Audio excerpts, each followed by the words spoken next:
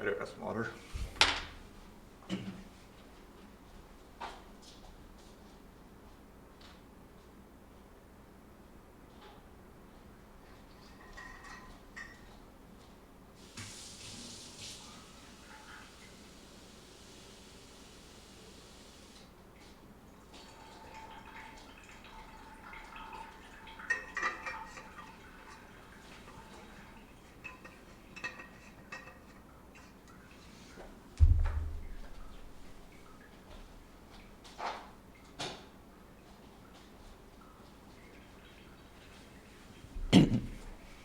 Yo, what's up, everyone? Hello, hello. Hey, Raptor. Hey, Kobuha. Hey, Merrick. Hey, Osri. Hey, Floppy Salmon. Hey, Cristero. Hey, Ash. Is that tier making day? Yeah, I was just gonna do this for like 10 minutes while people come. I only played set 6 onwards, though, so I can't rank like a lot of the early ones. Set 15 F tier? It might be F tier. I did not enjoy this set. Okay, like, am I gonna put any set in F tier, though? Well, let's just put it in C tier and we can reassess. I think set 10 is definitely S tier for me. I enjoyed set 10 a lot. I think,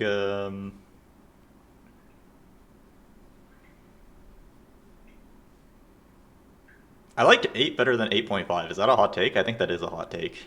Because I feel like people always say that 8 was so bad and then 8.5 made it better. Set 12 was good. I think I'll put set 13 here. 8 here.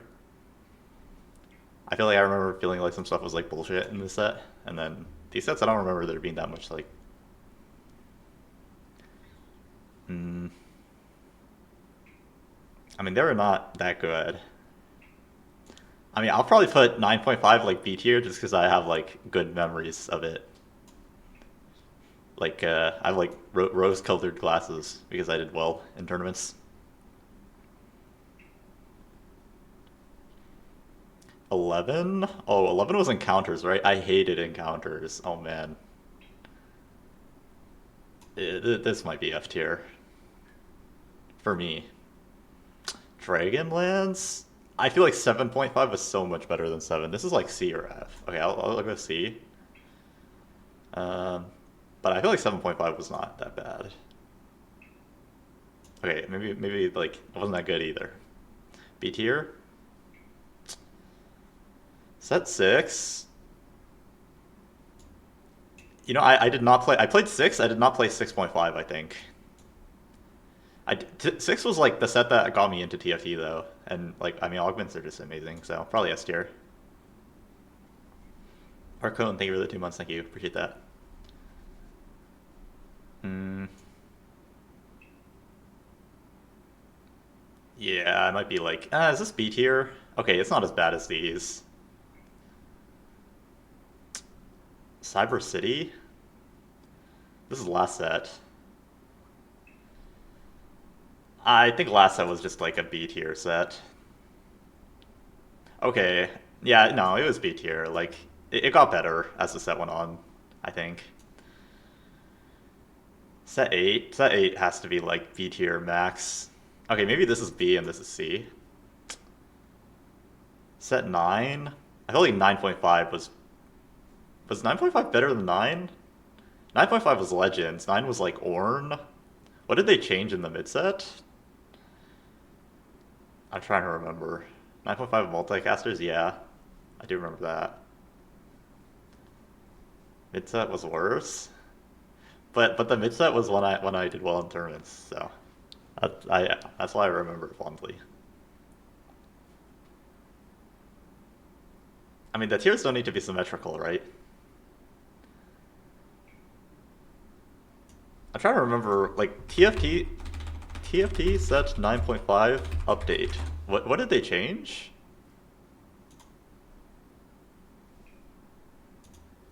Let me watch this Frodan video. Oh. Oh, Night Harvester.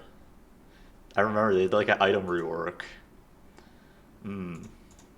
What else is there?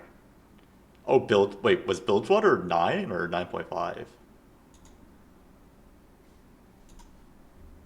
Which one had the Bilgewater patch? That's definitely got to take off a couple points. Oh, that was 9.5? Dude, the Bilgewater patch was not good.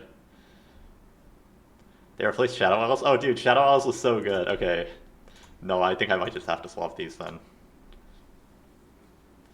I do remember Nyla. I do remember that. Double RFC, GS, Nyla. Honestly, like, I'm tempted to put this here just because I didn't play it as much, but I do think, like, this was, like, kind of the set that got me into TFT, so. I think I feel pretty good about this list. Like, these were, like, really good. This was, like, good but had some flaws. These were kind of just, like, average to me. Like, they had some good things and some bad things. These ones, I remember there was stuff I really disliked about each of these.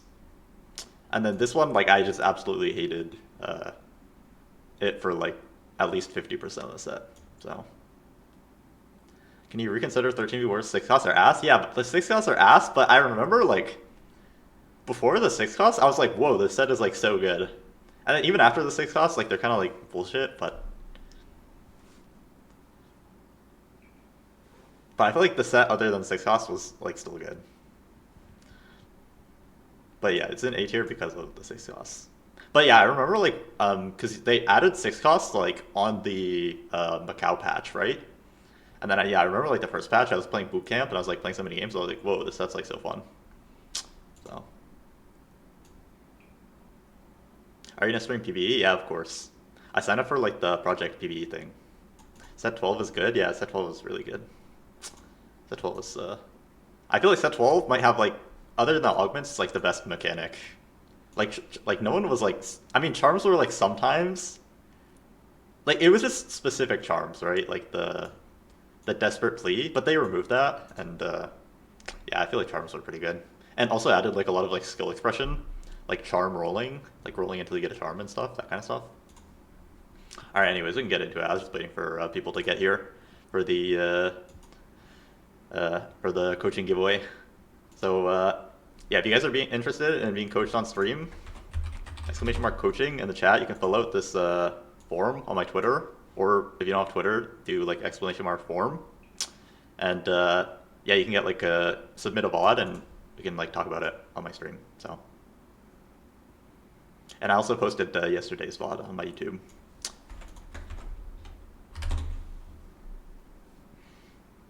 So yeah, I'll just wait like 15-20 seconds. If I get selected, can I redeem after 5?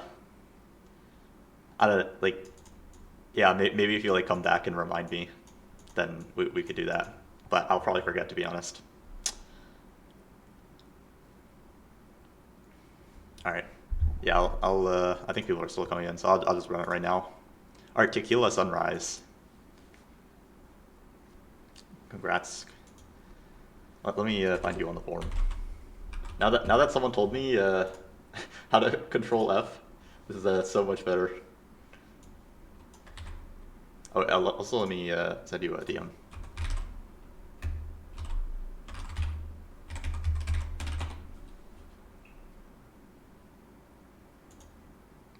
Bro is still not exporting to Sheets? Okay, but isn't the problem if I do that and then more people submit, then I have to like go do it again? Also, now that I know the Control F tech, then it's all good. Alright, let me open up this.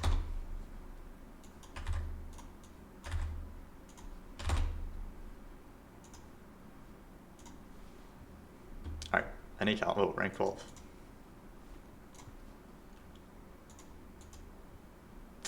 How many more days will you do the coaching? Honestly, I'm not sure, but probably try to do at least 1 or 2 more days.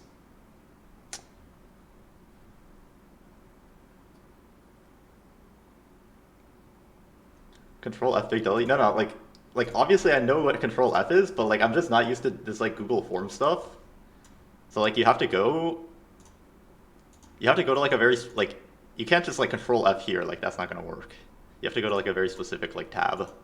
You have to go to like which tab? Yeah, or wait, I lost it. Oh yeah, you have to go to this one. You have to go to like question, and then you just control F, and then like on the little chest, like question for the person's name. That's how it works.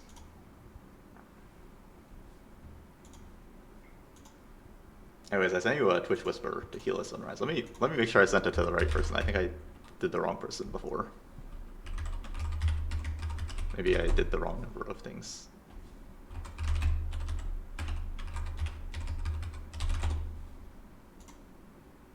Oh no, I did send it. Nice. Sorry, give me a second. I'm logging in Discord. Oh yeah, no problem.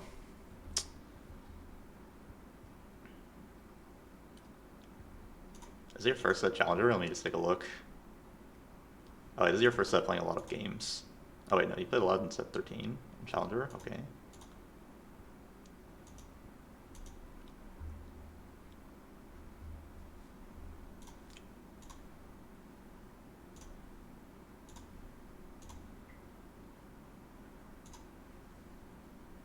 Let me show my screen.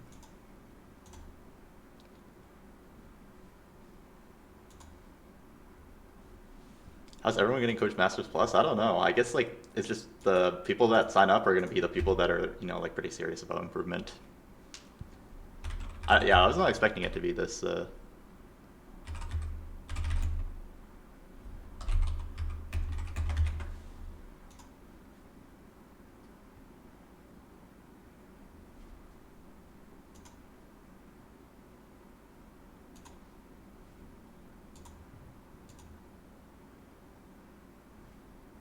Hello?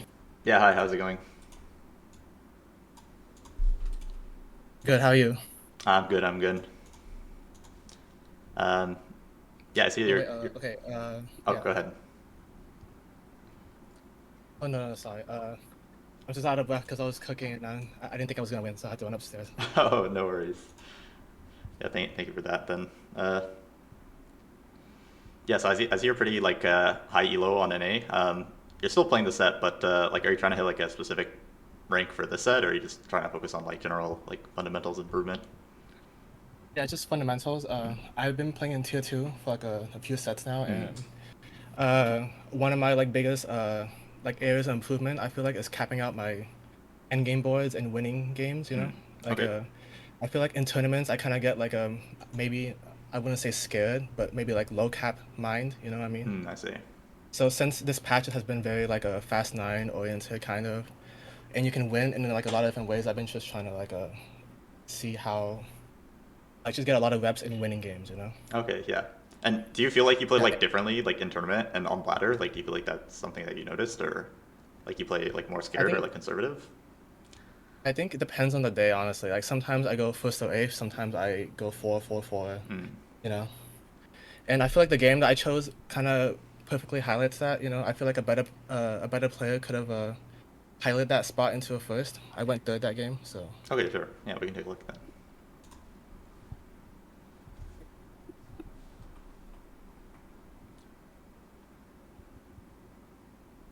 All right. Crab Brave.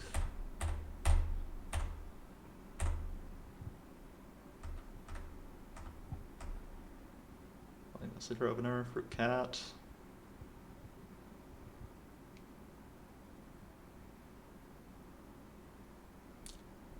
Yeah, this all looks good so far. Um,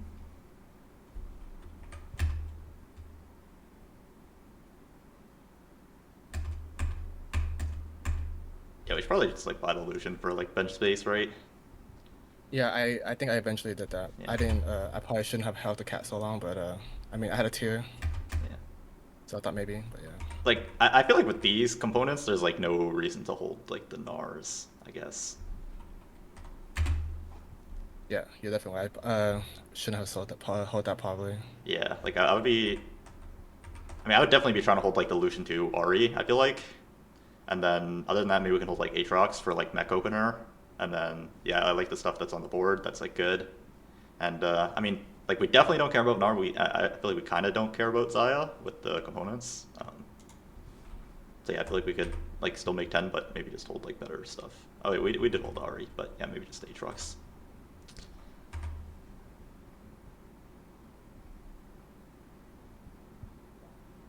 Okay, yeah. So yeah, instant reroll Spirit Link. That's good.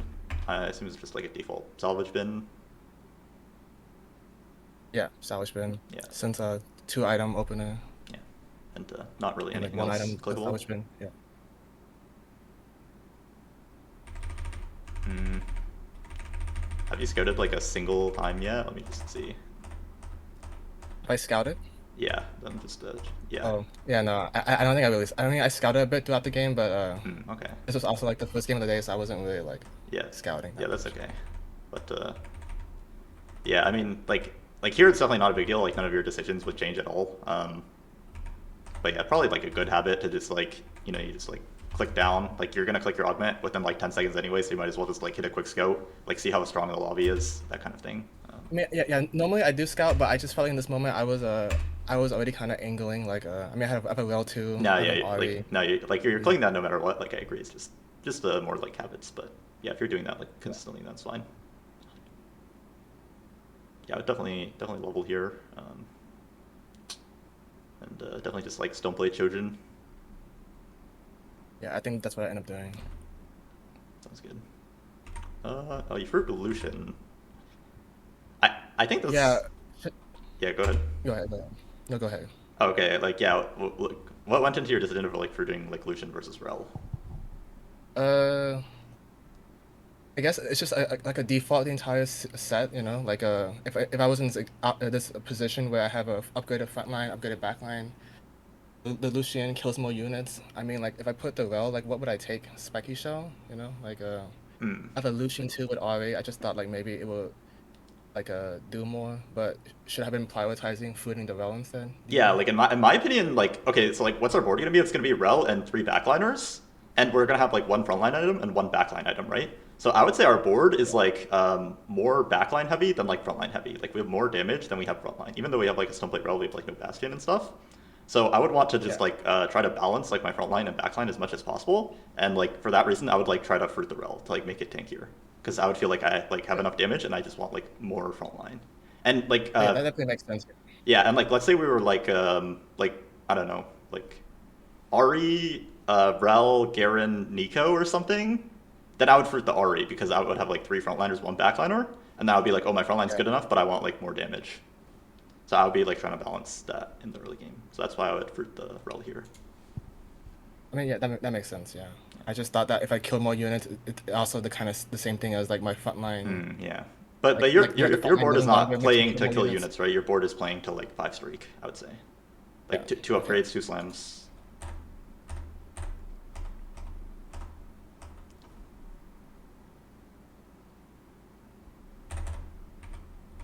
Uh,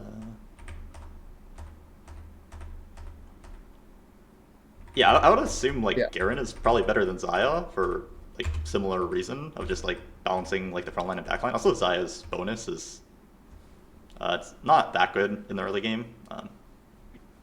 I mean, yeah, I was thinking about that too, but I just thought that since I had Gargoyle Yeah, already, you no, know, I like do see that as well. Like Gargoyle and Garen's quite like a weak unit, so.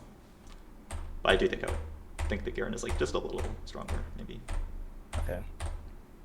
I think this next turn is like one of my biggest like uh decision points of the game. I chose to not hold Crystal Hmm. because I was trying to make 20, and maybe I'm prioritizing Desire too much. I think in my head I was already kind of committed to Star Guardian because Hmm.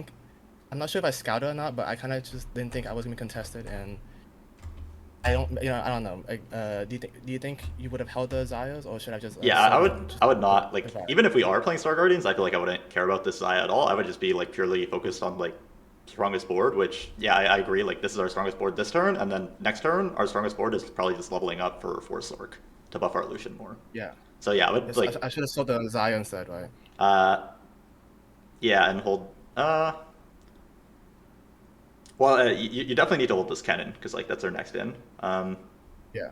I mean I don't like hate selling buy. Like I don't think we need to put like Crystal in right away, but yeah, I feel like I might just sell this Eye because we don't have like items for it, but I don't hate this like if we just do this and then level for Force because I don't really think we need Crystal till like the middle of stage 3, and like the odds that we just find like a Janna or a Vi is like so high. Yeah, that was exactly what I was thinking, but I ended up not finding Mm. it later, Yeah, I and mean, a then lot of I times if don't you're win like, anymore. if that happens and then you're just like trying to fast 9, then you could just like roll like once or twice for it. Yeah, at this point, I think I was angling either just Star Guardian or Yeah. Fast 9, Yeah, it seems fine. Bastion. Yeah.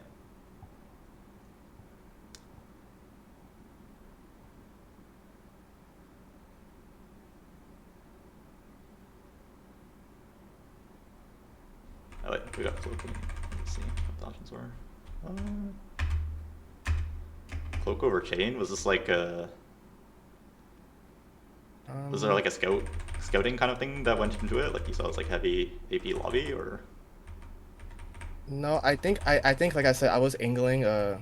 Jinx or Fast 9, and I felt like okay, well, I mean, it's a uh 3 cost cloak. I can make it into like a Kraken or even Shroud. No, Yeah, I mean, I guess I just feel like there's like a lot more like slammable chain items on our board. Like we're not happy to make a Kraken or like even Shroud like right now. And yeah, yeah, I mean, I think it's like also partially like a scout thing. Like we know the lobby is like very AP heavy. We can like take a cloak with the plan to make like a declaw later. And we know the lobby is very AD heavy. Then we would be like more likely to take the chain and then try to make a Bramble later. But we also have like okay. we So already you have a think? cloak Yeah. with salvage bin, right? So like those items like, Oh, and we're probably not yeah. like there's a very high chance we don't end the game with the stone plate. So Okay. yeah, I think I would be like, I think I would like probably default take chain here, I guess, but yeah, probably Because you're like saying regret the that scout like, thing. chain has more slammables than a cloak. I mean, yeah, Yeah, yeah. Especially since evolution, so I probably should be thinking about making a Kraken. yeah. Yeah.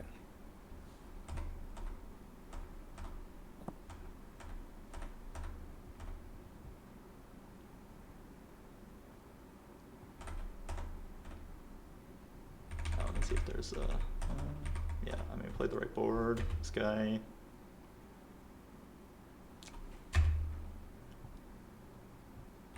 Yeah, we could probably like cloak slam. I don't know if that'd be a difference though. But yeah,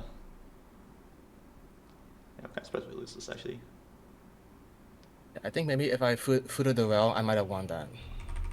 Yeah, no, I mean at this point, like the illusion fruit and the rel fruit is like I would say it's like similar power level because like now you actually have like 3 frontliners and like 2 backliners. Yeah. Like this actually is like a really good fruit on our board. I am like a little surprised we lose this actually because I feel like he's just our board except with Ezreal carry Yeah, but I instead guess of.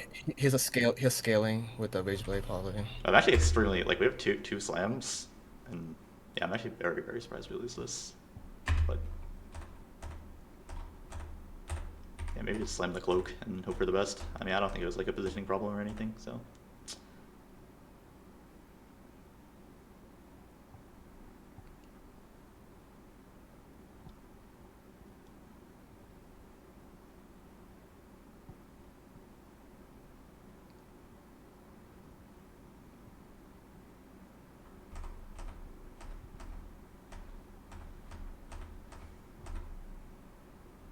But yeah, here I could drop a spat, and I mentally just decided I was gonna play a Star Guardian here. You know, Okay.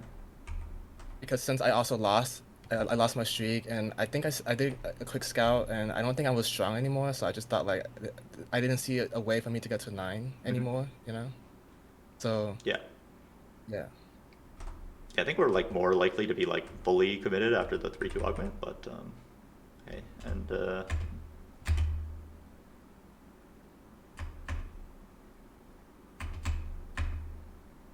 I feel like reforging one cloak is like very interesting here. Okay, yeah, yeah. I think since I have Salvage Bin, I have more value holding it until later to forge like a whole item and another component, right? Yeah, like Like if I yeah. I'm not exactly sure what the lobby composition is in terms of like AD versus AP, but like I feel like either you can just make a declaw here, or if like cloaks are actually that bad, you can just reforge double the cloak like right now, because you have salvage bin, right? So you could just break the whatever item you get. Yeah, I think in this moment I forgot I had Salvage Bin. Hmm. So like I should have just slammed the declaw, but I kinda wanted to slam I don't know, yeah. I think I forgot I had Salvage Bin in Yeah. this moment, if I'm being honest.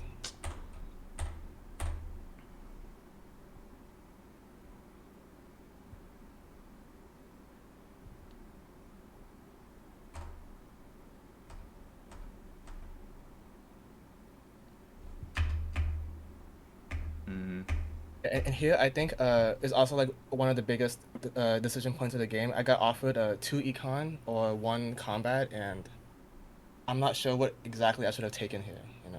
The B2 augment. Uh, I mean, I would just instantly reroll like Recombob and climb the ladder. Yeah, yeah, Like that's what I did too. yeah, okay, and then yeah, default rolling for days, and then take it from there. Uh, I mean, yeah, if you're like sticking with the Star Guardian plan, then I would definitely think this is like Keepers, because Keepers is like amazing in Star Guardians.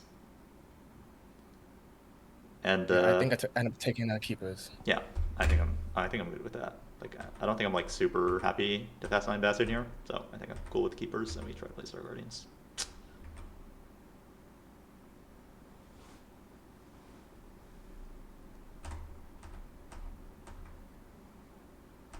But like, do you think you would have been angling Star Guardian from that spot too, or are you still thinking about like other things, Mm, like Fast Nine or maybe like a Samira? uh, I think I'm like I feel like I would be open to both until the 3-2 augment, but like when I see Keepers, like Silver Keepers is like literally like pretty much the best augment in like Star Guardians. And I don't think our Yeah, Fast 9 spot is like that good. Like we don't have the crystal, and yeah, we don't have like, I mean, we're pretty rich, but also like it kind of looks like this guy might be like contesting that, like a lot of people are contesting Fast 9s, right? This guy is Fast 9 Bastion TF, so like I would not be like wanting to contest these like double econ TF guys at all. So I think Star Guardians is definitely correct here. okay, yeah. Yeah. That's what I was thinking too. But that guy who took a late game specialist, they ended up playing Star Guardian on 9 anyway. Oh, So okay. I mean, like, yeah, I mean, that's, you can't really predict that. Like, if you look at this board, he's like 95% TF. Well, probably like yeah, 99% TF. Yeah. So yeah, I would like not fault you for that guy doing some like weird shit.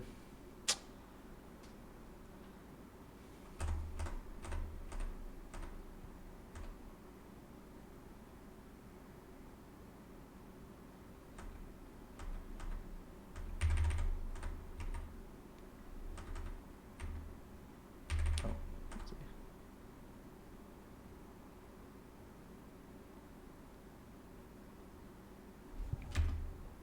I see. So 3-3 crystal. Are you planning to like double down and then 4-5 it with this, well, or are you not planning I to think I double down? scouted, and I didn't think I could win anymore, and I wanted to keep my options open. Like if I won these fights, then maybe I can double down. If I lost, then I mean it's whatever. Like I would have just rolled on 4-1. Okay. Yeah, to be honest, I think you can, like, you have enough HP. I feel like you can commit to a double down here, but um, maybe if too many people are playing for high cap, then it's not the best. You lose too much HP. But yeah, I'm cool with putting in the crystal, I think.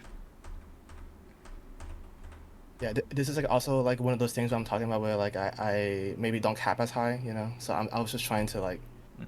like maybe normally I might not put in crystal, play strongest board, but I was just trying to do something different. Yeah, no, yeah, I think it's fine. I was just asking about the like thought process, kind of.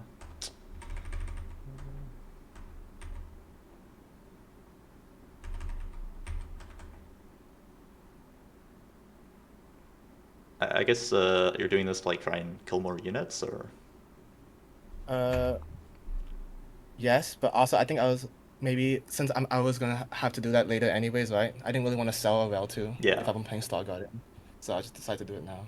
Okay, yeah. Yeah, I think yeah, sure. I'm cool with this. By the way, like when I'm asking about like why you did stuff, it's not like I'm saying it's wrong. It's just like I just want to know like your thought process a lot of the time. You So know, yeah, for sure.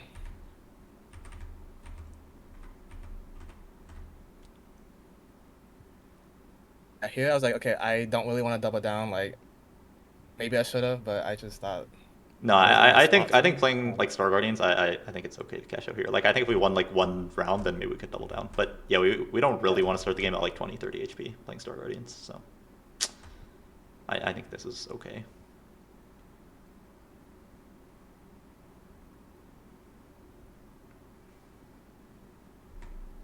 Okay, it's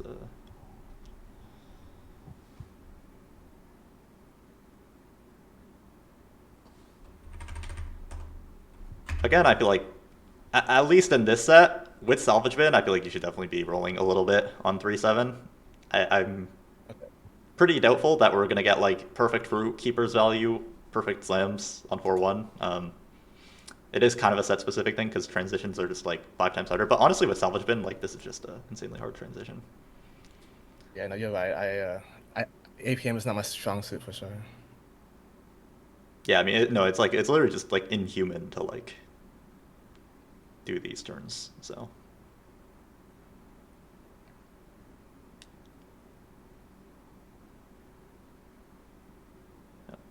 Yeah, I think there was a PEMDAS thing. Maybe I should have done the items later.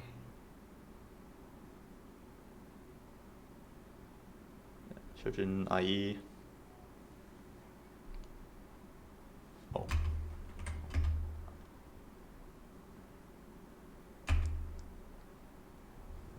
Yeah, I don't think I'm making stone plate here. Okay, yeah.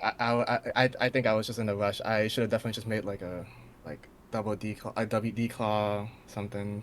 Right. Yeah, I mean, right away I feel like it should Well, be even like even shroud, and then yeah, again, I wasn't paying like too close attention to like lobby composition, but we could do like bramble or declaw, and we also have like a lot of options with the reforger. Actually, maybe this needs to be like guard breaker for our third jinx item. Now that I'm thinking about it, because that's our only option. Ah, but no, we could do Hodge. Yeah, it's probably Hodge, even shroud, declaw, bramble, something like that. I see. Yeah. Yeah.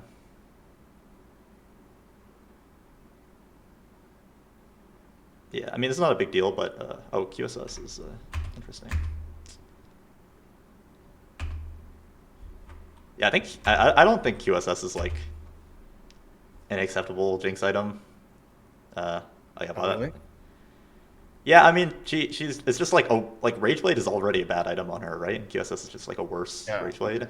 And I think Hodge is actually like pretty good. I mean, I know we were like Gather Force, but like the healing is pretty good and the like mana is pretty. I think Hodge is better than QSS here.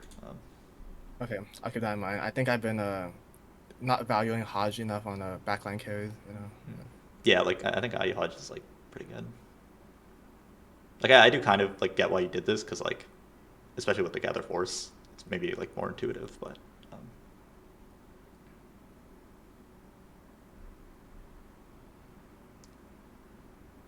Yeah. See, this guy didn't even go 9. Oh no, sorry. I think this is the yeah, wrong. this is a That's different a guy. different guy. I don't know Yeah. what this guy's doing either. He's playing like blue buff Rageblade Jinx with too much value. Yeah, I think I scouted him. I thought he was going fast 9. He had like Rage Blade Yeah, or something. there's definitely Yeah. some crazy stuff going on in this game.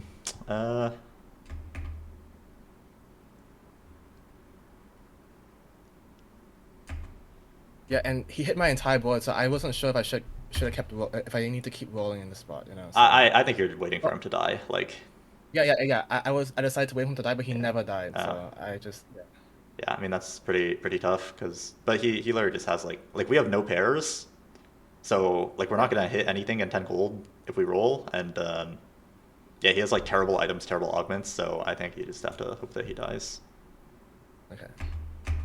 Um.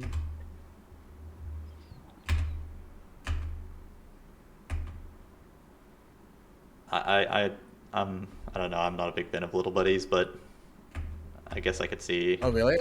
I thought it was pretty good in this on this board because I'm playing 4 little buddies for 3 like Yeah. Poppy, Jinx, uh Seraphine. Jinx has Gather Force, and I think I'm angling to build like a Shoujin on the Seraphine. So I just thought maybe No, no. Honestly, maybe like yeah, I do kind of agree with this, especially because we're like 1 star, so like the HP is like really valuable. But yeah, I find little buddies to just be like I don't think of it as like a premier augment anymore. And Jinx is like, okay. I mean, I guess some flat attack speed is pretty nice on her. So yeah, no, Are you I could see taking here. like a Noble Sack here or Tonto Stats Um, or Know Your Enemy? I think I would be thinking about like know your enemy. Like I feel like we're tanky enough with the keepers. I think noble sack keepers is also probably like a little anti synergy, right? Like it just takes too long for like Yeah, the guy to die. yeah. Um, I mean, I didn't like Know Your Enemy because I felt like only Jinx was benefiting from it, you know. hmm. But yeah, I can see why you would say that. Like, I mean, Yeah. they did nerf what's it called again? The one that I ended up taking. Little buddies. Oh yeah, like 3 times in a row, right? Yeah. So I think that like line of thinking that like, oh, it's not good because it's only good on my Jinx is like kind of like kind of like a fake line of thinking. Like to give an example, like let's say you're playing like a 6 Bastion like Tristana comp. I don't know if you remember that comp from like a few sets ago. Um, yeah, set 12 yeah, but like Glass or Cannon set 13. was like very good in that comp, even though it only buffs your Okay. Tristana. But if you think about it, like your Yeah. Tristana has no damage amp, and she's dealing 100% of your damage because your Bastions do 0 damage. So like that augment just Yeah. makes you do 20% more damage. So like here, yeah, it only buffs our Jinx, but our Jinx is doing all of the damage. So like this actually makes us just do like a lot more damage. I see. Yeah, since it's the stat that it's not getting, right? So I Yeah, see that. Yeah. yeah, yeah. And I would just think like with keepers, then I'm thinking more about taking like something that makes us do damage than like something that makes us tank here. But I think buddies is okay here. It does seem, especially on like the 1-star poppy, it seems like the HP should be really good. Also, I would like definitely be thinking about like we have 3 fruit removers left. If we are gonna do this like double stone plate, then maybe we can just like clump up some more and do like unstoppable poppy and show like dash in and get like stone plate value, and we can greed like keepers some more. Oh, okay. Yeah. Or yeah, I think I was thinking of like changing the stone plates to like a Rambo Yeah, declaw. yeah. Or If we something. did that, then Yeah. I would be like more okay, you know, doing some positioning like similar to this. But I think with the stone plates, we should be like doing that. That's kind of what I thought you made the stone plates to do. It's like the unstoppable. Yeah, I think I should have done Oh that. yeah, I think I and spent most of also like yeah, yeah. rolling. Wait, we rolled 0 and 4 too, right? We did have a poppy pair. Yeah, I have Poppy Pair, and I don't know, like I think I spent most of my like these stage 4 thinking like should I roll or not, you know? Hmm. Because I'm like I have some units and like the guy has all my units, so should I roll? And I mean Star Guardian doesn't really win out, right? So I wasn't exactly sure what to do. I do Yeah. think that we like have to wait here though, Yeah. because I I just feel think like the yeah, chance this guy yeah. dies is like so high, and like we're not going 9 until we 2-star both Poppy and Jinx, so I feel like we want to econ a little bit to actually give ourselves like a good chance of like hitting both of them. Yeah, I think this turn is the only turn that I roll, and then after that I don't think I roll anymore until Yeah. 5-1. So but yeah, Yeah, I it's don't. another thing I was talking about like the low cap thing, like thinking, you know, like I'm not exactly sure Yeah, I mean, like the what I thing should is, be doing here. like I don't think we're playing for first this game. But even not playing for first, we have to trade like some HP here to like maximize our chances of hitting like Jinx 2 and Poppy 2, and then actually being able to win like later stage 4 or like stage 5 fights. Because we like Donkey and we don't hit these, and then like we're like if either of them is 1-star on stage 5, we're literally gonna lose every single fight and die. I feel like. Yeah, that makes sense.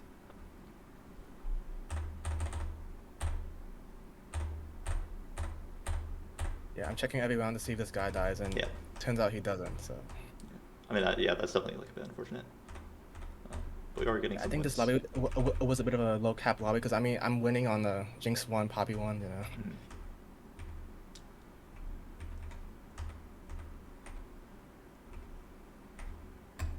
Um,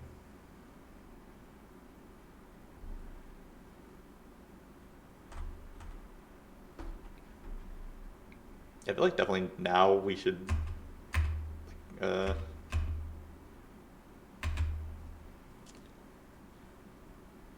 Uh, like, what's your plan here with like the Jinx items? Like, are you gonna try and like get into GS? Or Uh, I I think I end up shoujoning the Seraphine and I just wait till later. I didn't like I mean I didn't think QSS was that bad on Jinx, you know, as you said. So I wasn't really like I mean I was down to move it later, but not now, you know. hmm, With the I see. Yeah, I mean cuz I'm like, yeah, I'm a pretty big hater of this like QSS, but I can see that like from your perspective, like you don't think it's like that bad, so that's why you're keeping it. yeah. But yeah, I would be trying to get off of this like right now, like either like through reporting or just like double IE or something. Okay.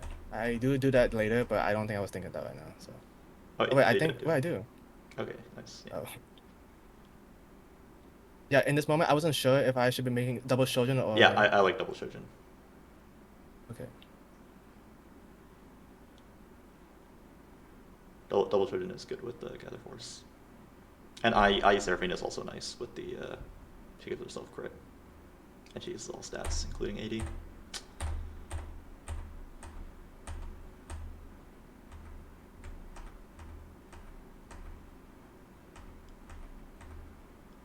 unfortunately, I ended up winning all these fights Yeah. on a 1-star board, and the guy still hasn't died. So I decided on 5-1 to just like send it because Yeah, I think like like rolling here is very different than like rolling 4-2. Like now we also have like the Cassante pair. We have like a 5 streak that we can like protect. And we have like enough gold to like, even though there's like a bunch of poppies gone, we can like definitely hit one of these like 2-star frontliners. Um,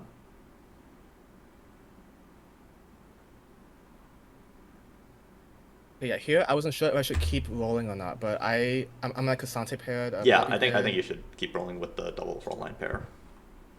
Okay.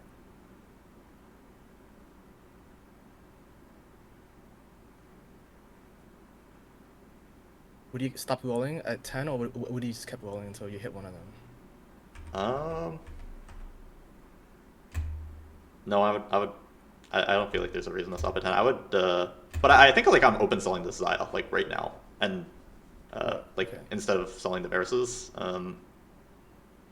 Okay, because because at this point, yeah. Okay, sorry. Go ahead. oh yeah, I was just gonna say this is like some like meta knowledge stuff, but I'm pretty sure that if you hit like Cassante 2 here, you're supposed to do like Cassante 2 Varus over like Syndra Zaya, even though it is Prodigy. I think Sniper is better than like Prodigy. And Okay. yeah, if you don't hit the Cassante 2, maybe you just play Braum over Zaya and call it a day. Yeah. In my head, I was just I think I had 8-star Guardian, and I checked the thing. I was like at like 9,000, and I'm like Oh. on a 5 streak, and I'm like I just thought that could be a win condition, you know. So Oh, that's why okay, yeah, I I wasn't even thinking about the bought the prismatic. Yeah, Varus. I could see it then, like if you're actually close to the prismatic. Yeah, Yeah, I know. Definitely on a previous patch, you wouldn't play you would if you had Cassante 2, then the Varus is better, you know. But yeah, maybe I was over indexing too much on the prismatic trait, and yeah, here I changed the stone plates. yeah, I think that one's just like how close you are to the prismatic or like how realistic it is. If you're actually at like 9,000 here, I would think that's like pretty realistic to get to it.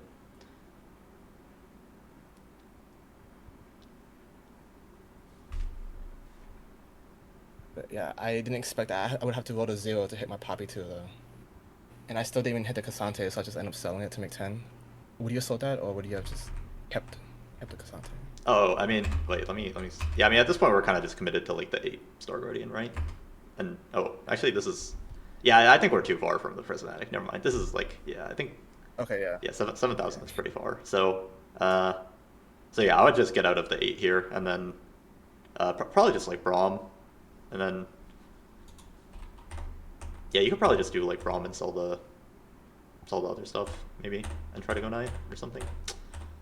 Okay, I just thought that if you had Seraphine, then it's always Syndra, but yeah. No, I think you are allowed to drop Syndra even with Seraphine. So you would drop Syndra first and then the No, Zaya, or the I would Zaya drop Zaya first? first for sure. Like, Okay. yeah. I think since you didn't hit the Cassante 2, I would just drop Zaya for Braum. And then if you did hit, then I would do the 2 Wraith over, and not play Braum. And drop the Zaya and the Syndra. So dropping Zaya first and Syndra second. Also, I think you're also, like, low-key allowed to drop, like, Rel if you're not playing, or sorry, not Rel, you're low-key allowed to drop Nico as well if you're not playing Protector. But maybe it's pretty good with Okay. keepers, so maybe we would keep you here.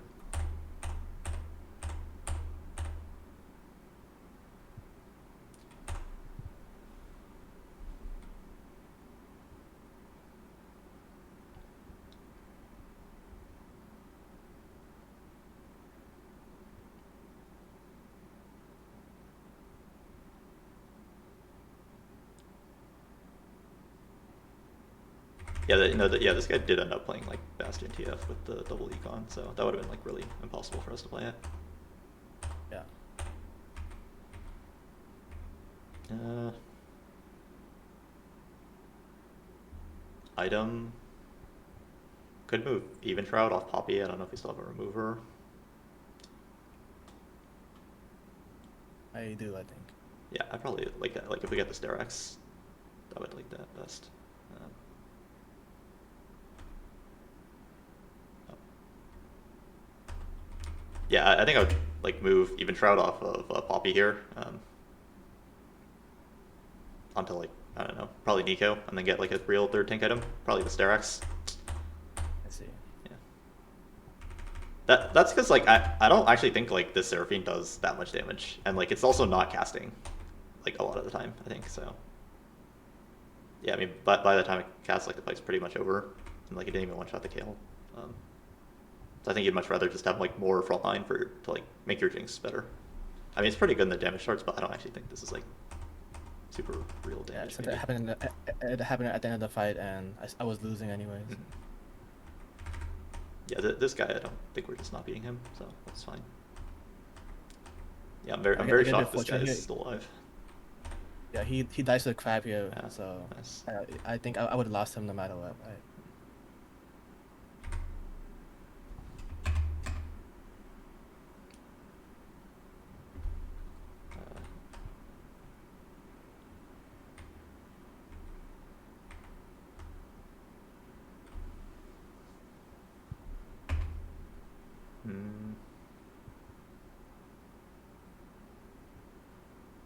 I think we are fighting the TF guy, right? I know we're fighting heavyweight Mouse. Yeah, I mean, I guess like the two things that we should be doing here is like mana item Seraphine and replace the even shroud on Poppy. So, okay. I don't think it even crossed my mind to replace the even shot. I was just trying to get Braum items, I think. Okay, yeah. But yeah, I should have probably done that. I mean, I know that like Spark is a bad like item, but I just thought that even shot gave you like a lot of defensive stats, right? So it didn't really occur to me that I don't think it gives you that much defensive stats. Yeah.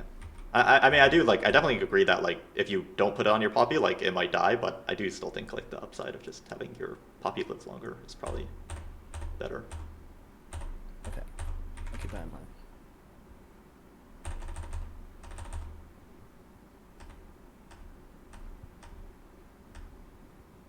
Also, is it would you have done Mage on Seraphine over like a tank one on Poppy? Yeah, I think I do like that. I think Seraphine Mage is like really good. And like our Poppy Fruit is not super valuable here, like we're not really making it to Tankzilla. So yeah, I do like that. Yeah, like going around off. I know Mage is really strong, but I think in this specific fight, the having Mage didn't one shot the Malzahar, which made me lose this fight. But oh, wait, let me see. Yeah, it cast, and then the Malz got an extra cast off because it didn't die, and then maybe it wouldn't have mattered. Like this one would never die, right? So I mean, this one would die, but the only reason you killed this Malzahar is because you had Mage, right? If you didn't have Mage, it would be like Sliver here, and then it would just. I think it was positioning depth. Though. If I had my Jinx on the other side, I don't think it would have got the aggro of the Malz, and I would have probably win that fight.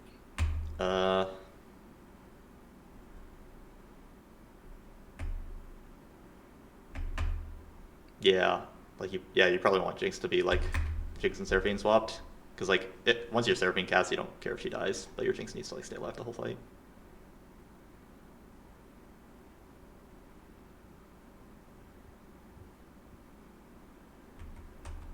Maybe you'd lose anyways. Honestly, your Jinx lived like super long.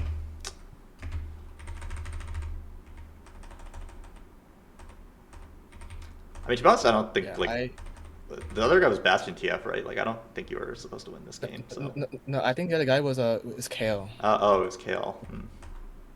Yeah, and I just beat him the fight before, so if I beat this guy, I think I would have just won the game. But yeah, I don't think there was like a problem of just like, like playing way too low cap or something this game. I think it was just like a bunch of small things that maybe could have like added up, and then like if we did like all those small things like a little bit better, then we could have maybe won this game. Okay. Like the even shroud, the like itemization. Yeah. Extra rolling. Yeah, I mean, it's like super hindsight because I would like literally never expect to lose this fight, but I do kind of feel like if we slammed like a cloak here, then we would like 5-streak, and that's like a huge like placement swing. Yeah, I should have definitely done that. Yeah, like I feel like slamming components in stage 2 is just like always like do like you can usually do it like, or it's usually better to over slam than like under slam in stage 2, and then obviously later on it becomes less valuable.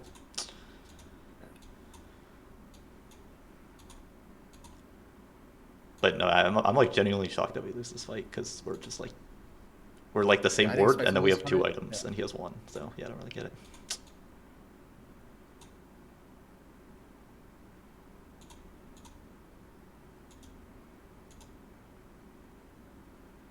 Yeah, and then yeah, I guess those are the main things. Do you have like any other questions?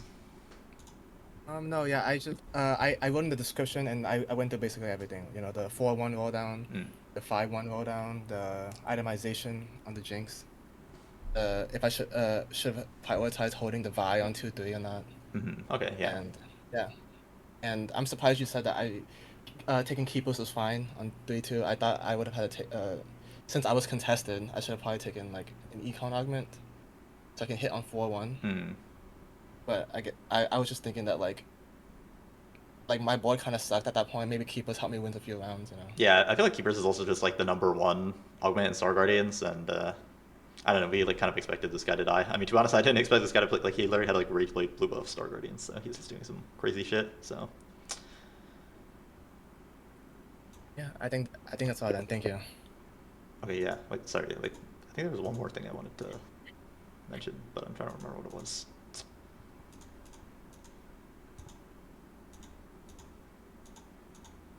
Okay, yeah, that's it. Yeah, I mean, like, if we look at, wait, sorry, where's that guy spawn? Like 3-2? Oh yeah, here. Like, we fought him right now. Like, you would literally never in a million years think this is Star Guardian, so like, I feel like you can't like be hard on yourself for that because he's just trolling. So. So yeah, I mean, Yeah, sometimes you thank you. can't predict what people are gonna do. Yeah, I learned a lot. I appreciate you doing this. All right, yeah, no problem. I hope you got something out Yeah, of it. yeah, thank you. Take care. Yeah, you too. Have a nice day. You too. Double Trouble Balance is Soul S tier, isn't that okay? But yeah, this guy's playing some like weird version. So I honestly we maybe could have beat him. I mean, the line selection was like very good this game. I think it was definitely a Star Guardian game. Oh yeah, it was just that the thing I wanted to mention was just rolling on neutrals again. But I think I already mentioned that. But yeah, I feel like this game could have gone bad like really easily. Like if we lose this fight, which we totally should lose this fight, right? Because like we didn't finish our transition and we're fighting a guy that 4-1'd it, but somehow we won. I mean, he's also doing his transition. But yeah, I feel like if we lose this fight, this game would go super bad.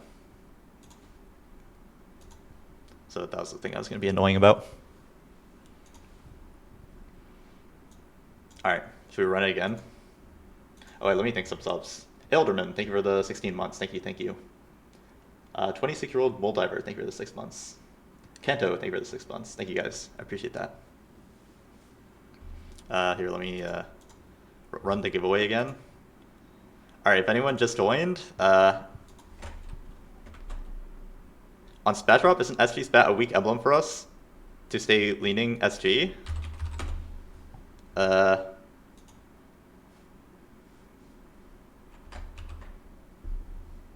Let me take a look.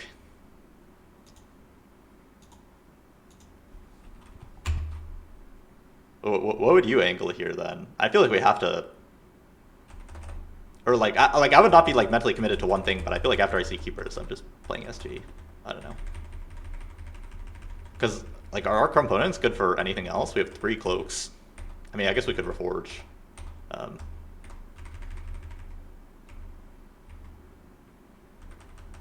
don't know. I didn't see like any problem with it, but I do agree. Like SG emblem's not like some super like S tier emblem anymore. Giving keepers, yeah, I would think Bastion Volley's kind of good with Spat. Yeah, but we don't have a Reforger, so I feel like we can't plan around like getting a Reforger.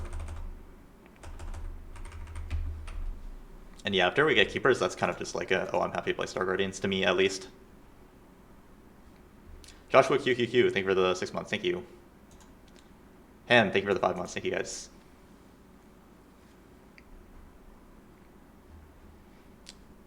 Okay, yeah, anyways, make sure you submit the form if you're gonna enter. And then yeah, we'll hop on a call, talk about it. Dot. Do you do the form? Sorry, I don't think I Okay, VOD instructions. Hey, how's it going? Just want to make sure that you did the form really quick. I guess I can just control F. Oh yeah, here I found it. Alright, thanks man. I'll send you Twitch Whisper.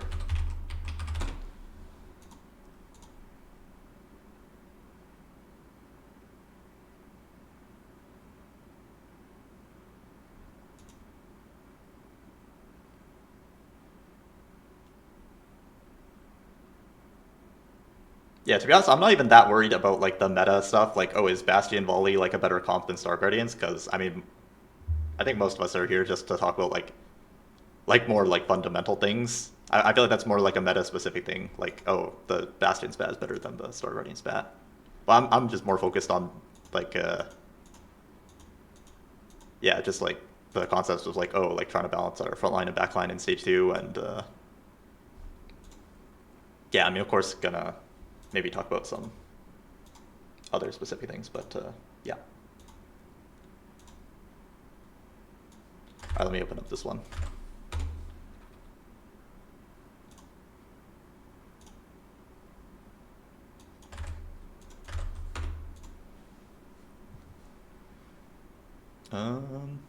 This is NA. NA. Wait, is this okay, we'll say GM. I think you decayed, so yeah. Coaching dot NA GM. And let me call.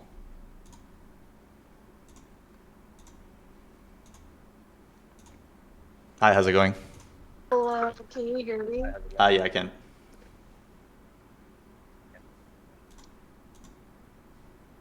Can you see my screen? Give me 1 second. Could you say that again? Oh yeah, can you see my screen? Yeah. Okay, nice. And I see you decayed, so, or I think you decayed, so Yeah, I haven't been playing this set. I mean, sorry, this last patch. oh yeah, that's fine. But I guess you're like more interested in just like focusing on like fundamentals and like Yeah. trying to improve for set 16. Yep. I was trying to climb to Challenger, but it was a little bit too far. Okay, so you would say that's like your goal kind of for next set, Yeah. Challenger? Mm-hmm. Okay, sweet. Then yeah, we can get into it. Earlier stacks. So I think one thing that I kind of really struggle with is like being able to go fast 9 is like kind of Okay. hard. Like I always like end up with like not enough gold unless I take like several econ augments.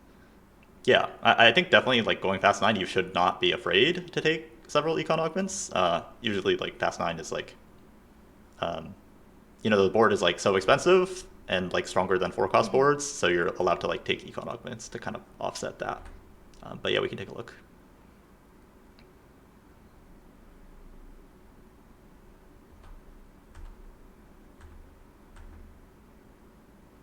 Yeah, I'd be like planning to sell Caitlyn here and buy my shop just because she doesn't really, not a good early game unit and doesn't really fit with our board.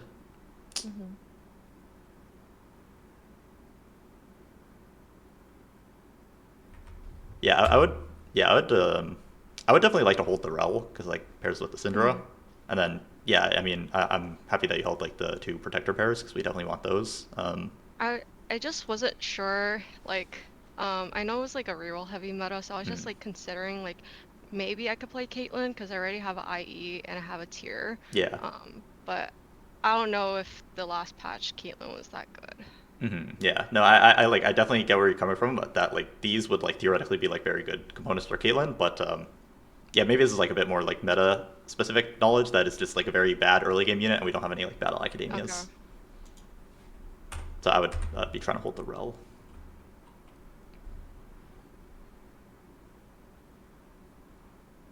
And what do you kind of think about like here in this augment select? Like, what are you default taking? I think I don't really like playing branching out because I feel like a lot of the hits are like pretty bad. Also, I think honestly, I probably like reroll branching out to see what else I can get, and I don't really think component buffet is that good because I kind of don't really have any slams. Hmm. Because of the units I'm holding. I think I'm mainly holding AP and I have like Dojin. I guess I could like that's why I wasn't sure like what I should choose like between component buffet and slice of life, but I was definitely gonna reroll branching out and go from there. Okay, yeah. I think like for me, I'm like thinking maybe less about like here I think we need to think about like the type of augment that we want. So I would Mm-hmm. say that our opener is like quite weak, I guess. Mm-hmm. Like would you like agree with that? Like we have no upgrades and Yeah, yeah. like I'm not excited to play around like Kalezac. I'm not excited to play like Mm-hmm. around like Malphite Kennen either.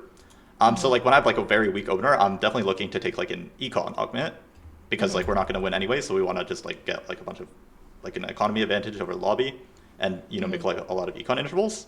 So like yeah, I'm immediately thinking slice of life, but like for that kind of reason that I mentioned, that I feel like our opener is weak, Mm-hmm. and like let's say we had like upgrades that we were like happy to play around. Maybe we already have like the Malphite 2 and the Kennen 2 and like some Mm-hmm. like a Lucian 1 like as a backliner, then I would be much more happy to take like component buffet Okay. because then we can like slam 2 items and like try to win streak with that. So that's what would go into like the decision for me. Uh-huh. And then if you were to try to win streak off that, would you like be looking to play like Star Guardians or like go Fast 9? Um yeah, I think it's like maybe you're like a little bit open to both and then you just kind of Mm-hmm. see how it goes. Like if you 5 streak, then you can start thinking Mm-hmm. about like a fast 9, and then if it's like not like if you don't 5 streak or you know something goes wrong, then we think about some like level 8 lines Mm-hmm. that we're like willing to play. Okay. Because I kind of don't really like playing without like a plan in mind, Mm, because then I end up getting like pretty dizzy. I see. But yeah, it could be like one of like two things maybe. Like we're Mm-hmm. open to two things. Like let's say we slam like Shojin JG on the Lucian, then we're Mm-hmm. open to like Sorks and we're open to uh Fast 9 Bastion Seraphine. Like those are Okay. like we don't have to be like super flexible. It's just like we have Mm-hmm. like maybe like two things that we're still open to. Oh, and we go for Pocket Recombobulator. Honestly, thinking about it, it doesn't really seem like the right play because my board's still kind of weak. And there's like no guarantee that I hit my pairs. Yeah, like I actually don't think this is like the worst take here Uh-huh. because we have like 3 pairs, so like the odds that we hit Mm-hmm. one of them 2 stars like pretty likely. Like Pocket Recombobulator, normally you just like double dupe like a 1 cost on 2/1, and then you get like a 3 Mm-hmm. cost, and then you know try to slam and like win streak and like get some direction off of that. So Mm-hmm. yeah, I don't think this is the worst. I would be like a bit happier to take it if we already had like 1 2 star. I think I probably still would go for the slice of life just because we don't have a 2 star. But yeah, I Okay. don't think this is like a super bad take here. Um, but yeah, I would definitely use these on like the Kennen right away. Um,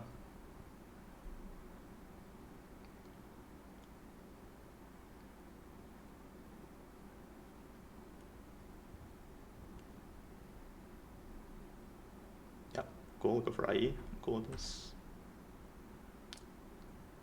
Yeah, if we had more time, we probably would level, just Mm-hmm. because like it gives us chances to hit like the 3 mech, and we could do like 2 frontline, 2 backline, like 2 executioner plus like 2 protector. Mm-hmm. Um, but yeah, to be honest, then it's like a very weak. Question. Oh, sorry. Go ahead. About the fruit, should I have gone for precision instead of Midas? Because I wasn't sure if precision was like still good. Hmm. I think I'm like definitely. I think I'm okay with taking Midas. I mean, it's like Okay. meta specific, but yeah, I don't think precision is very good. So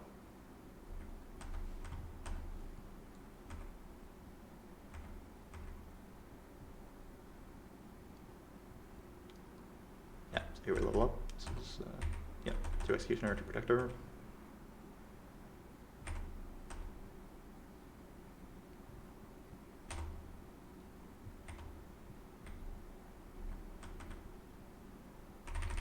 And we get the mech in. Yeah, maybe since we have the IE, this is a bit stronger.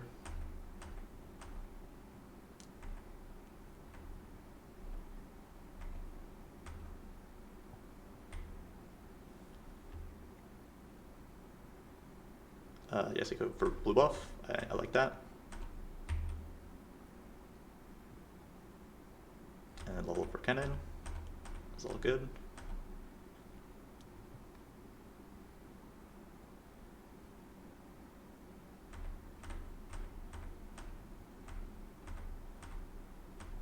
And are you willing to slam the blue buff if you like see someone's wrong? Is it just Yes. like you held out because it's like I somewhat weak? think, yeah, I think I end up slamming the blue buff later.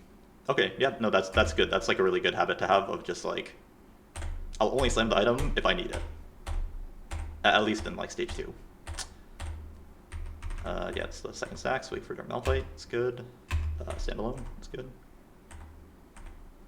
Yeah, and this guy has like, a little scary, so yeah, this is all good.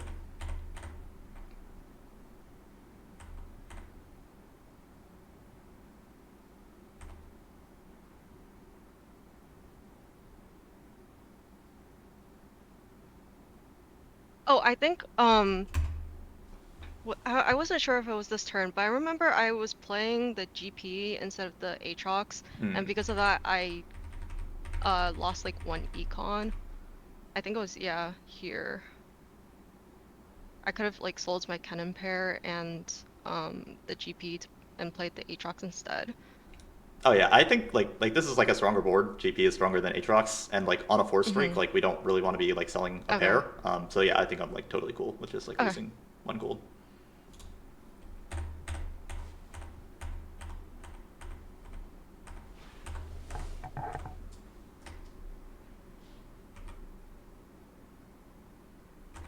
Yeah, and okay, nice. Yeah, this is definitely a spot where it's like really important to scout. We need to see if we need to like level for heavyweight, if that's gonna like make a difference. So it's good that we scouted this guy. I would say he's like pretty similar strength to us, so I would be very inclined to level here.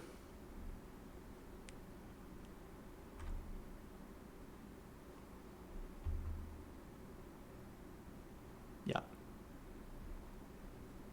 But the Jace have been better. Yeah, Jace is probably Okay. yeah a little better.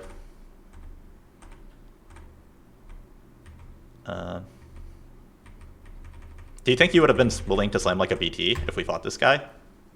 I think I did fight him. I don't know what the value of BT is on like Senna.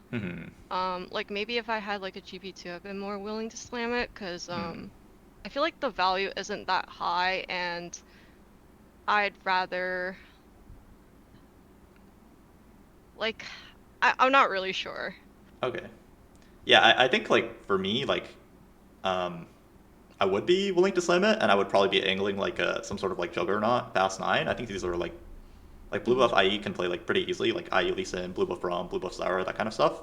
And like you're definitely right that like BT Senna is like not the best item, but it's definitely stronger than nothing, right? And it's gonna give us like some damage, some healing, like a shield, maybe Actually, a Senna can 1v9 at the end. So actually, if since I have like 2 Reforgers, like if I fought someone like the 100 HP guy, should I have like reforged the cloak to try and get a Senna item? yeah, I think you could definitely Okay. also reforge the cloak. Like a Sterax is probably stronger than BT. So yeah, I actually like that even better with the 2 reforgers.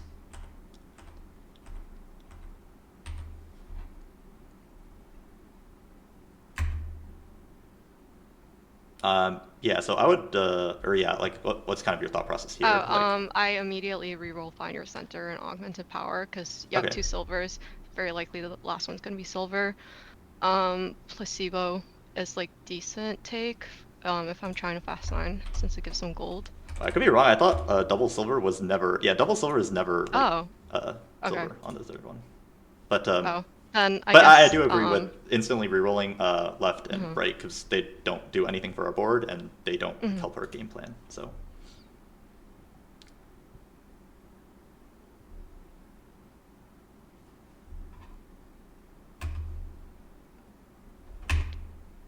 And then for this, I was debating between late game and item grab bag because I'm trying win streak, I'd rather play up an augment, but getting that extra gold is like really useful.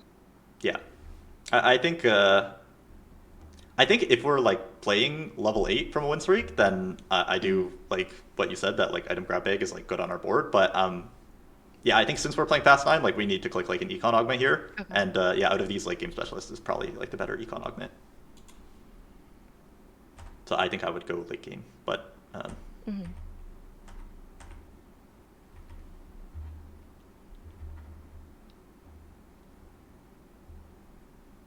yeah. Also in our head, we should be like holding every single crystal gambit unit that we see like in our Mm-hmm. shop. If we don't natural it, that's fine, but we should definitely be holding it. If you don't natural it, are you supposed to roll for it on like Yeah, I think a level lot of the 7? time you are supposed to roll for it on like 3-7, Okay. or like yeah, this round, right Okay, before because rolls. I don't think I did, and Yeah, I that's feel it. like that was probably the main reason why I went 5th.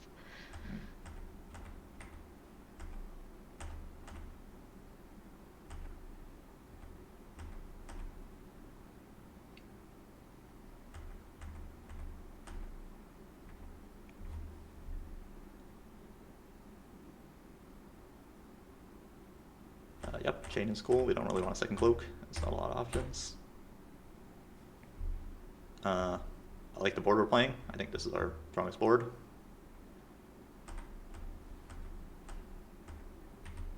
Make 50. Yeah, and since we're 100, like I like this is kind of a, I don't know, maybe like a Crystal Gambit specific thing, but Crystal Gambit, you have to play it for like 6 rounds basically, like 3 rounds, Mm-hmm. and then you double down, and then you get the cash out. So since we're 100 HP, we're fine to put Crystal Gambit in on 4-1, right? And then we lose 4-1, 4-2, 4-3, 4-5, 4-6, 5-1. With 100 HP, Mm-hmm. that's fine. We'll be like 20, 30 Okay. HP with like Infinity Gold on level 9 and like a big cash out, and we should be able to like convert that spot. So I think in this spot, we don't need to roll. But if we had like 90 HP, then I would actually be like more inclined to like roll for the Crystal Gambit. And Okay. like no streak. But yeah, here we want to keep playing strongest board because we have a streak to protect, and we can put the Crystal Gambit in on 4-1 still. But yeah, that's kind of like an advanced or like Crystal Gambit specific thing. Yeah, and we do fight him, and we slam Stone Plate. Okay, I think I messed up here. I'm pretty Hmm. sure I was supposed to reforge the cloak and try and get a Senna item. Yeah, But I agree. I still don't think I would have won. I don't think I have enough damage. Hmm. Okay, yeah. Yeah, Stone Plate is like doesn't do very much on our board, right? We're Mm-hmm. like 6 frontliners, 1 backliner. So yeah, I don't know if you saw earlier. Let's talk about like balancing like frontline and backline. So like a Senna item is way better than any frontline item we can make on our board. Like even BT is probably Mm-hmm. like stronger than like the Stone Plate. And yeah, with the double reforger, yeah, you're correct. Like I think we should definitely reforge. And Stone Plate doesn't scale particularly well either. Mm-hmm.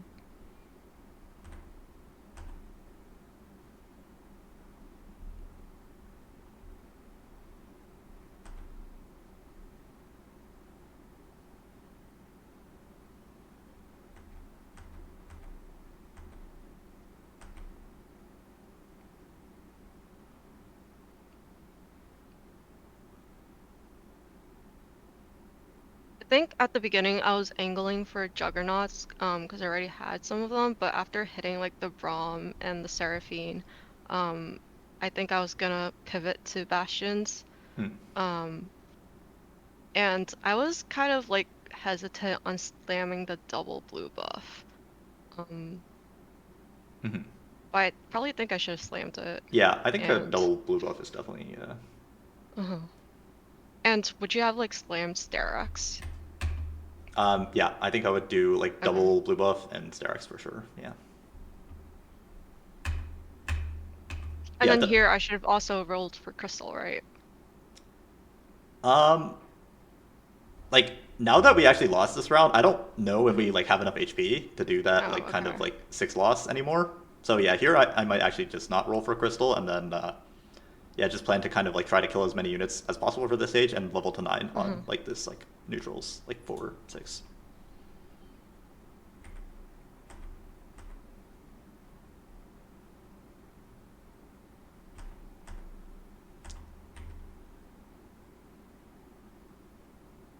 Yeah, I think like as for like the item slams, like you're not like 100% sure if you want to play like Bastions or like Juggernauts here. Mm-hmm. So I think it is like fine to, kind of like wait one round and then like see what our augment is, because maybe that augment would push us in like a particular direction of like wanting to play like Bastions or Juggernauts. Okay.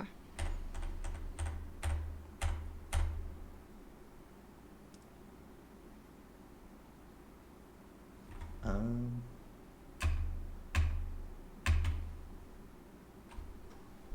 yeah, so I guess like what are you thinking about here? Like, I kind of don't really like any of these augments, but I probably roll Noble and Moonlight because hmm, I was leaning towards Bastions, and I don't think that's very good in there because you already get a lot of armor hmm. MR from the trait. And for Pandora's, like maybe I could like slam some better items, but also I felt like that was kind of slow, especially for 4-2.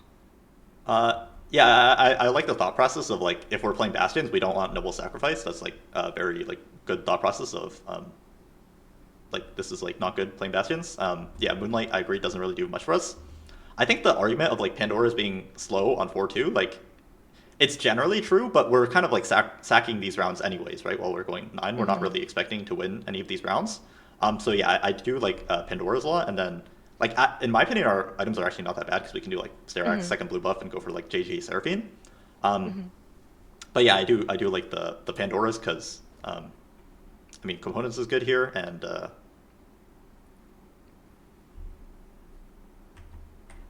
but I yeah. don't know if I should have rerolled Pandora's. I kind of just saw Keepers and I was thinking like, oh, maybe I should take like a combat augment. Hmm. Oh, Yeah, and I was thinking if I took like 3 econ, I might just like lose even after like I hit the 1 stars. mhm. Yeah, I think I'm okay with skipping reinforcement. Like,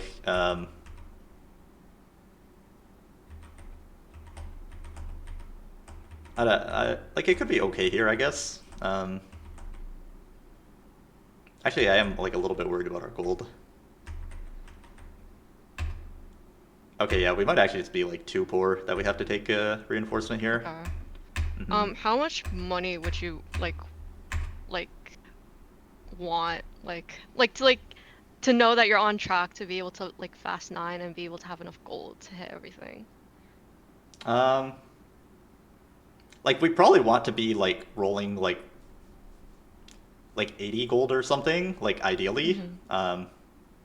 And here I would assume that we're probably going to end up being like level 950 around here. And I guess the nice thing about reinforcement was we can maybe like roll once or twice and then just buy any 4 cost and then like save a bunch of HP with Mm-hmm. that. Yeah, I think if we had like maybe like 10 or 20 more gold, then we could not take reinforcement. But Okay. um, yeah, I think that's also just something that like kind of comes with experience of just knowing like how much gold you need for these fast 9s. And yeah, we do look a little bit poor to me. So yeah, I might actually just take reinforcement here. Okay.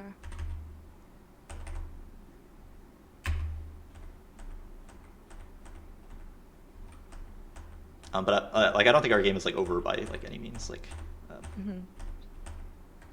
yeah, that was Do you actually think pretty. Oh, go ahead.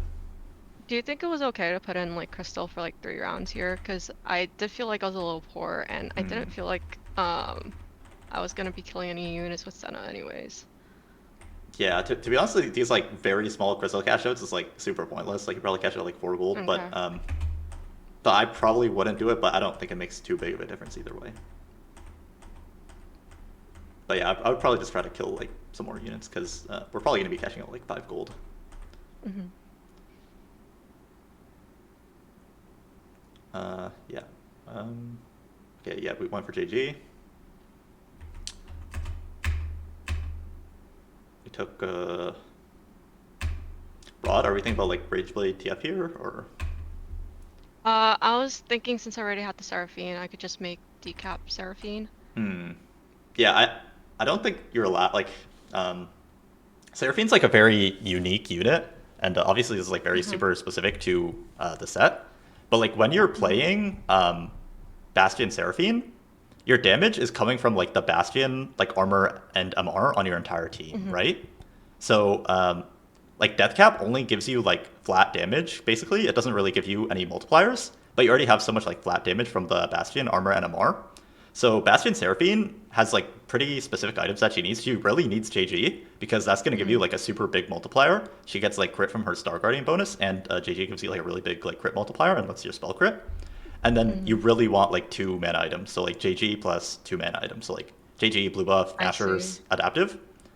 So yeah, she really needs like really specific items, and like I don't think we can make a death cap here, and I think we like after we miss JG, we have to greed to try and get the Okay. JG on the Raptors. Do you think IE would be fine Yes, instead of JG? I Okay. is fine instead of JG. I think it's totally fine.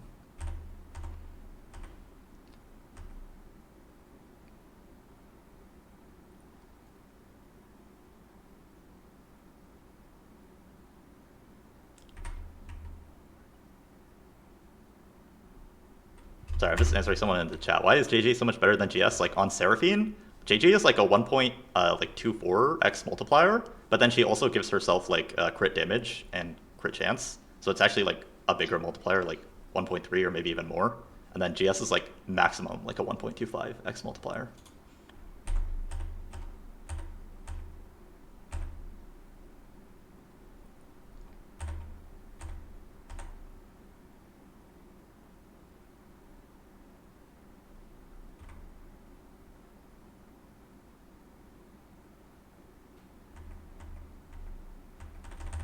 Yep, this is good. I would definitely like to see us like level and start rolling next turn, I think, because it's not an easy transition.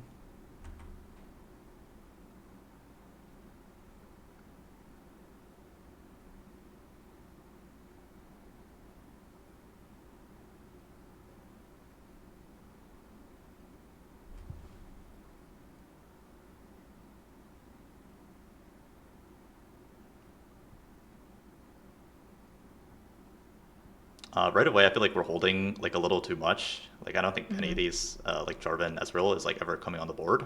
I was thinking about like I was just a little worried that I wouldn't hit, and I was kind of holding Star Guardian units as like kind of a failsafe, but Oh yeah, yeah. That's yeah. We can't be like okay. yeah. We have to like fully commit to like team planner TFT. We just have to put like the Bastion planner in the team planner, and just roll down and like only buy those units. Okay. We like I don't think there's much flexing on this roll down at all. Like if you wanted to hold like Zyra's and Gwen's as like alternative carry outs, I would be like totally cool with that. But we can't hold like an entirely different comp. Okay.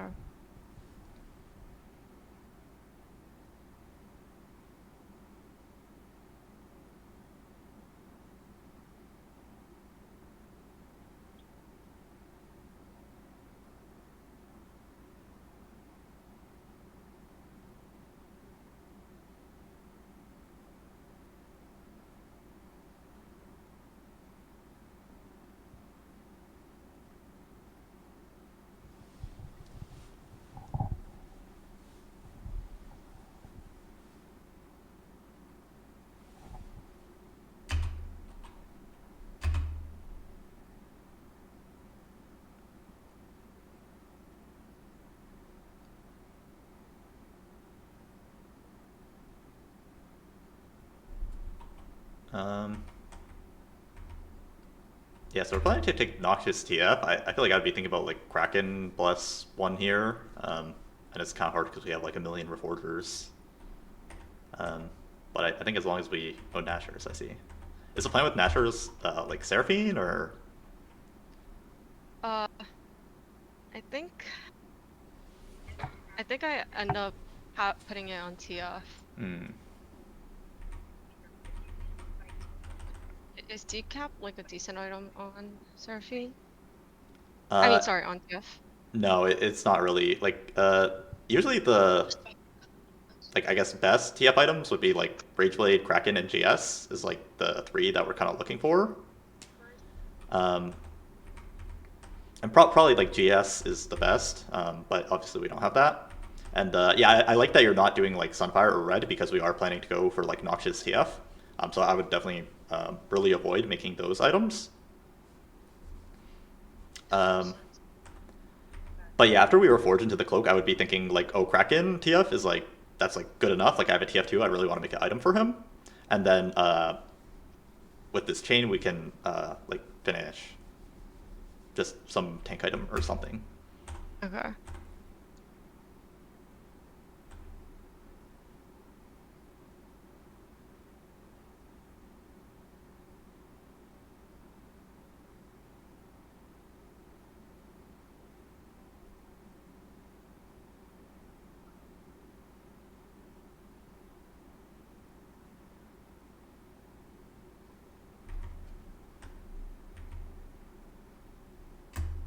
Yeah, this is also like a bit of like a comp specific thing, but I tend to play like a Syndra 1 over Zyra in this comp because like we spent like 15 gold on Zyra, and that could really make it like hard for us to hit the actually important upgrades like the Braum, the Seraphine, the TF, the Leona.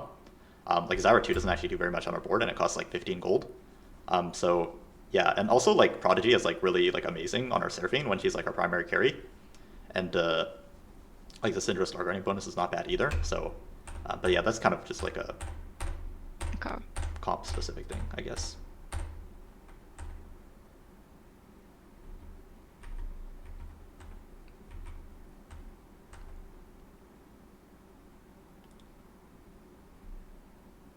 Yeah, and I guess like my preferred Seraphine items here would be like probably like IE Blue Buff Nashers, like we talked about, like the crit and the double mana. But like yeah, definitely from like I can see how from your point of view you think Death Cap is like a really good Seraphine item, and it makes sense because she's like an AP carry. But this comp just works like a little differently, where she gets like kind of the damage from the Bastion armor and MR.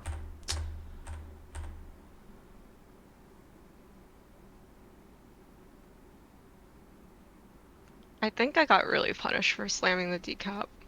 Hmm.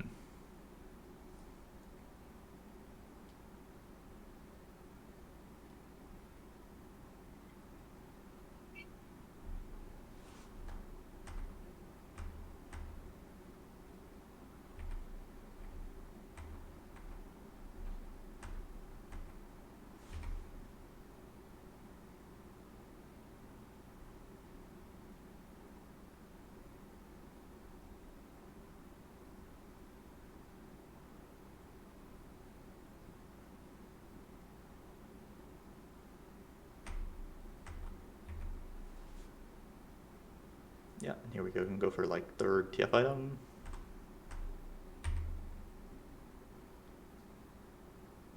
Not too worried about which one we take.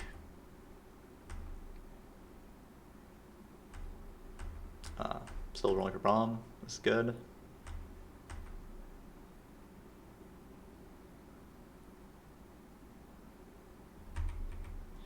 Yeah, this is a tough matchup because you're kind of like AoE and he has like a really tanky guy, so that's just a hard matchup.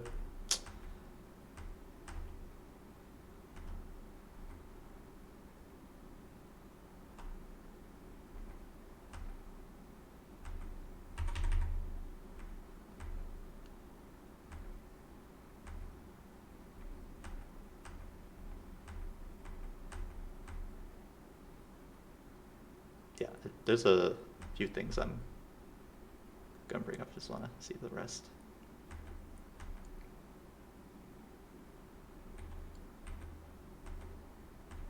Yeah, I don't. Okay, I think like the main thing is like this, just this turn. I think there's like a few things to like. I guess like maybe the first thing is just like having an idea of like where all of your items are gonna go. Like, just like going into the roll down. Well, I guess you kind of did because you made the death cap for Seraphine. So maybe that was just like a bit of like a like we didn't have like that kind of knowledge that like JJ is like way better than Deathcap on Seraphine, just because she like works a bit differently. So that's not really a big deal. I think in terms of like the holding the extra stuff, like we can hold extra stuff, but like within limits. So like the flexing, I guess, that we can do on this roll down is like we're always playing this like Bastion shell no matter what, I would say. We shouldn't be holding like Jarvan or Cassante. Like we're always playing 6 Bastion, but like you said, you're kind of like scared. Like what if we don't hit Seraphine, that kind of stuff. I'm like if we want to hold like Gwen or like Zyra, in case like, oh, if I don't hit Seraphine 2, then I'll itemize like the Gwen 2 or I'll itemize the Zyra 2, then like I'm like completely okay with that. But we can't be holding like an entirely different comp. So like we have to be planning, like it's not a matter of like flexing the entire board. It's like we have like a few flex slots, I guess. So we're always playing the 6 Bastions, but in these last 3 slots, it could be TF, Seraphine, Syndra. It could be like Zyra, Gwen. It could be like Volibear, and yeah. So we have those like extra flex slots that we can hold. We can't hold like entirely like different comp, I guess. How do you like determine like what you're gonna be flexing for those last 3 spots? Yeah. So like part of it is just like knowledge. Like, is Seraphine 1 better than Zyra 2? To be honest, I think it might be. So I might not even bother flexing in this kind of a situation. Part of it is also just like items. Um, Here we have like blue buff death cap. So blue buff death cap is pretty good on like Gwen and like pretty good on Zyra. So those would be like potential flexes that I would be okay with. If we had like a bunch of extra AD items, then I would be okay with like holding Volibear. But like in this spot, like I don't think there's any point in like holding Volibear, right? Because we don't really have the items for him. So yeah, I would say like partially like knowledge of just like what is good on this board if we don't hit our main carry, and also partially just like what items we have. So like if we hit this unit, could we actually itemize him?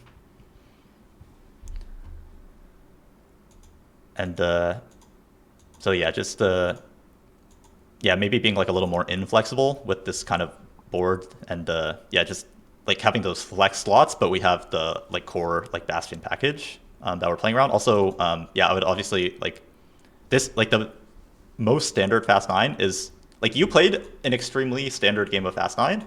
The early game was like super good, just like win streaking.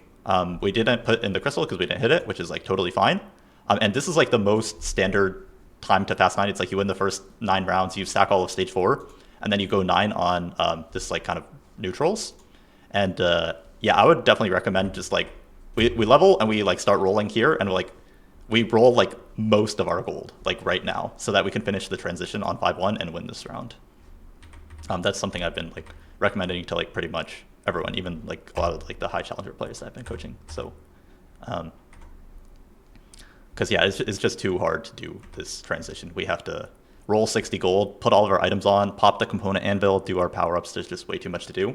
So if we can just roll most of our gold, sure, we'll lose like 3 or 4 gold, but it's like totally worth it if we can like win the round.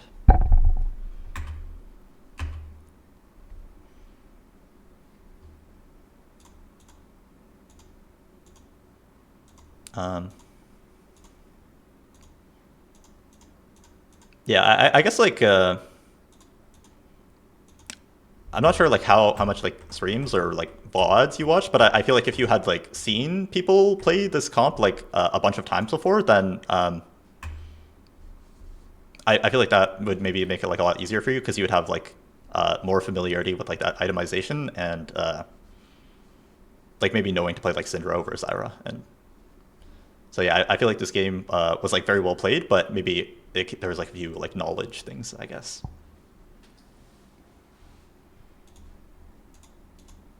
Sorry, do you have any questions? Okay. No. Like, yeah. I think that's it.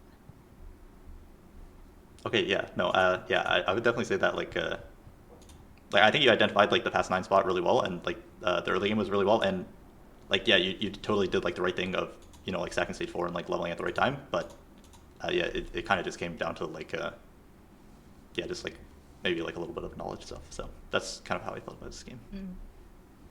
Okay. Wait, I think I was muted when I asked another question. Like if it was less APM heavy. Wait, did you hear that question? Oh no, Like I if it was less didn't hear that question. Sorry. Okay.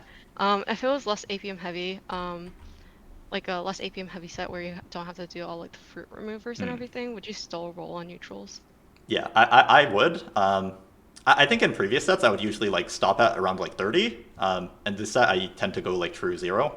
It kind of depends like how hard the transition is. Like if you already have 6 bastions on your board and you just need to buy like every legendary, then you could like leave a little more gold. But to be honest, there's really nothing wrong with just rolling like straight to 0, even in a less like APM intensive set. And like I know like replay does that, he'll just roll like straight 0 in this spot. So Okay. Yep, that's all the questions I had. Thank you so much. oh yeah, no problem. Hope you Really learned something. appreciate it. Looking forward to see you play in the next sets, and hopefully you make worlds next time. Oh, thank you, thank you. You're welcome. Okay, have a nice day. Take Have care. a good rest of your stream. Bye bye. Bye bye. Thank you.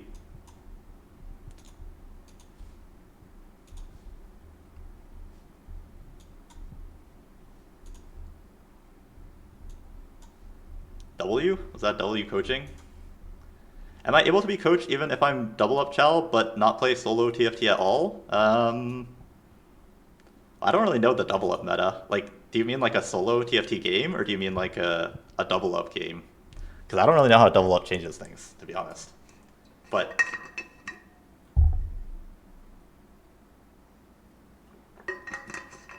W coaching? Thank you, thank you. Okay, sometimes I don't like know what to say when it's like they played very well, but maybe they were just like lacking some knowledge. So like it could just be like a thing of like studying some more or something. Because that's not like that's not intuitive at all. Like Deathcap is not a good Seraphine item. That doesn't make any sense. Like why would JJ and Deathcap Seraphine be like different? But it is. It's very different because the unit just works weirdly. So it's just like a knowledge thing. Do you offer coaching for Mayhem Arena? I'm not gonna lie, I played some Mayhem Arena and I fed my ass off. I think I solo lost our games. There's double of Worlds, who would your teammate be? I don't know, maybe like Malala.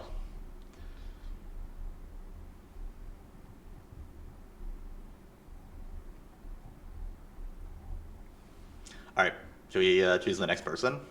Let me just do my thing to make sure that no one signs up that hasn't filled out the form. So !! coaching on my Twitter. You can fill out a form. Basically asks you for your lol chess and like a VOD. And then yeah, we can like hop on a call. And you can type the keyword in, set 15, after you fill out that form. And if you win the giveaway, we'll hop on a call and I'll give some free coaching. And you know, you can focus on like fundamentals for like future sets, stuff that's gonna help you in set 16, reach whatever like rank goals you want. And also stuff that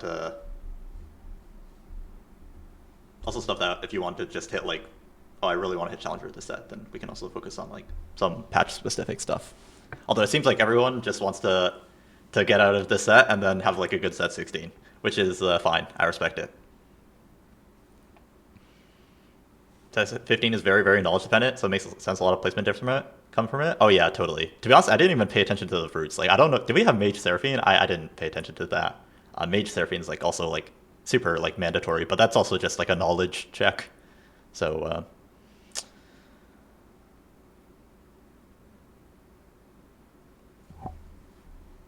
anyways, if you want to be entered, then type set 15 in the chat. Is Water Lotus clickable? Like, it just depends on what you're playing. If you already have like crit, then probably not so great.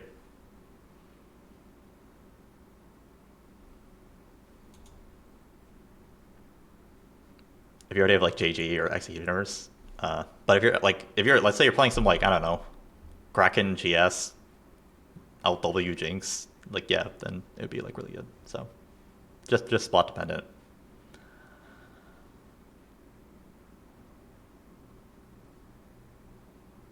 All right, let's get it. Strange Caribou. Congrats.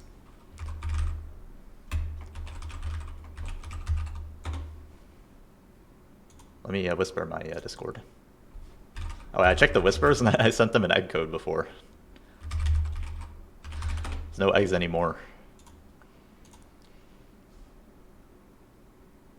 And you can see that there's like 15 people, so if you guys sign up, like if you want to get coached, you have a really good shot of winning, I would say. And also everyone has been like pretty much like Masters Plus so far, so I think if we could get some like, I don't know, like Plat, Emerald, Diamond, whatever, that would also be like pretty great. I feel like those are also the people that I could like help the most. Because yeah, like one coaching session with like like a really high elo player is not gonna completely transform them. But I mean, maybe they can learn a few things. So don't think those guys are playing the set. Maybe not. Maybe not. All right. Anyways, let me find the submission.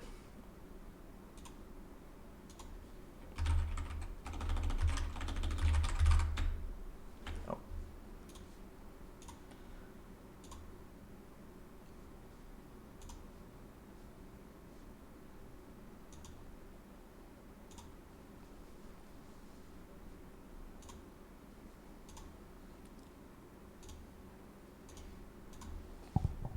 Everyone who watches me as Masters Hello. Minimum. Oh, hi. How's it going? Good. I can't find your response in the form. Is your name different than like your Twitch name? No, I don't think I filled out the form. Oh. Do you have like a Uh, VOD? I do have some VODs, not uploaded though, so Oh. you might want to do someone else right now. Yeah. 'Cause I'm not prepared. Okay. Yeah. Maybe we can do someone else right now then. Right, thank you. All right. See ya. All right. Run it again. Lost Tech. Did you fill out the form, Lost Tech?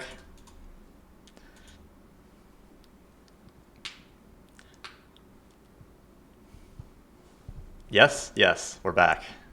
L student? Nah, it's all good. I don't know. Maybe he just didn't know.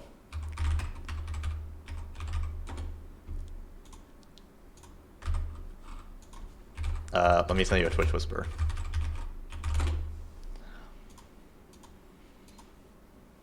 My dog ate my VOD? Yeah. Loss? Oh, here, I found him. Nice.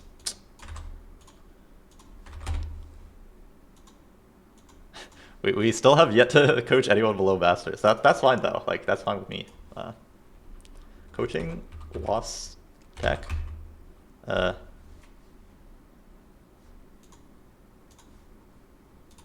500 LP E West.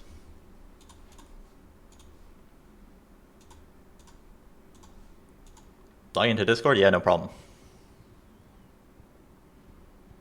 Sorry, your viewers are so talented? No, I'm sure there's like, I don't know. Maybe they're just shy. Or they quit the set. One of those.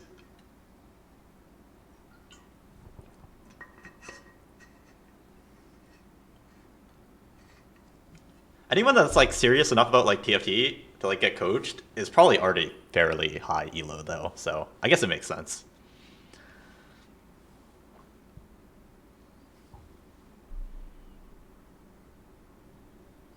Priority line for gold and below? Maybe I have to bring my dad on. I don't know.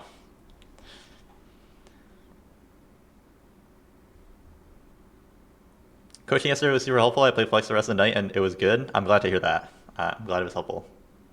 Yeah, a lot of people are saying they went first after the coaching, so that's pretty exciting.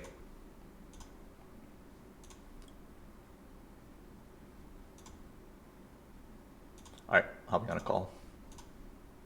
Hi. Hi, how's it going? Hello, can you hear me? Yeah, can you hear me? Yeah, I can. No problem. Right. So, yeah, I see that. Seems like you're climbing like a lot from like previous sets. Like, Last set I would play TFT only like night shifts. I was working in a hotel, nothing was happening, so I would just play some TFT. And this set I got tired of League and I just transitioned to TFT, so I took it okay. seriously. It seems like your VOD is like private. Do you think you can like unlist it or sorry. make that public or something really quick? Yeah, no problem. Yeah. So this game uploaded is the only VOD that I managed to get because I only like recorded it today. So it was kind of a high roll, unfortunately, but I think there's still some spots where decisions were made that I don't know if they were correct. Yeah, sure. That's no problem. And do you have like like particular goals in TFT, like hitting a certain rank, or like do you want to like start competing or anything like that? So if I would be able to start competing, that would be amazing. But I don't know if I'm able to do it. Yeah, I mean, you're like 500 LP right now, and I feel like usually the cutoff for like these like trials types of things is like, I don't know, maybe like 700, 800. So it seems like you're fairly close to me, but I'm not really sure with the new competitive formats and stuff. Yeah, this is the first set that I actually took seriously, so I'm new to this, so I'm gonna try Yeah. next set for sure. Oh, here, yeah, I was able to get it. So, oh, Yeah, is it working? yeah, it's like some Premiere, but that's okay. Oh, yeah, great. Oh, um, That's okay. We can just chat about your little chest for like 2 minutes. oh yeah, Um, this works. So you're still playing the set. Seems you're playing this patch a lot of Crystal Ash, which is I would say pretty good. Good for Yeah, winning a lot. Good for climbing. So I try to default Ash whenever I can, and if I see I'm contested and someone's spots is better than mine, then I just try to go into Guardian's Ash or whatever else I can find. Yeah, it seems like you only play like maybe actually no, it seems like you play quite a decent amount of like some free rolls here. So yeah, playing pretty flexible, and then defaulting Ash is definitely a good game plan. I actually love free rolls, but I just find that this meta I can't cap high enough with free roll, so I can just like go top 4 most of the time. So I try to go more like tempo. Oh, someone said that we might not be able to fast forward if we do it like this. Is there any way to like not premiere? I don't know. I have no idea. I don't use No idea. So I just put it on like public, and that's all I did. So I don't know why is it okay. premiere. I just like changed from private to public, and that's all I did. Okay, yeah, no worries. We can figure it out, and yeah, like just Yeah, sorry toss about in that. some- It's just No, don't it's okay. use It's okay. that.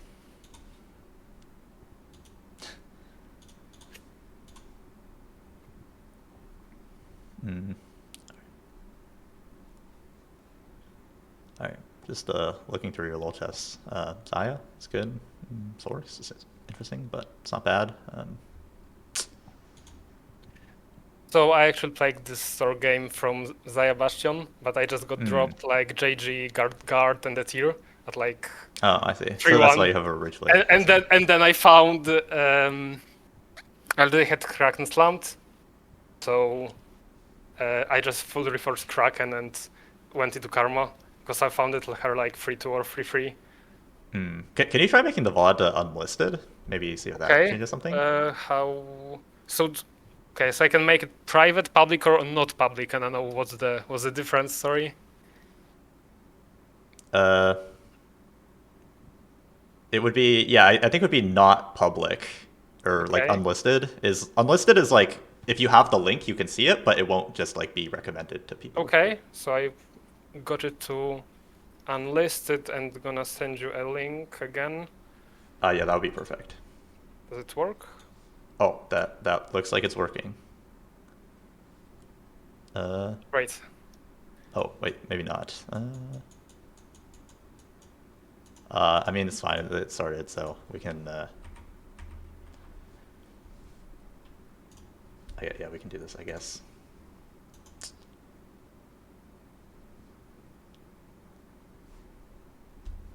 Yeah, it's the unlucky. We can also do someone else and wait for the game to like load if that's worked better for you.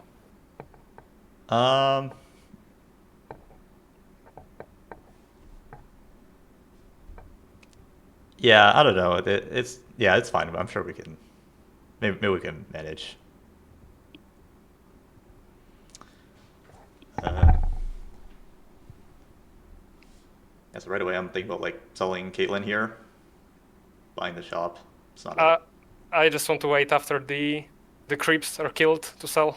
Oh yeah. Not saying we have to do it like right now. Just that's what I'm planning to do, I guess.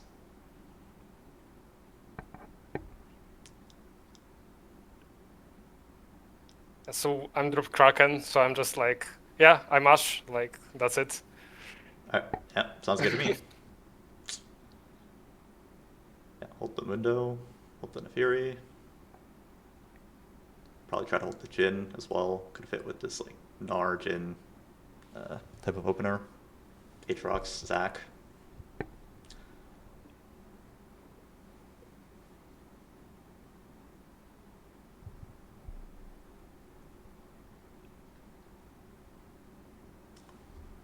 Sorry.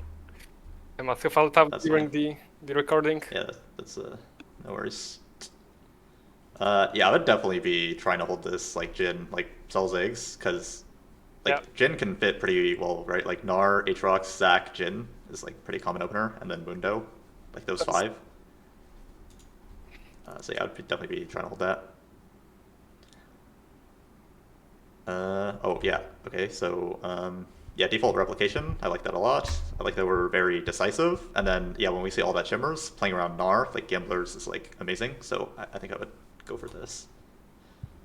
Yep, that was like I saw all the trimmers and I was like, yep, that's it. I'm going Shadow Clone Yeah, Gnar. and Shadow Clone, yeah, perfect. Yeah, and Kraken, and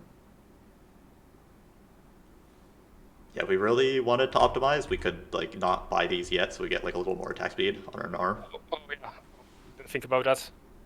Mhm. So I was thinking about selling the units that I don't need rather than optimizing even before, Mhm. like buying after the fight. Yeah, but I'm definitely I'm cool with the level because just adding more frontline lets us farm more gold. So yeah, I am cool with leveling here.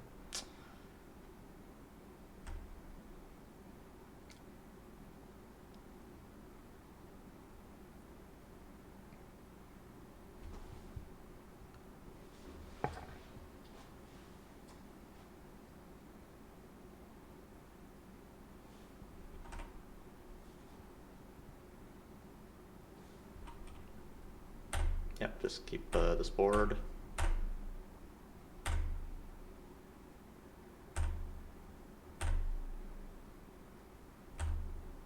Oh wait, we sold. I would try to hold the Zax for sure. I feel like Because of like the. Zac Mhm. Zac is heavyweight, right? And if we get like an Aatrox, like and a Zac too, I mean, first of all, it's paired, but yeah, it also fits with Aatrox. So like our board could be like Gnar, Zac, Aatrox, Mundo. So yeah, I would definitely try to hold the Zacs like much more than Crystal stuff. I Okay. wouldn't really worry about holding Crystal until like stage 3. So here I would like probably sell Kennen, Kale, Crystal, the other Kennen, and Garen, and just hold the Zacs and then a Fury pair. Okay, makes sense. I was just trying Oh to yeah. make 10 and hold Crystal. That was my plan. Yeah. Okay. Yeah. Yeah. But the thing about Crystal is like playing around the Gnar, we're not actually going to be putting it in until like late stage 3. So we can't really be like not holding the like important pairs just to hold Crystal like this early in the game. Maybe around like 3-1 is when we start thinking about like trying really hard to hold it. But yeah, here like the Zac pair and the Fury pair is like way too important. Okay. Okay.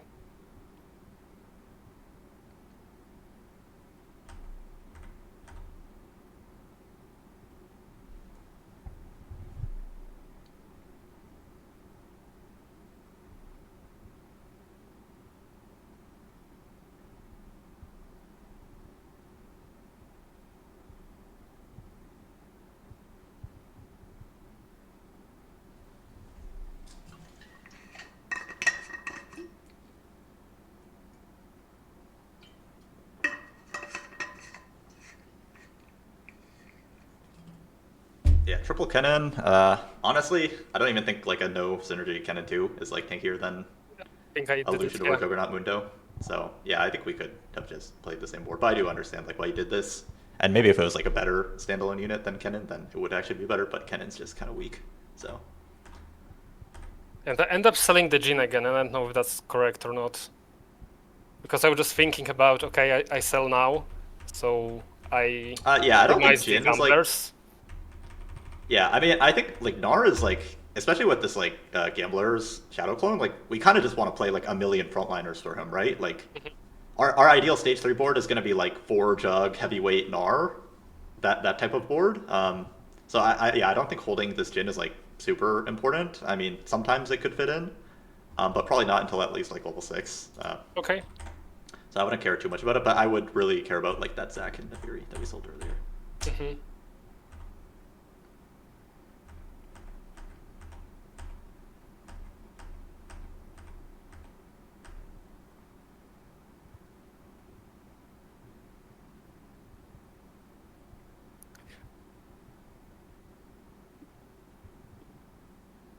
So I don't know if I was supposed to wait for the fight to begin to slam Sterax or not. Because I'm just thinking I'm gonna slam it anyway, like that. So yeah, if you want to be really optimal, you should definitely wait until the fight begins, because there could be a lot of scenarios where this becomes like an even shroud or whatever. Like if you don't need it to win the fight, and also like technically slamming the Sterax could farm you less gold because your Gnar does like more damage, so the fight ends faster. Oh, okay. Yeah. Makes So if sense. you want to be really optimal, then yeah, you should definitely wait on this. At least see who you're fighting. If you're fighting someone strong, like of course we can slam it. But yeah, like this guy, you'd probably see this guy and you would slam it. But yeah, if we want to be really optimal, then we would probably wait.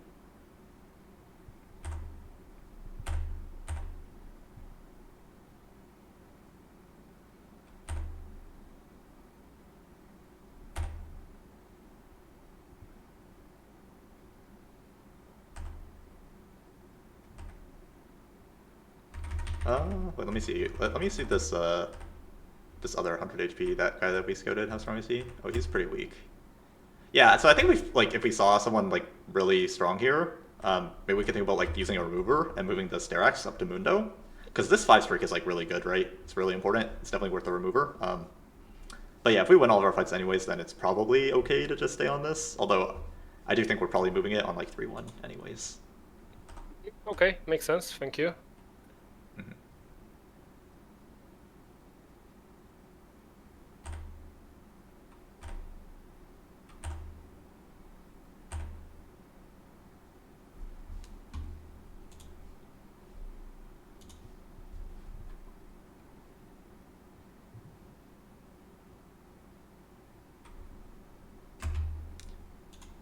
Would you reroll fruit for Shadow Clone? Yeah, I would.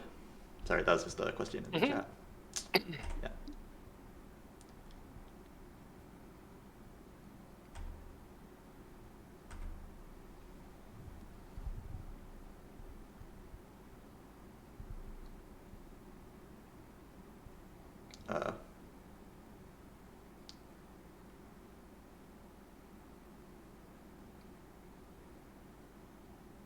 Yeah, I think it's fine to solo Jhin. I would definitely be planning to move the Sterax up to Mundo, like we discussed, and then like bow my Gnar. I don't think I end up doing that, but that's a good point. And definitely like default is to just like level up here, because this is like an insanely cheap level. It costs like 1 gold on like a 5 streak. Thinking that I don't have a good unit to put in. So it's either a 5th to Jack, which doesn't really do anything, Satrox 1, or what else basically, right? So I'm thinking, okay, I can level just 1 gold and not make my board like significantly stronger. And I know if that's a correct way of thinking about this spot. I think you should level here. I mean, first of all, on our scout, I feel like we saw this guy who looks like, do you think you beat this guy or do you think you lose this guy? I think you beat him. I think it's really close. Okay, yeah. When I saw Karma 2 items efficient, I was like, yeah, I lose to him anyway. So. Yeah, I think this fight is really close, personally. Also, like a 1 gold level is like so cheap. You get 3 gold per turn from like the streak, and like 1 gold for winning the fight, right? Which is like 4 gold. Yeah. So it's like 1 gold to get 4 gold, and we get some shop odds as well, like better shop odds to hit like a 4 cost or, I mean, I guess we kind of want the Gnar pair, but could hit like buy 2 as well and stuff. So yeah, I think in these types of spots, like on a streak when the level is this cheap, you should just like always level, and like. How Juggernauts work is like when a Juggernaut dies, it heals the rest of the Juggernauts, right? So like you were saying, like 5 Juggernaut is like really bad, but it's not actually that bad. Like a second buy would just be like it's a 4 Juggernaut buy, which is tanky in and of itself, and it also heals like our frontliners. Yeah, that makes sense.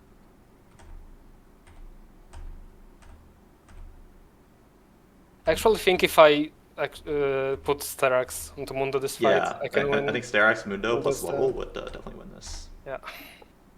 So that's a mistake.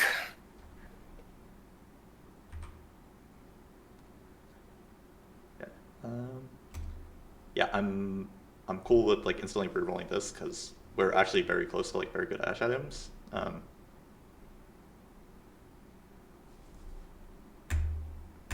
So I'm thinking right now that I have to check if I'm contested or not, right? Because explosive growth is fine to like hit my level faster, hit my board faster. But I'm thinking like, okay, magic roll also can give me either some strong champions to like win streak hold stage 3, or some items which also helps me.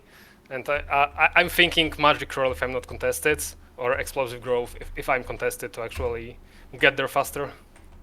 Yeah, I think that's like a good thought process. I think Ashe is like a comp that like you really like to like hit your entire board on 4-1. So I think taking like another Elon augment is like not bad here, because if you hit like Ashe 2, K'Sante 2 on 4-1, then you're just gonna like farm all of the loot. So yeah, I think this is like a good default here. And then yeah, I agree. Like we already do have a lot of gold from the gamblers and Shadow Clone, so we don't necessarily need an econ augment here. And maybe this could actually just be like a scout thing of like seeing how contested we are. And I think this game I'm trying not contested, so I end up taking magic roll. I just wanted to make sure that the decision and the thought process behind it is correct. Yeah, I like the thought process, and I like the decision.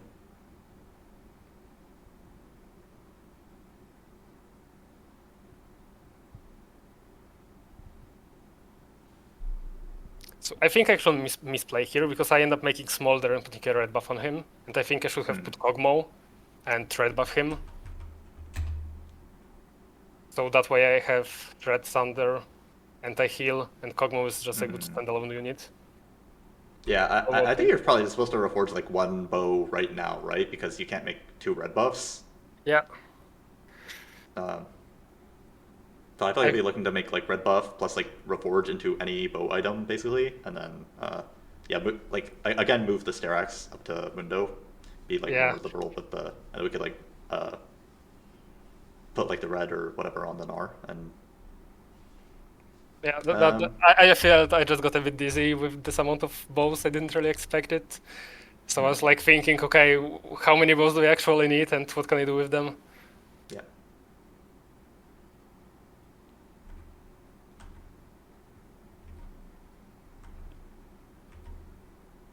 So yeah, I end up selling the Smolder, or the Kog'Maw, and I don't know if that's correct or not. Because I end up moving the items back to... Actually moving Sterax, finally. Yeah. Yeah, I feel like this is fine. I would just think that like Sterax is again stronger on the Mundo because he's like double traded, and we don't have any trades for our K'Sante. Oh yeah, makes sense. I was just thinking about my final board and how the Sterax is going to K'Sante anyway, instead of thinking about what's the strongest now, and I think that's something that I need to consider. Yeah, and yeah, I think there's like some consideration of like, oh, like we really want to reforge like the gamblers, especially when we have like this many bows, then we're going to be able to make like all of our Ashe items. But I do think it's okay to just like reforge a bow right now to try to like make an item, and then just hope we get another reforger later. Yeah. Or we just have like a random gamblers like Zyra or something at the end of the game.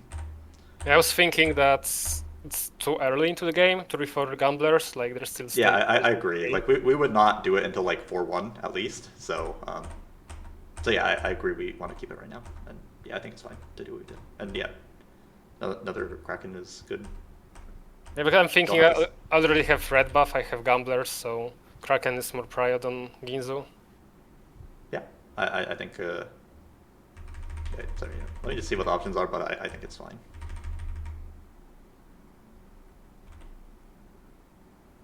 Yeah, I think like another Kraken is fine here.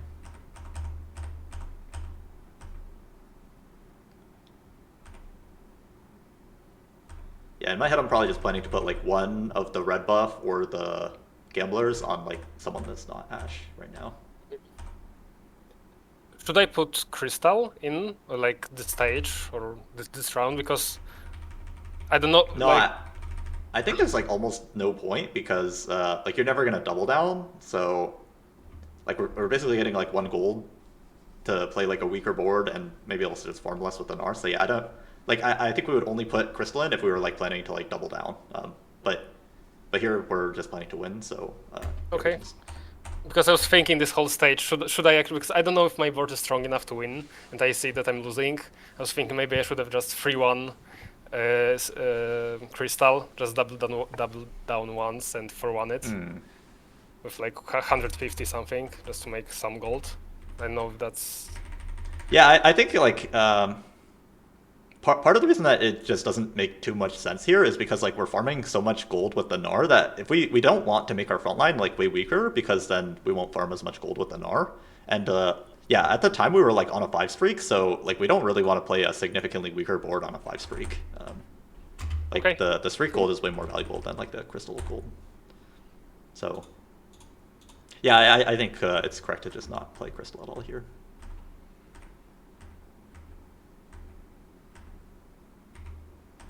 Tankzilla is good.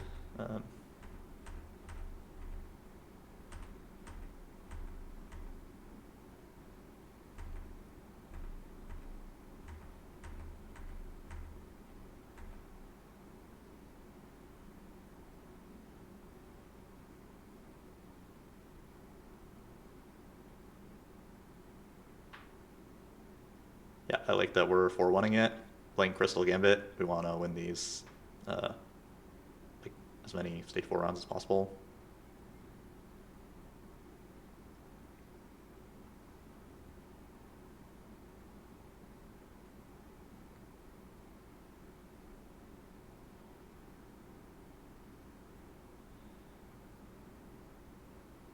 Yeah, we gotta get the Black Crystal in. Yeah. Nice.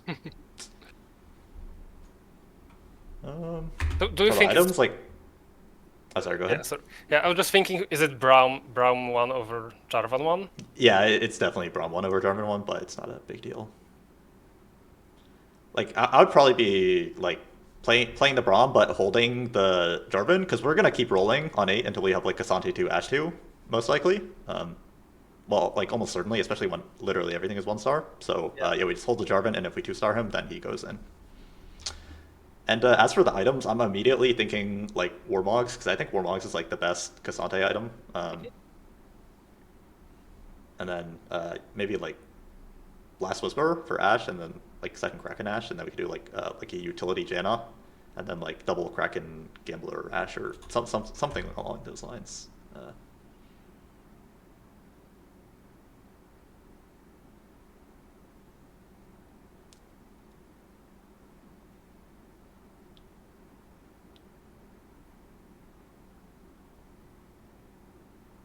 I have a bit too slow this round, but it's okay, Yeah, I think. okay. Yeah. Yeah, this is like not really a scenario where I would like roll on neutrals. Like I think it's fine to do what we did and just 4-1 it.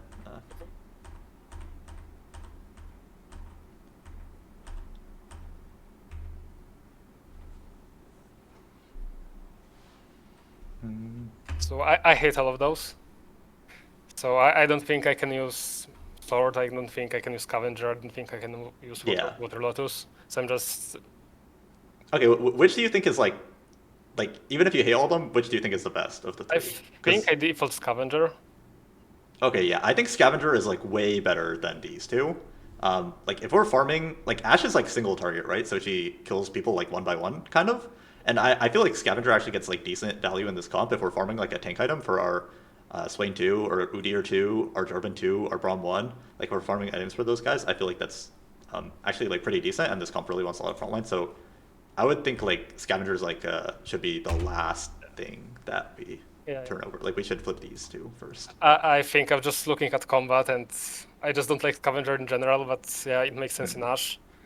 And I'm thinking about this Water Lotus, but like she doesn't even crit, so what's the point? So I ended hit Noble Sacrifice, which I think is actually worse than Scavenger in this line. Yeah, I think Noble Sacrifice is like pretty good, but yeah, I think Scavenger is also pretty good. Like I would say they're pretty similar, I guess, to me here. So maybe with like full 1 stars, like Noble Sacrifice is like a little bit better. And if we had like the 2-star Swain and Udyr, then Scavenger would be like a little bit better. Yeah, we do go ahead and I do like reforging the Gamblers here because we have like a different 3rd Ashe item in case we don't get like an Ashe item. So I do like that we did that.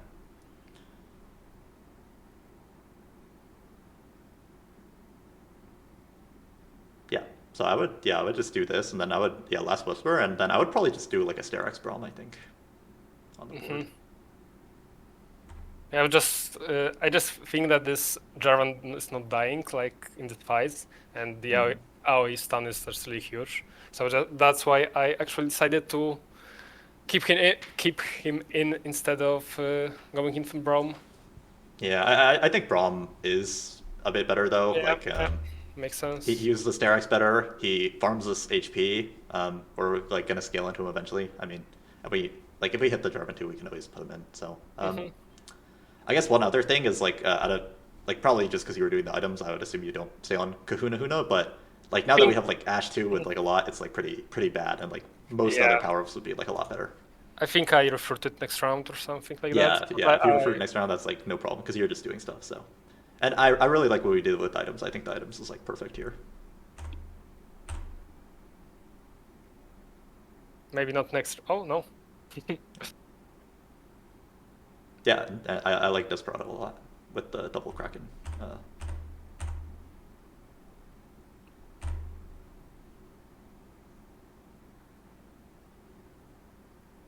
I think at this point the game is just gonna play itself with Ashe. Yeah, I'm just gonna reach critical mass soon, and yeah, I mean, there's still some things to think about, like kind of like the remover usage and that kind of stuff. So yeah, we can watch it, the rest. Yeah, I like tier, go for like a Vow mana item Jarvan kind of thing. Yeah, I'm thinking either I'm putting on Zyra later or that going as well. for... That's good. Yeah, I like this a lot, moving the Vow to Jarvan. Big fan of this.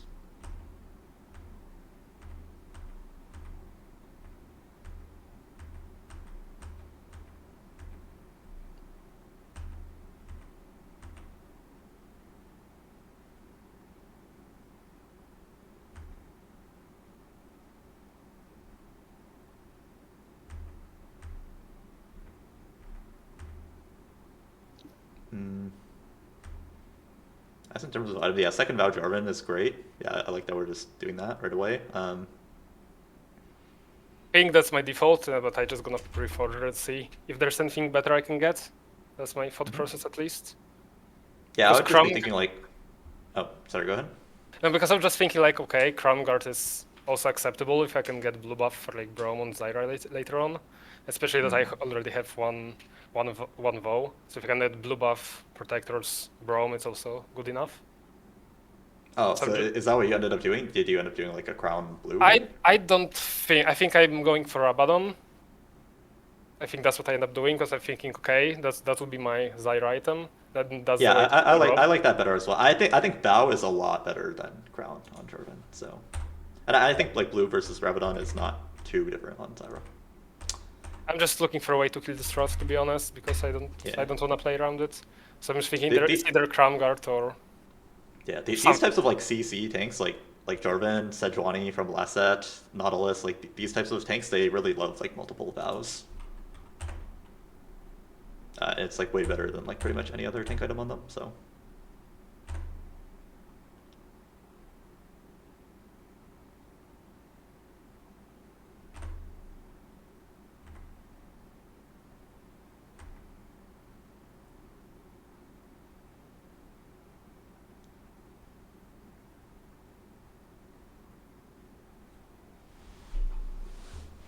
Do you agree with this roll now? Yeah, I'm completely fine with leveling here. We're on a 5 streak. We're farming every single turn that we win. So we really want to win these rounds, and it's like our econ doesn't really matter that much. The most important thing is just winning the rounds and getting the loot. I do really hope that we like hold Lee Sin though, because that's like a really good way to cap, especially with like the Sterak's Jarvan. We can definitely find a way to get to 3 items.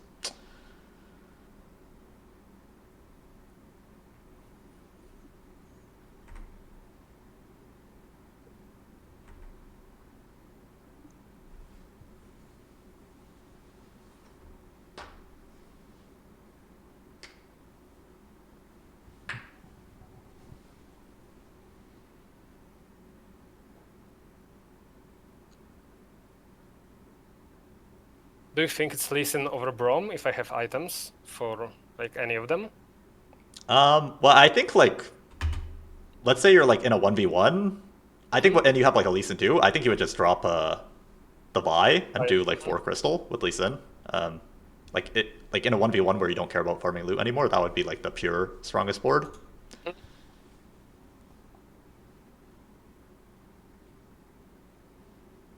If you farm like a duelist emblem, you could also drop Udyr. I think I did that later on, but as long as I don't have duelist spot, then the Udyr must be in, right? Or is it Yeah, ever... for sure. Yeah. No, duelist is like you must play duelist. I guess you could do like duelist Lee Sin, but Yeah, I was like... thinking about it, but I'm not a big fan of that. Yeah, hey, duelist Lee Sin's definitely weaker than Jug, so.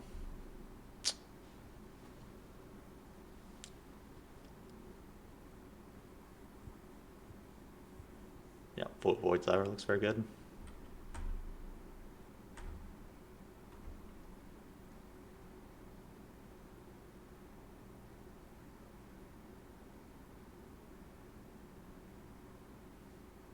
Yeah, like Void, Manazane, Deathcap, Zyra, I guess. Just so we can 3-item her. I think I end up putting all utility on Janna and just putting Rabadon, Manazane on Zyra. Oh, interesting. So I was thinking, okay, I'm gonna get 3 utility Yeah, I can items. see. Yeah, I can see this. Like you have no removers left, so you want to leave the slot open. Yeah, I think this is fine.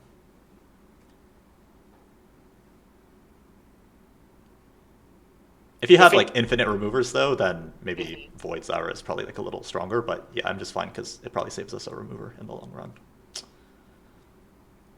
And it's not a big deal either way. Do you think it's Manazane Zyra over Braum? Because I'm never sure in this kind of situation. I think here, like, yes, just because we don't have any other Braum items, right? But we do have other Zyra items. Like we have a Deathcap Zyra, and we can like Void Staff Zyra. So we just want to 3-item someone.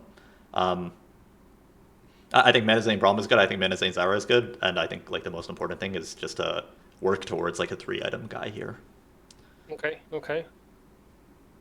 I would even be willing to like Manazane Lee Sin sometimes, just if that's like the 3-item. Or like he's 2-starred or something.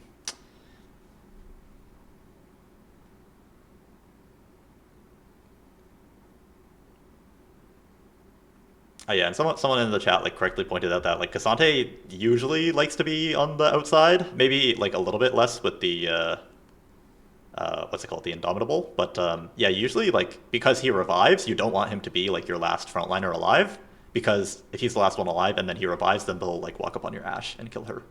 So you would kind of want him to like die first, and then he gets like the revive off.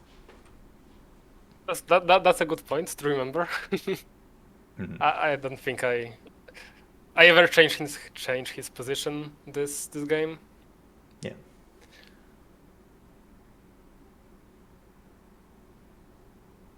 Yeah, we might actually see here, like if the Jarvan dies, then the Cassante is gonna be like the last one alive, and then when he dies, then we'll kind of walk up on our Ashe. Okay, never mind. Well, we ended up beating him, but. Yeah, I think this game is too much of a high roll for me to lose at this point. But yeah, yeah if I was weaker, then yeah, I definitely can see that happening. Yeah. So I'm holding all these ashes, and I'm thinking I'm thinking, okay, I can go 10 and I don't know at Udyr or something. Yeah, I wouldn't go 10 with three 1-star 5 costs and this number of ashes. I think we're always just rolling on 8. Or sorry, rolling on 9. Yeah, because I think I'm so close, and my econ is just really powerful at this point that I can actually get to Ashe 3, and that's my win out. And I don't know if that's a correct decision to make or not. I mean, I know this game is kind of high roll, as I said, but overall, like, it's better to go to 10. Like, it's more consistent, right? Yeah, I guess like, I mean, it kind of depends. Like, I mean, it depends on who you need to beat. Like, if you need to beat someone who's like also like a 3-star 4 cost, then yeah, you probably need your own 3-star 4 cost to win. But if you're just like outcapping like some normal board, then level 10 is usually going to be enough. Here I would, but as I said, here I would almost always be rolling on level 9. I feel like just because if we go level 10, we're not going to have enough gold to 2-star these 5 costs. But if we roll on 9, we're rolling for the 2-star 5 costs, and we're also rolling for Ashe. So I would be like rolling on 9 as like a default, I guess. Do you think, like, popping this item, I should find the third Zyra item, or is it fine to go for Warmog, fix like Jarvan items, and actually start itemizing? I would no, I would 3-item the Zyra here, and Yeah, I would not ever move like a Vow off Jarvan, I think. Okay, okay. Yeah, I don't think like Vow Braum is like fine. If I was doing this, I would definitely do like Sterak's Braum and Vow Jarvan though. Okay. Jarvan uses like the tank stats much better, and he's like the mana is like more important to him. Like get like a second cast or something.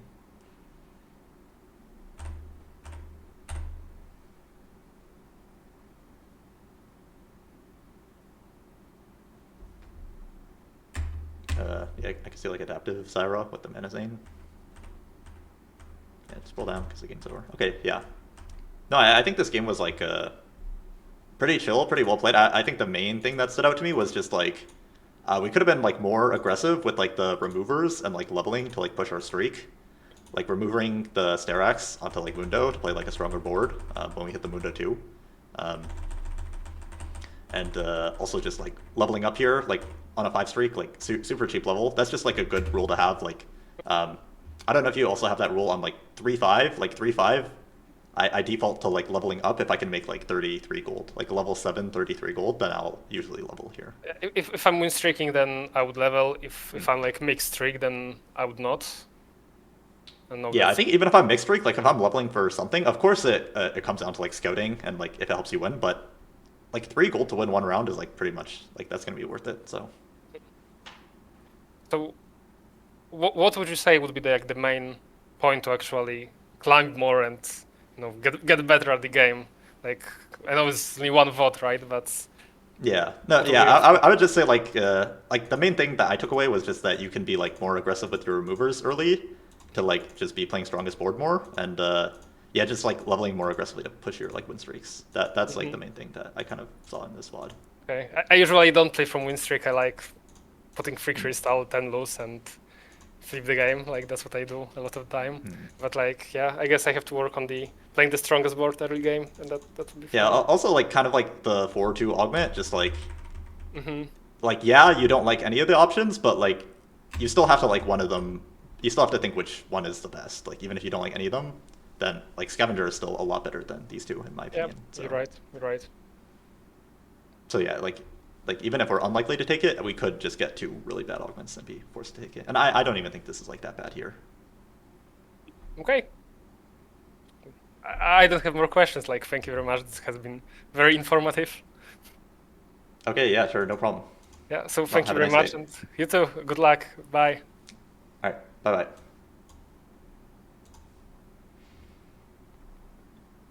Nashor's Teeth works with Menazane item? Yeah, Nashor's is not good with no JG.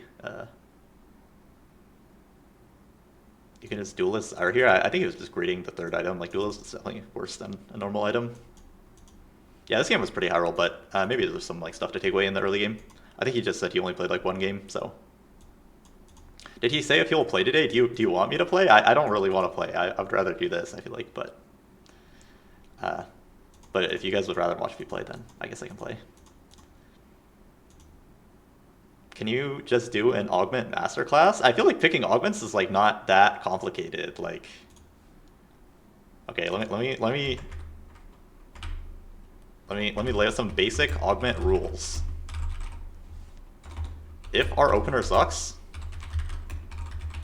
try to take an econ augment or an augment that gives direction, like EX branching out flexible type of augment. Flexible. What's another good one? Like I don't know, like build a bud. Just anything that gives direction. If we are poor, take an econ augment. If we have upgrades and no items for them, take an item augment. If gold and items, if neither gold nor items are an issue, we can take strongest combat augment. Like, is there anything else important? I don't know. And then there's like, I mean, I think I have like a video on YouTube where I go through like every single augment and I talk about like the spots that I would take them, but trainer hard commit. I mean, those are like underpowered augments, but just that like type of augment becomes like more valuable, I guess. Like there was a VOD where I told someone that they should have taken hard commit yesterday, I think, even though it's not a good augment because they had like a weak opener and no direction.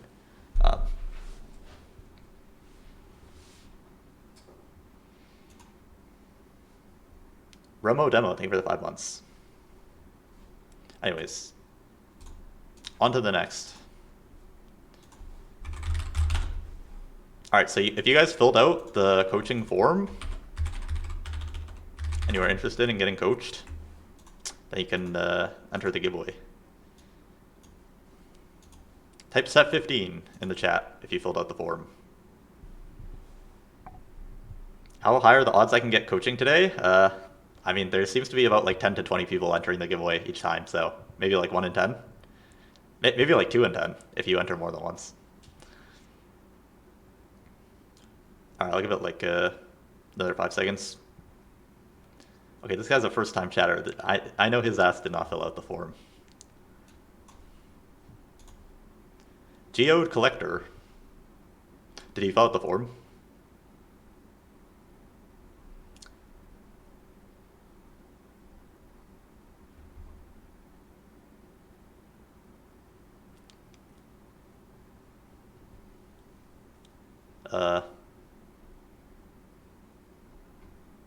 I'll give him like 15 seconds. And then I'll reroll.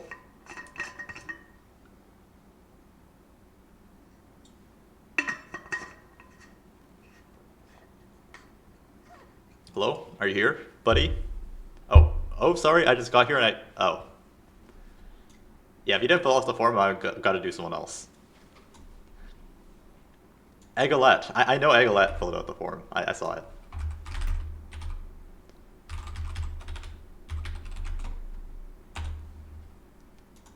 I hope I'm saying that right. Eggolette.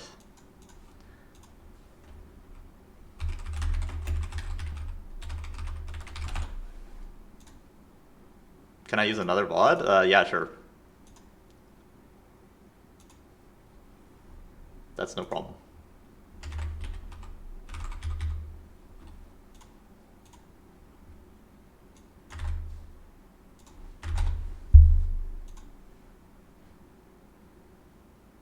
My bad, now you're good, bro.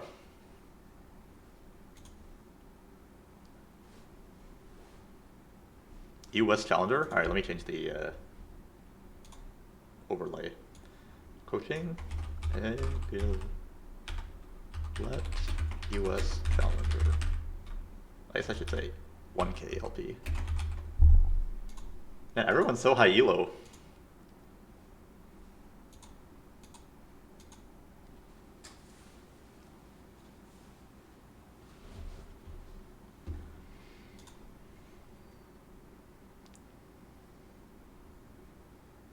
Where are the Emerald players, man? I don't know. Are there Emerald players? Should we give Emerald players prio? No, it's a raffle. Everyone should have equal opportunity.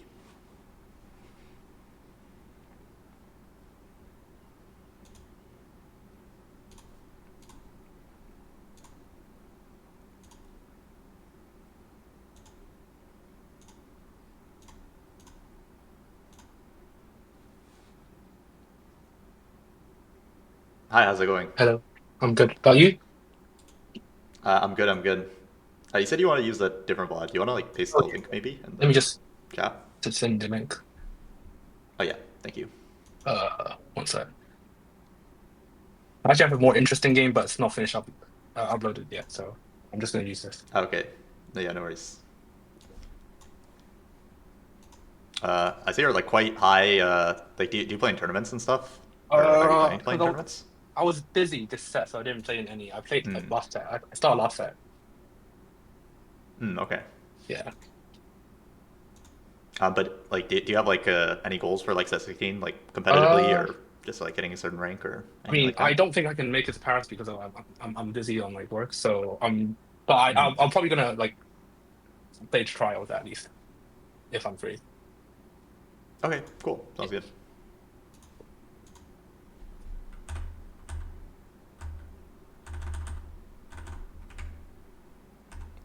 Okay, cool. Component Anvils. It's a Bastion Fast 9 game.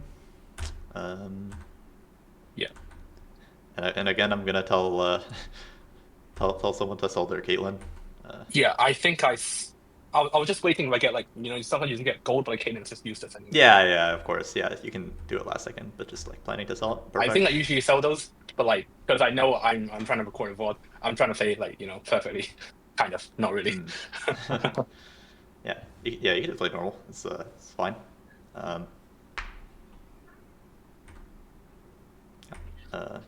Fact 2, Center 2. Agree with the holds.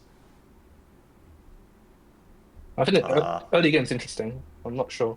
Yeah, I would think like this is like a very strong Forge default with the Lulu. Yeah. Like if we get like a Kog'Maw artifact, we can do like Shojin plus that, which would be like super strong. So I would definitely be thinking about Forge here. I was actually thinking about either just general Econ or Forge, but I think it's always slamming over Epoch, right? Here, if you have to choose. Yeah, slamming over Epoch for sure. Yeah. Yeah, I actually think like Forge used to be like a never skip. Now I think you can actually skip it sometimes, but I just think like the component anvils plus the Lulu is like makes it way too good here. Yeah, I agree. I think if not for the Lulu, I think I would have went for slamming with Cinder opener. Okay. I think. Yeah, I could see it for sure. Just try to win streak. I mean, this is just always Shiv, right? Yeah, this is just Shiv. Yeah.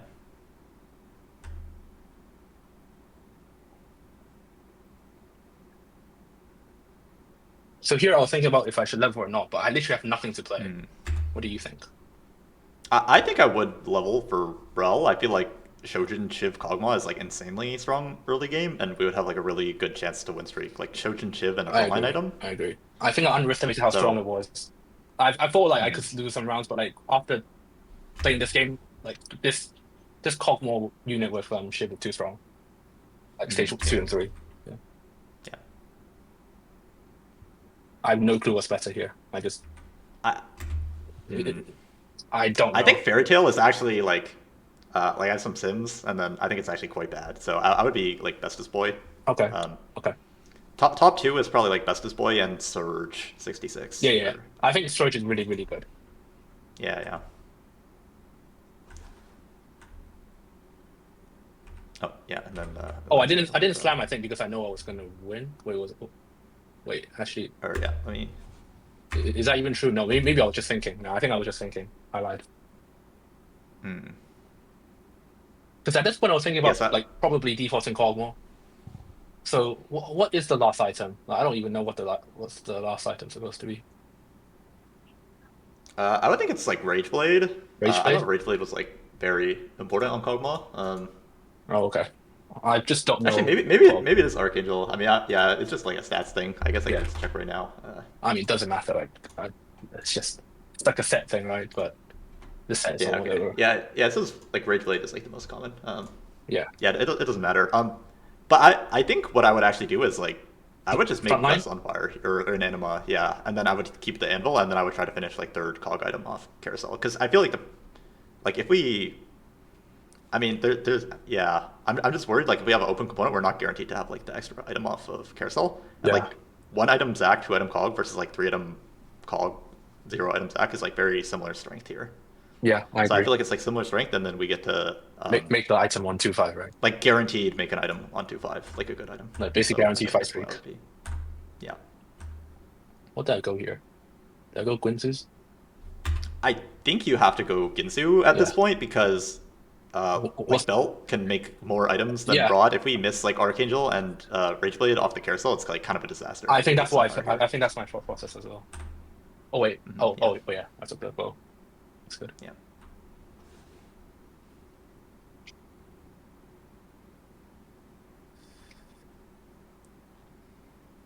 I probably should wait to slam, but I think it's always Ginsu, so it's fine here. Yeah, I like this board. Like, we don't need to play the Syndra because we have infinite backlines, so we just want to play more frontliners. So I like this. Yeah.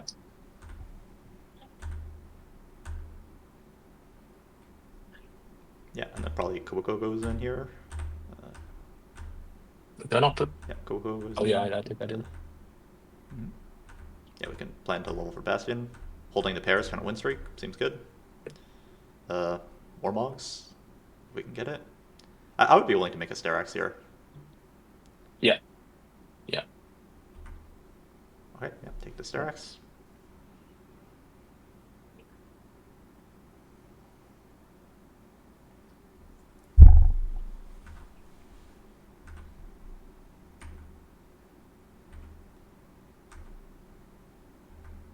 I don't need to slam here That's because right. it's crystal, right? Yeah, for sure. Yeah, although this is like almost always Sterax because you really want to make like as many frontline items as possible at this point, and like with the sword, like the only frontline item you can make is Sterax. But yeah, there's no reason to slam if you just win anyways. I mean, I'm against KO, so yeah.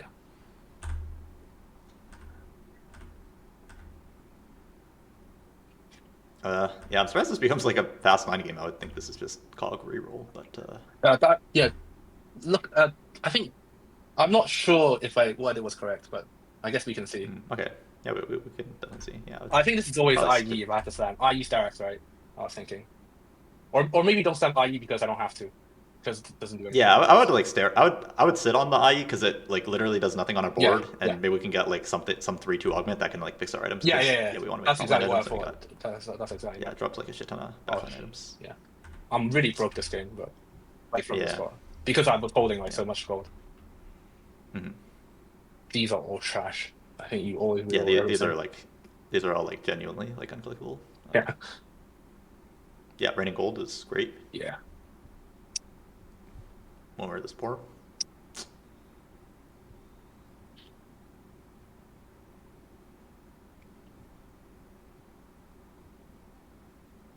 Yeah, another frontliner seems good.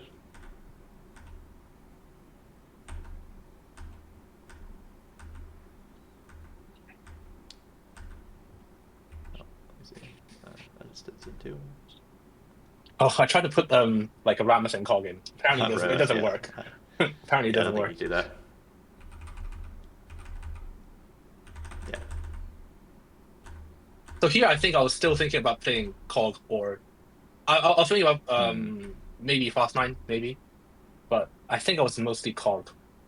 Yeah, I feel like I would just be like almost 100% Cog here, but the thing is, I feel like if I get a spot to Fast 9, isn't just Fast 9 like the Shiv on CF just so much better if you get a chance to, and like, you just cap way higher, right? Because I don't like this Cog more champion. I guess with Forge, really? I feel like if you high roll Cog hard enough, like you just hit like sometime in stage 4 and then you just make it to 9 and then you're literally just playing like the fast 9 Bastion board except with the Cog 3, which is gonna hold the Shiv better than TF. So I was thinking, I'm like just not rich enough to hit on like stage 4, like let's say 4 or 5, right, for example. So I was thinking, I think my thought process was like maybe level and like roll on 3. Did I roll on 3/5? I think I should roll on 3/5 to see if I hit crystal or not, and decide from there, right? I think. I mean, I'm not sure. Or do you think it's still always Kog'Maw here? I feel like I'm almost always Kog'Maw here. I feel like I'm pretty much always Kog'Maw here. I'm scouting. If someone's stronger than me, I level roll for Cog 2 to keep streak, and then I play Cog reroll. If I'm stronger than everyone, then I wait until 4-1, and then I 4-1 it, and then I reroll. Okay, so it's always, you think it's always reroll? Maybe it's just a personal opinion. So. I just don't like Cog that much, but this is not normal Cog, right? It's Shiv Cog, so yeah, it should be better. No, I mean I'm also not like a big Cog fan. I just feel like this is like we literally have like this is like a Cog pair already. Yeah, it's like a Cog game, right? It's like one of those things. And I don't think we have like super great like fast 9 items. Yeah. You think? I don't think the fast 9 items are that bad. Like look at my items. I have IE. Yeah, it's not terrible, but maybe it's actually a little bit better for fast 9 just because we have too many offensive items. Yeah, and also I feel like this board, like without a Bastion emblem, I can't fit Yasuo, and I feel like Yasuo just holds like IE right here, for example. That's why I was reluctant to play. I feel like 4 Bastion Cog 2 like totally wins this fight. So I feel like if we had like scouted, like I feel like we would level and roll for like 4 Bastion Cog 2, and I would assume we lose this fight, and if we rolled, then we would win. I mean, maybe my judgment is off, but Did I? I don't. Oh yeah, I lost. Yeah. Yeah, I And, think Cog like, wins. yeah, Cog 2 we- wins, right? For sure. yeah, for sure. Yeah. No, you're right. You're right. I mean, we could even still have the option to like Fast 9 off the Cog 2, and then just slowly transition into legendaries. So yeah, I think this should like always be a roll, I guess. Yeah, I think it's. I think I didn't roll on 3-5 because I was 40 gold. I was like slightly too poor, but I still think rolling is better because I keep streak. Right, and I should have scouted, Yeah. obviously. Yeah, I mean, also if you roll only to like 30, yeah, 30 is then- fine. you make 30, 40, 50, and then it's Yeah, like yeah, 2 gold. Yeah. So yeah. Yeah, you're right. You're right. Oh, so you're rolling for crystal here. I see. Yeah, because you want to Fast 9. Okay, yeah, I think if you're trying to Fast 9, then I agree. I missed a set, but I mean that's okay. Yeah, that's fine. Yeah, I think this is a chill roll for crystal if we're Fast 9ing. Yeah, but like, I mean, it's but Cog. Sorry, not Cog. The other thing's still better. Cog more. Like, because I'm supposed to guarantee 10 streak here if I rolled on 3-5. Yeah. Yeah. I don't know. I would just take the 10 streak and play Cog personally, but Yeah. I don't think this is like bad. Mhm. I'm just like a little worried, especially about the econ. Like we're gonna have a good amount of gold, but not like so much gold that we're literally like guaranteed to 2-star or anything, which I feel like could be a bit sus. Although we can totally just keep this like Cog 2 until we have like the 2-star legendaries. I think I would always try to like keep 250, right? If I don't hit 250, I'm cooked. So I think I would try to keep 250. But I think this game, I'm not sure if it did 250 because somehow I Yeah, just. you mean like get like a lower cash out Yeah, so yeah. that If 250 it's like all gold, right? yeah, so 300 that is like you can combat. guarantee econ. But here I think I miscalculated because like I usually don't have that strong of a board. I don't have Fog Mode 2, right? And Fog Mode 2 kills too many units, I feel like. It's probably a Spirit Link here, right? Yeah, it's got to be Spirit Link if you're not rerolling.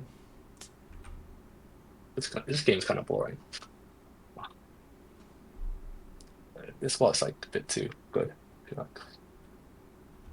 Oh, here I didn't make the Bastion spat because I was still thinking about Jugs, but there could be an argument to be made that it's always Bastions.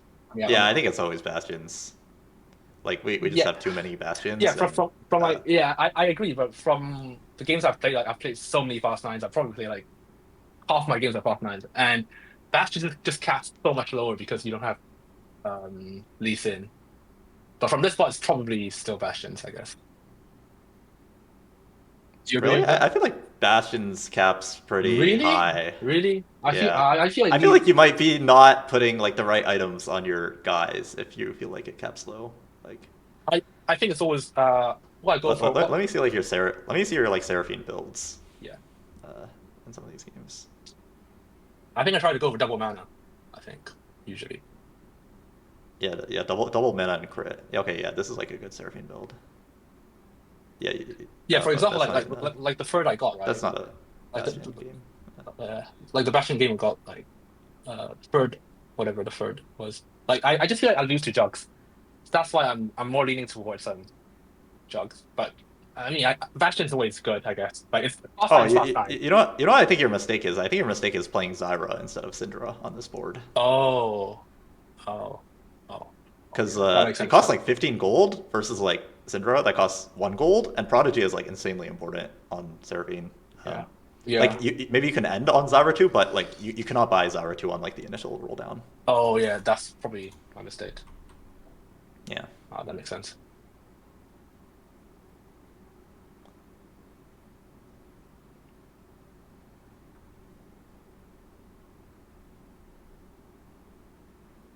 Also, one thing just about in general, is it just me or like is this not even this patch, just in general, like or 2 patches maybe, that like I feel like Fast 8 comps are it's like a fallback plan that like if you play, you're playing for like a third, or is that Oh not yeah, for correct? sure. Like, it's so bad. If I feel like every time I have to play Fast 8, like I'm just capped at like a third, unless you get a higher. Yeah, for sure. Like I mean, Crystal Ash is like the only Fast 8 comp that can actually.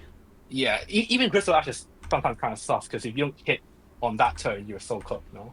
And it doesn't. I mean, I guess it's caps high, but sometimes you just used to on fast 9 boards anyways. Like when you're not strong enough, like let's say like early stage 5, I want to say. Yeah, like my experience with like Crystal Ash is like you can get like Seraphine scammed, but with enough rewards, you should really beat any Yeah, fast yeah, nine. yeah, yeah. So like I guess from a good spot, like from like high tempo, it's good. But the thing is, when you're high tempo, I feel like you might as well just go fast 9 most of the time. Like, yeah. Yeah. I think of Crystal Ash as like a 10 loss with like Econ augment Yeah, comp. yeah. You take all the bows and then you just It's, spike on it's like a 4-1 and loss-free kinda, like, comp. I flip. feel like it has to be like Yeah, I agree. Because usually you can't go 9, but that's the only reason why. Okay. Let me see who you scouted that you have to take the. Is it this guy? I think Cogmo 2 might win. I mean, I'm not sure, but I think it might or no. Because he's transitioning, and I don't. Yeah, he's pretty weak. He's pretty weak. I feel like I might rather just like remove her the items and then you have like the option to slam them to like kill units because you're already getting over 250 anyways. But No, but I have Cogmo on bench, right? So I might as well just sell it and like just put the item to Cogmo oh yeah, 1. yeah, sure. I guess you can save like one remover that way. I guess removers aren't like the biggest deal here. Yeah, I don't like. I don't know. I feel like Fast 9 usually doesn't have remover problems because you just put the items on, and then you just never take them off. But yeah, I hated it when it hit 300, but it is what it is. It's not very good, but it's fine. yeah, I think it's like fine here. I think I was stun lock because I was still thinking about jugs here. As you can see, like I was. Okay, I was still kind of honestly, checking, I actually kind of hate selling the cog. The more I think about it, because I think if you don't hit like a 2-star 5 cost, then like you want to stay on the cog. Yeah, no, that actually makes sense. Like, yeah, because I think cog 2 is like a lot better than like TF1. Yeah, and I think cog 2 with like good frontline, which I have kind of like Leona pair, and with my combat augments, I can like with Spirit Link on Bastions, right? Like it's kind of crazy. Is this? These are pretty bad, no? Like Lich Bane is trash. Yeah, like second shift TF I think is okay. Yeah, maybe. Was there any? Yeah, I guess it's got to be.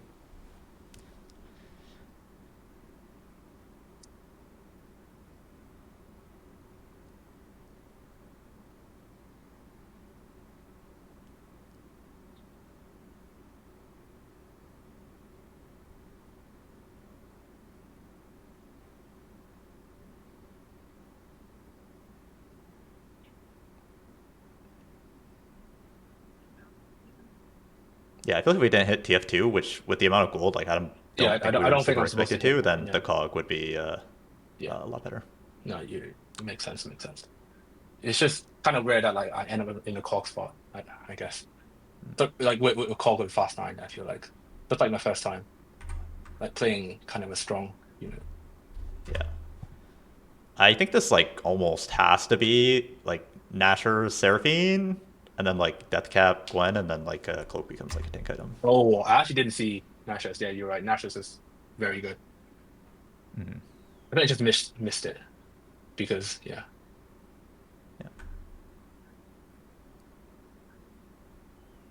Like I think the best Seraphine build, if you had like Pandora's or something, is like JG double Nashers. So. Oh, okay. I think so. I think that's got it somewhere.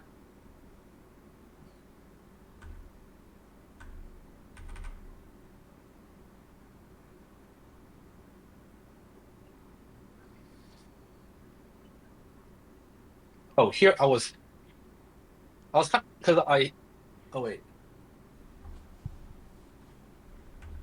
Oh yeah, because I didn't really want to sell the Swain 2, but like. Yeah, you definitely cannot sell Swain 2 here, I think. Yeah. What? Probably just supposed to drop Xin, and maybe just not even play the Gwen, unless you 2-star it or something. Yeah. Yeah. Oh, okay. Well, we did 2-star, so.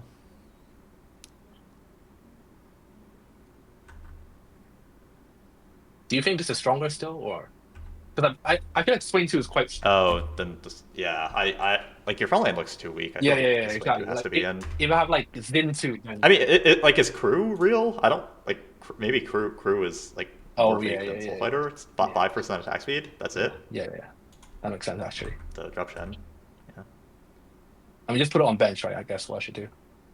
Or yeah, and then when you 2-star, you can go back in.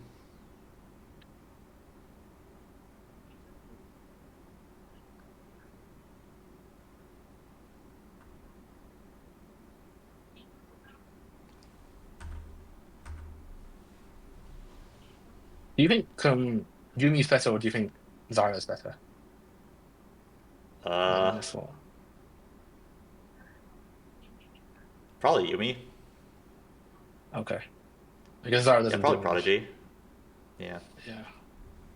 Or like she's alright, but like the mana generation is just insanely important on our Seraphine, and we only have one mana item. Yeah.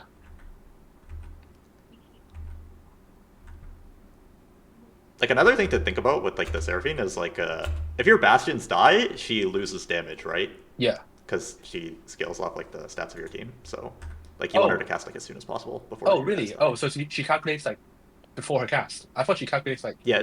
She like snapshots, and if you cast before like the Bastion armor and MR wears off, then you also do more damage. Oh, is that why? I just know that double mana gen is good because I thought they wanted to cast earlier, but they wanted to cast earlier because of the bastions. Oh, okay, that makes sense. Yeah, like partly that, but yeah, partly she has like a huge mana bar, but yeah. Yeah.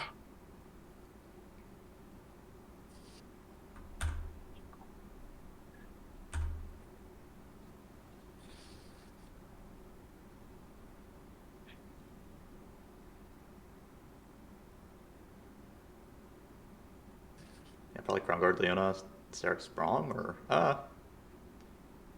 yeah, this could be. Yeah, this could be. I think I did this because like it's just a 2-star unit. Yeah, if it was 2-star Braum, then okay. Yeah, I think it's fine.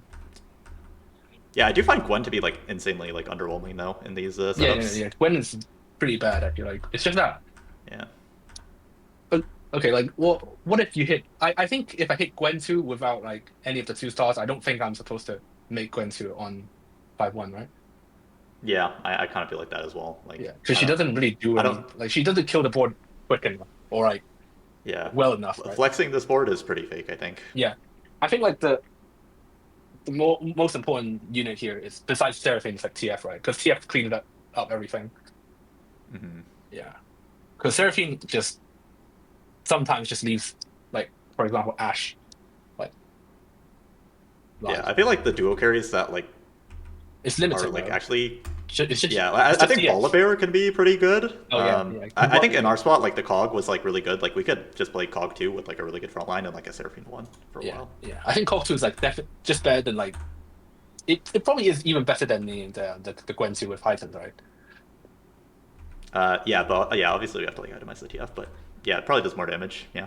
Yeah. Yeah, here now I'm definitely looking to get into like Sterax, 3-item Braum. Yeah. And then Crown Guard.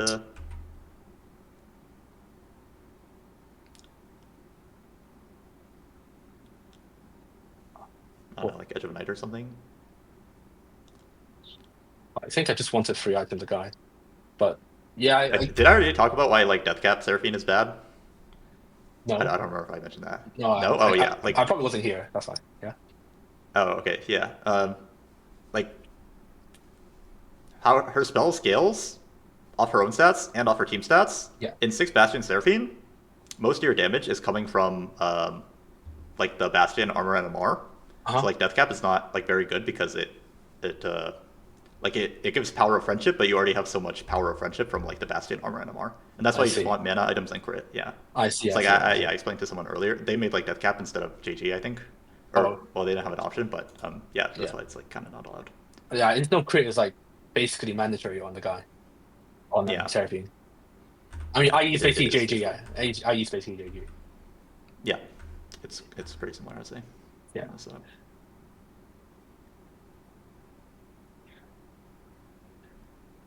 Trim is good on TF, right? I mean, it's just an item, but yeah, I assume it's pretty good. I mean, I assume it's fine. He's doing like tons of magic, so yeah.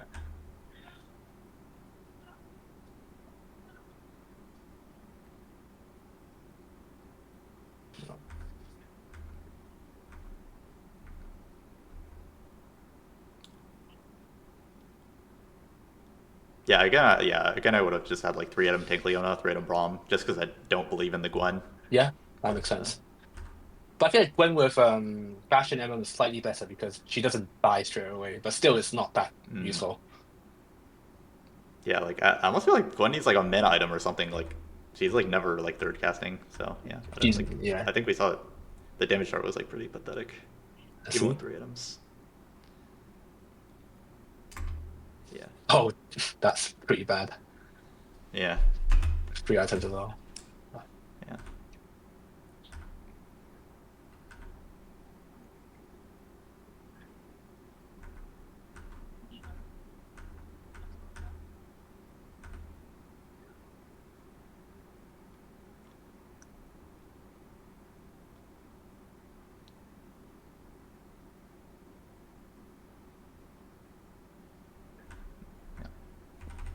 Yeah, I think this game was like. Oh, sorry. Go ahead. Oh, I was gonna ask about some. I was gonna ask about like this that's being Kale. Right? I was gonna ask about something about Kale because I mean I wanted to get coached on the Kale VOD, but it's not uploaded yet. But it's fine.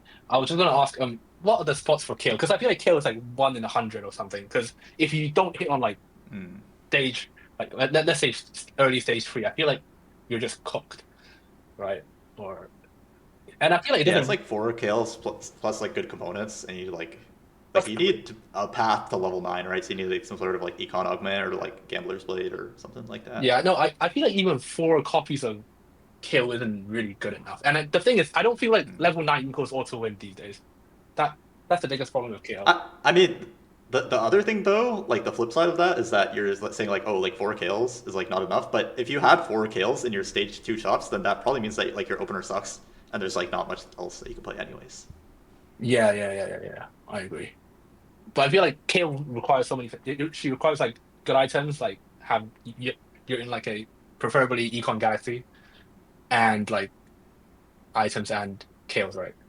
Which is pretty hard, I feel like. Yeah.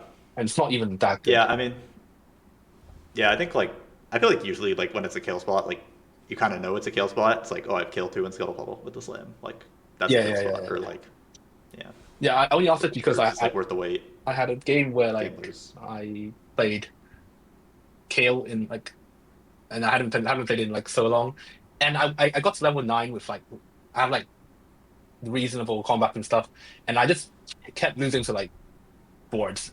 So I was just wondering what's going on. I feel like Kale does cap pretty high. Like I think you kind of have to be like a bit flexible with like the duo carry, like between like Lisa and Varus, even like like this guy's doing like TF. Yeah, maybe just because that games particularly I didn't hit those, but yeah. Okay, maybe. Thanks for the coaching. Yeah, no problem. Yeah, I was just gonna say like, yeah, this game was like well played. I think playing COG or Fast 9 honestly both seems fine to me. I feel like it was again just maybe like some small like knowledge stuff, like how Seraphine works, to, like optimize the build, and also yeah, just playing like the Syndra, because it's just like Prodigy is like very important on this board, and it's like super cheap and lets us like hit everything else. Right. Is there anything that that the knowledge that can be transferred into next set? Do you think that's like obtainable from this? Yeah, I mean like just like not making like expensive upgrades on like these like Fast 9 spots that is not like core. Like I don't think you're allowed to make like a Zyra 2 if you hit it in this like roll down. So I don't even know if you're allowed to make like a Gwen. Yeah, Gwen 2. Yeah, I was gonna say Gwen 2. Because that's not is like what's gonna make your board win. Like you need like the core kind of upgrades, like Leona, Braum, Seraphine, TF. Like those are gonna make you win. But like I don't know if like a Zyra 2 or a Gwen 2 is gonna be like a huge gold sink. That's not actually gonna like let you win. Yeah, it makes sense. It's a bit like I guess it's probably cheaper, but like you know the board the Varus board from before. Like you basically you're not allowed to make any upgrades besides like Cassandre, Varus, Braum, right? That's just TF. But that board is like very expensive, for example. Okay. Yeah. Thanks for the coaching. Yeah, no problem. Hope you learned something. Yeah, so that's helpful. Thank you. All right, have a nice day. You too. Bye-bye. Bye-bye.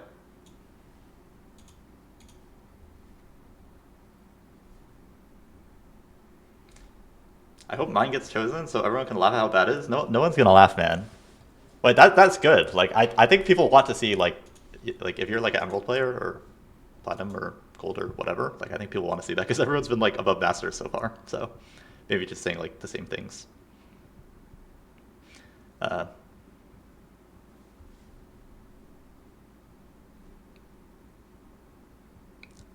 Bastion Emblem could have gone on Seraphine. Like, the thing is, Bastion Emblem gives Seraphine like a lot of power of friendship, but like, as I explained, we're already getting so much power of friendship from the fact that we're playing like 6 Bastions. Oh, let me wait, if someone types it right now, does it add to the entries? Or do I have to rerun it?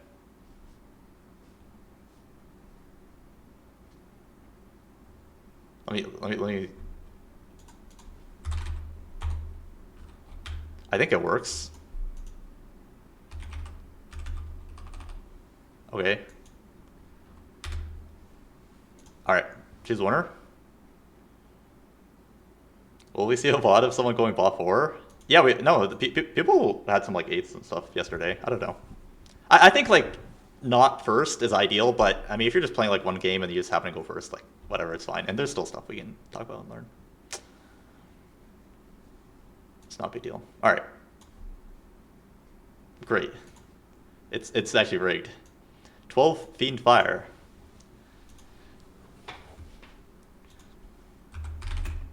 Did he pull out the form? Just making sure. Oh yeah, because I didn't do it from the last time, so. Alright, I didn't reset the giveaway, I just ran it again. And I think it took everyone who, as far as I could tell.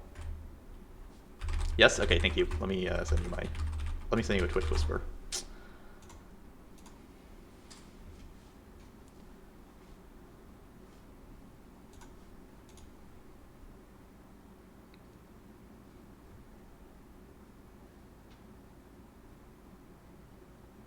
Do I have to worry when I re-enter the keyword? No. You can enter as many times as you want. I think you're on there. I mean, I can see. Yeah, you're on there. It's just didn't win this time. Anyways, let me find this guy's form.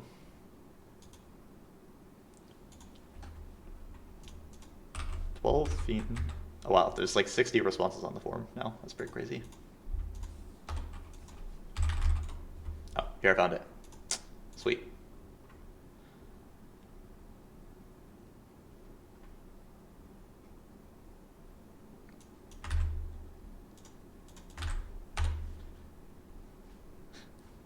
Grandmaster, where are the Emerald players at? Alright, coaching 12, Fiend, Fire, Grandmaster, NA.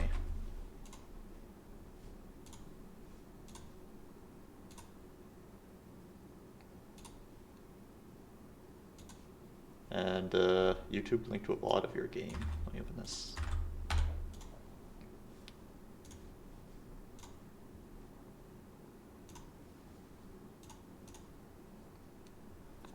Hello. Hi, how's it going? You're better at the Discord finding. I was like, I don't even know. Can you hear me? Yeah, I can. Yeah. Yeah, before we get into it, just wanted to ask, like, I see you're still playing some like 7.5 revival, so I'm guessing you're kind of done with this set and maybe focused on like just general improvement for like future sets. Yeah, you know, I am one of those players that will do like go up 300 LP, take a bot 4, and then proceed to tilt Q down 300 LP. So like last set, I was like really focused because I've like always been like one top 4 away from like actually hitting GM, and then will then proceed to like lose like 300, and then be too like, you know, maybe like exhausted to like be like, let's try it again. I see. So like, yeah, like, and then another thing too is like, I think I find like last patch, like Ash for example, for whatever reason, like that kind of comp, just like I played like a lot of Ash. Maybe it's because you just have like such a high chance of like going first with it that it like you win more LP faster. But like the last time like 9.5 when replay had the Kaisa-Fiora attack. Oh yeah. I think that was the last time where I was like close before I like was like went back when it was like first patch. I was like 5 LP away from like GM, and then you know, but like so like I guess that seems to be like the gameplay like that I'm like the best at. Okay. But I definitely I think I get confused. Like I've been trying to play more Crystal. I don't know. I don't know if I did it this game. I accidentally uninstalled Outplayed, which deleted all of my VODs from Oh no. last patch. Which this was like a one recorded from like this patch. Oh yeah, okay. But yeah, I think I struggle with like mid game like Crystal boards. Whenever I'm in like high elo lobbies, my mid game boards, like especially if I try to like lost streak, I'm like I always take way too much damage, and it like and then it makes like turns like harder when they probably shouldn't be as hard as you like would imagine them to be. Okay, and when you kind of go on like a big like losing like a lot of LP at one time, do you think that's like kind of like a mental thing of like, oh, I'm so close to like Grandmaster, so then you like put more pressure on yourself, or? Oh yeah, for sure. Okay. I think for sure. I definitely like I'll take like a fifth. Like I think like last set for example. I think I like went. I forget which patch it was, but it was like one of those mid patches. Where I was like going like I was averaging like 2.5 over like 2 days, like 10 games set. Like it was like a lot of firsts, and like not all of them were high rolls. So like when you do that, you kind of like have like you're both in a flow state, and you're also kind of like, okay, I have to be doing something right, because it's kind of like that'd be like kind of crazy to high roll that many games like that, like for that long. And then I played like I think a rerolled GP game, and like for whatever reason, like I think I went 8th, and I think it just tilted me. And then I like when that happens, sometimes it's like you're unsure about like your line selection. Like, is it because I just got unlucky? Is it because I chose the wrong line? Yeah. Anyway, but yeah, and then I think too, like as you climb, I think doing things like playing more like lost streak stuff. I think anytime I have to like play lost streak, it tends to like throw me off, because then I'm like, am I like lose streaking? Is it the correct place to like lose streak? Am I losing because like fundamentally I've been doing like things incorrectly, or did I like is it because I took the wrong line or something like that? I mean, I guess I would say like I do personally believe in like kind of like play styles in TFT. Like yeah, sure, there's some like perfect TFT robot that like win streaks the perfect amount and like lose streaks the perfect amount. But like even at like the pro level, there's players who like really like to win streak and there's players who really like to lose streak. And it sounds like you like really like to lean into like the like strongest like S tier lines. Playing like a lot of Crystal Ash, for example, or like a lot of Kai'Sa Fiora. And I think when you're trying to play the strongest S tier lines, those are usually pretty heavily contested, and that usually means that you're gonna like lose streak more often. Yeah.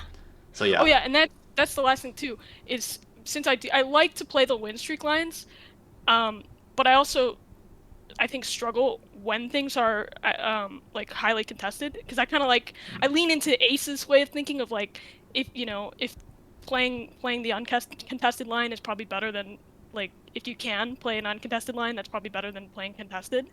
And so I think on patches, once like last set when like Zeri got really popular, because I was playing her before she was popular, like when Zeri gets popular, when Ashe gets really popular, and you have something like an Ashe spot or like a Zeri spot, figuring out, okay, well, can I play the line, or should I be playing something else, and like maneuvering around like how to get in and out of those spots, I think is something I think I struggle with sometimes. Yeah. Yeah, I guess like the main thing I would just say is like, yeah, if those lines are like heavily contested, you just have to put like a lot more emphasis on like econ augments and just like constantly scouting your contesters and like trying to like roll before them, and also just like keeping track of like how many copies that they have to like knowing if it like makes sense for you to roll or like if it doesn't make sense for you to roll. Yeah, cool with these holds. Yeah, I'd like to hold the. Oh, do we still? No, we didn't sell anything. Okay. Yeah, I remember. I think this one I was unsure whether or not to hold the GP. Yeah, I would hold the GP here. Like, Ezreal does not pair with like Juggernauts at all, and we're like very, like I would say we're leaning quite heavily into this like Aatrox Zac, and GP does pair with like the Aatrox, so I'm cool with selling Ezreal pair here. Wait, didn't we have a? Oh yeah, we. Oh, sorry, that's a Zac too. Yeah, I'm stupid. Yeah, I'm cool with this.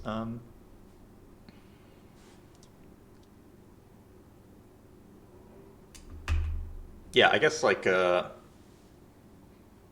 like I guess if we're trying to play Ashe, there's like one augment that kind of like stands out to me here, but I'm wondering like kind of what your thought process is. Yeah, I mean, I know I think I always favor time skip. I know it like at least right now. I think I know in the past, like especially if you haven't made 10, or if like you have a lot of bench units, maybe time skip and like other like things like AFK and stuff like that aren't like as ideal. But I think I definitely was leaning time skip here, Yeah. especially since I don't have bow, but I have like Ashe bow like Yeah, components. totally agree. Like, if we want to play Ashe, we need a bow, and we also like, if we're sacking for bow, then we probably want like an econ augment. So I would be totally like time skip default here.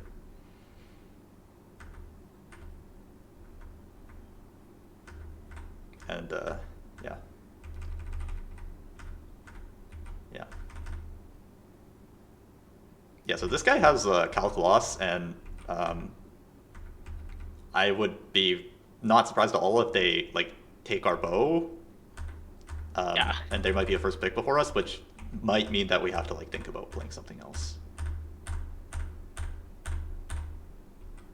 Because they have like, they're probably gonna have more econ than us, right? With like Calculus versus time skip. If they're 10 lossing with Calculus, they probably have like an econ advantage, and they're gonna have like the carousel priority for the bow. So then this is like a scenario where we might need to think about playing something else. But there is 2 bows. Yeah, kind of got a little lucky there. Yeah. Let me just see, because I wouldn't be surprised if this patient study guy is like also trying to play Ashe, but I guess he didn't take bow.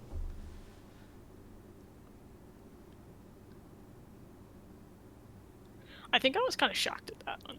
I was like, I think I saw this carousel. I was like, there's 2 bows. That's good. But I was like, I was probably still not gonna get one. And then the other guy just didn't take it. Yeah, yeah, that guy's just like AFK or something. But yeah, if these guys both take bow, then you can probably like assume they're both playing Ashe, and then at that point, like you would definitely have to pivot, I think. Yeah, I think this too is kind of like, I know, like I also was thinking, well, maybe it's like a fast 9 spot, but with only like Nar 1, it's kind of like, I don't know, determining like when like you can fast 9 versus... Yeah, I would no, I don't think this is like a fast 9 spot. Fast 9 really like needs to win early, or really wants to win early game, I guess, especially with like the current like Crystal Gambit. Like the very standard fast 9 is you just win like, I don't know, like 8 or 9 of the first 10 rounds, and then you put in like Crystal Gambit for stage 4. Yeah. And if you're kind of like losing, then you're not gonna have any ability to do that, and you're also not gonna have enough gold because you're gonna be forced to like level 9 in stage 4. So yeah, I'd totally be thinking about Ashe here, and I like your decision to play Ashe.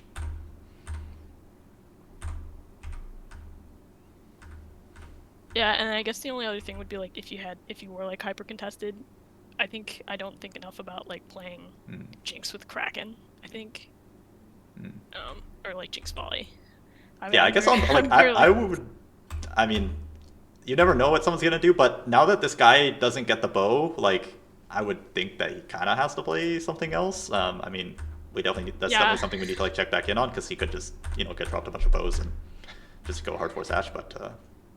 Yeah, this elo is kind of, it's big on the, they're definitely not playing Ashe, and then you check back in stage 4, like 4-3, and you're like, why am I not hitting Ashe? Oh, this guy decided he wants to play Ashe with no bows, okay. Yeah, I think for the item slam, I like, I guess like what made you make the like IE versus like something else here? Oh yeah, like versus like Syrinx. Yeah. Well, I think I don't know. I'm not positive. I think I've just been leaning because glove doesn't make too many items, and like sword. I guess you could make like Syrinx, which I guess would make sense. Yeah. But I guess I don't think enough. I think about like you could probably make Syrinx on Gnar versus like putting it on like something like maybe like Vi or like Aatrox. Yeah, I think I would just be like, personally, like Sterak's Vi here. Like Gnar does not use IE well at all. He's like an auto attacker. Also, like this is like a 1-star Gnar versus like a 2-star Vi, and so like I think the Sterak's is like a lot stronger on our board. And like I don't think Glove is like a bad component. Like like we can make a lot of like whatever random like TG steadfast, or like if we have to do some random like I don't know like garbage glove item on Ash and then move it off later to like Lee Sin or Braum, that's totally fine. And then yeah, the rod is probably planning to be like our Rage Blade, so that's kind of what I would be thinking about here, and I think I would go for the Sterax instead of the IE.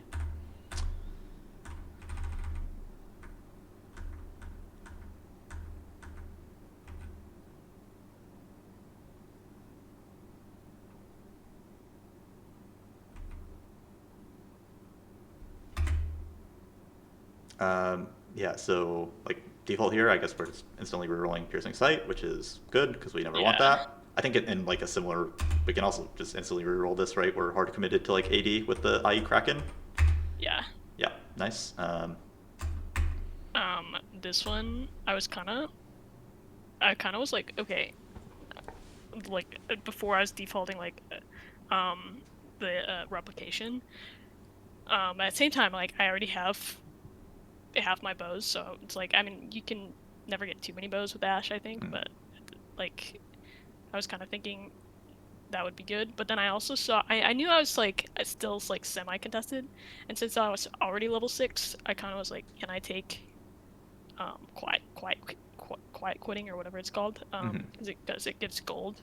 Because I was like, okay, but it not only does it give like gold, but it gives like an item, and since replication is like that, or at least the benefit of replication would be like if you need a bunch of bows, you could potentially get all your bows in one swing. Whereas I think I kind of liked that quiet quitting gave me an item which I wanted as well as gold.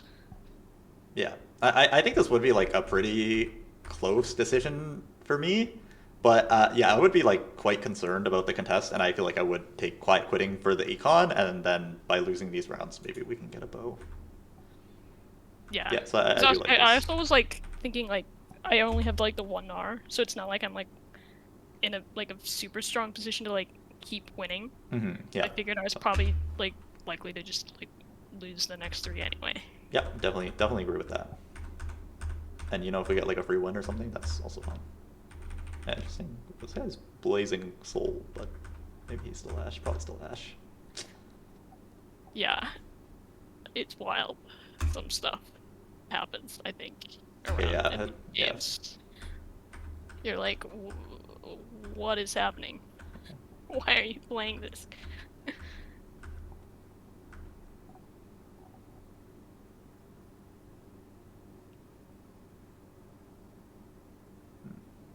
So yeah, no bow, and we take the Kazante. That's good. Perfect. Yeah, here I would be like in my head, I'm like fearful of the contest because like I know that one guy is playing it, and like this guy could pivot in, the Hustler guy could pivot in. So I would be planning to roll, like try to roll before these guys on the Wolves, and I think we should have like enough gold to do that. Yep, and Tank Soul, perfect, and I can't remember what I took here, but I feel like it might have been Deathblade. I mean, I'm sure we'll see. I think like Deathblade would make sense for like items, but I think like in a vacuum, probably. like I think I prefer taking like a tank item here instead of a damage item, because I mean we have like maybe like one, like this rod is going to become like a Rage Blade. We haven't naturaled a bow yet, so the odds that we get a bow is pretty high on Wolves. And yeah, we're only like 2 tank components right now, so I think I do prefer like taking a tank item. So I feel like I would be like, if Declaw is okay in the lobby, then I would take Declaw, and then otherwise maybe just Adaptive Helm. Yeah. Oh, that might have been. I think I was scouting me like, is there a lot of AD AP or something like that? Yeah, it seems fairly like mixed. Okay, yeah, I'm cool with this. And normally, like, mana item is like not the best on Cassante. Like, if we got offered like a Steadfast Horde or something, then we would rather take that. But yeah, this is like, if Declaw's not good, then this is going to be better than a Declaw. Yeah, and I think like right here we gotta go. Like right now, like right away we gotta level and start rolling in these like heavily contested kinds of situations, because like yeah, we gotta like get to the units first, and we have like enough gold to do the roll down right now. Would you roll? I guess it depends on how much you hit, but like, when you're doing or rolling early, like on wolves, is it like I'm rolling to 30 and stopping, or is it like I'm willing to roll all the way to 0? I think you can roll all the way to 0. Yeah. Okay. Like maybe there's like some stopping point. Like if we roll to 30 and we have like Cassante 2 and like Ash 1, no pair, and then we feel like we can like just sit on that board for like stage 4. But I think generally like you can roll like straight to 0 like right now. And of course that's just because we're like kind of scared of the contest mostly. Yeah. And if we're uncontested, then we would always just wait till 4-1. Or maybe like we could do like a slight roll to make our transition easier, but yeah.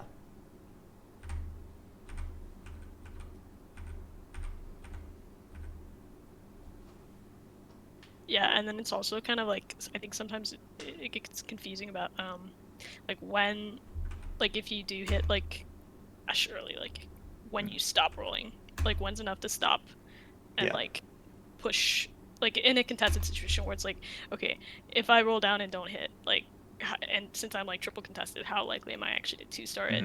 Yeah, that's a great like, point. And like a lot of the time, what's going to go into it is like how many pairs you have and like how many other upgrades you have. So like as an example, like if we had like Cassante 2, Udyr 2, Swain 2, Janna 2, Vi 2, and Ash 1 no pair, we would be like super inclined to like stop rolling and like try to go 9 because like we're literally only rolling for like exactly 2 Ashes, which is like insanely unlikely to happen. But if we have like Ash pair, Udyr pair, Swain pair, then we would be like rolling 0 every turn because we're like very likely to hit the upgrades. So that's like something that's like super important to think about. And I have like, one more question. Like, would you say on these like Crystal Gambit rolldowns, you're like usually holding like Leonas and sets like other frontline outs? I think I've gotten more inclined to holding more Leonas than set, just because I think frequently like you're finding more Leonas. Just, I mean, there's not as many people playing, I think, Bastions. But I do think I don't know. I feel like I lean like last patch. I think I was playing more of that like 4 jug roll down. And I think it also depends on like if I have Cassantes. Yeah, that's exactly like I was gonna say like in this exact spot because we have 2 Cassantes, I'm like totally okay with us not holding Leona, not holding Set. But if we had like no Cassantes going into this roll down, I think we need to hold like every single frontline out.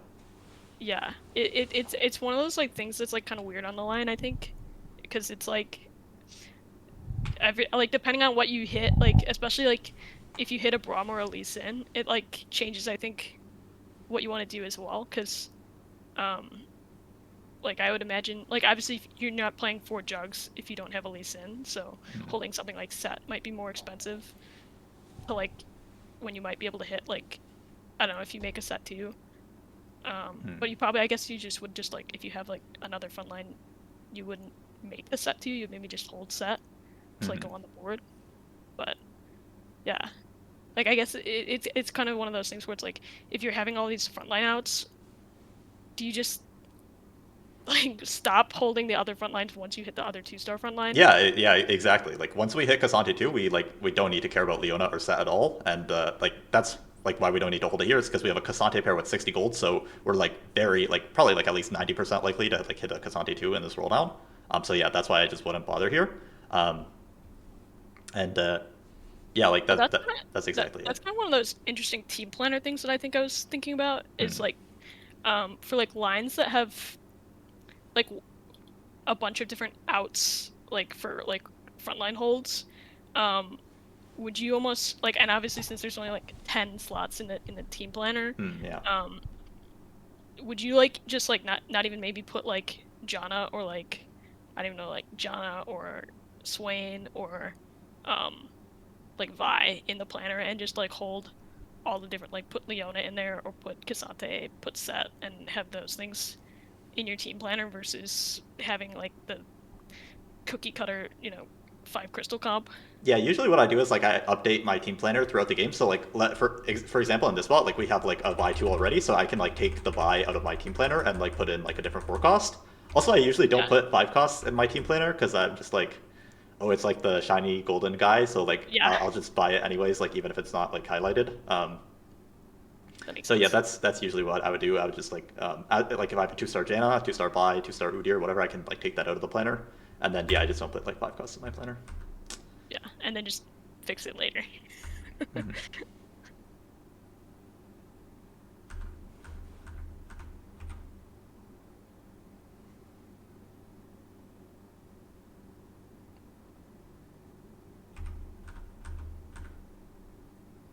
Hmm.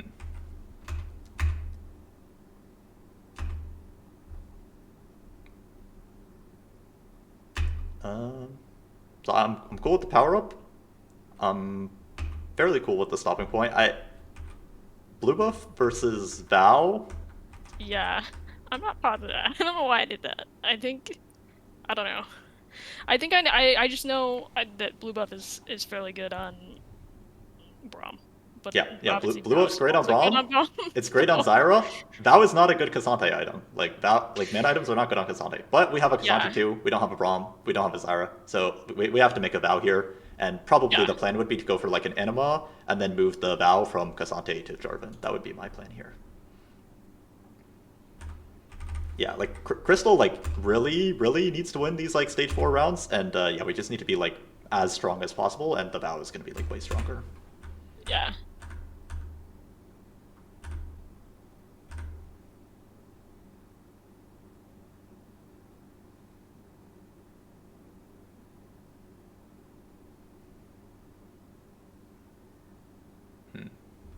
Yeah, I would Here, like.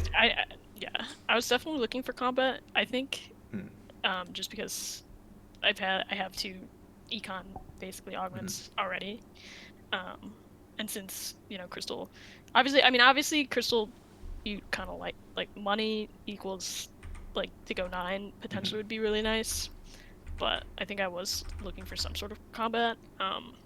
Yeah, I'm not against it. I would really love it if we scouted here. Like, I feel like uncomfortable not knowing how many ashes are out of the pool and not knowing like, oh, like what if these guys are just playing the worst boards of all time and I can like farm Yeah, everyone with like malicious. So I would love to hit a scout here if we did that.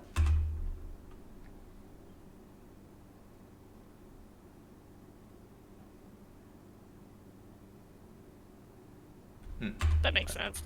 Yeah, because then I could also potentially have farmed with Yeah. With growth or explosive growth. Yeah, I think like between item collector and last second save, I don't feel like super strongly. I think item collector is like a little slow. Like we're really trying hard to win these rounds, so I would think this is like a little stronger right now, and I would probably take last second save, but I'm not like too concerned about it.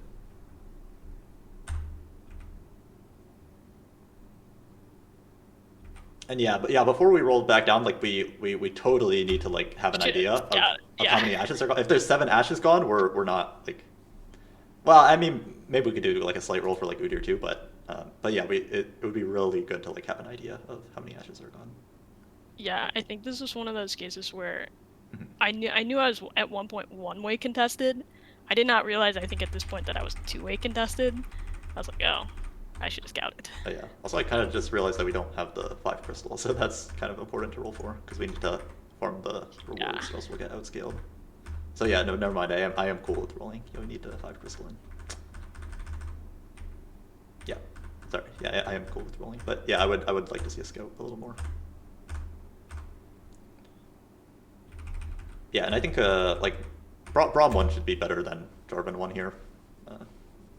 And then if we hit a Jarvan 2, we can put him back in over the Braum.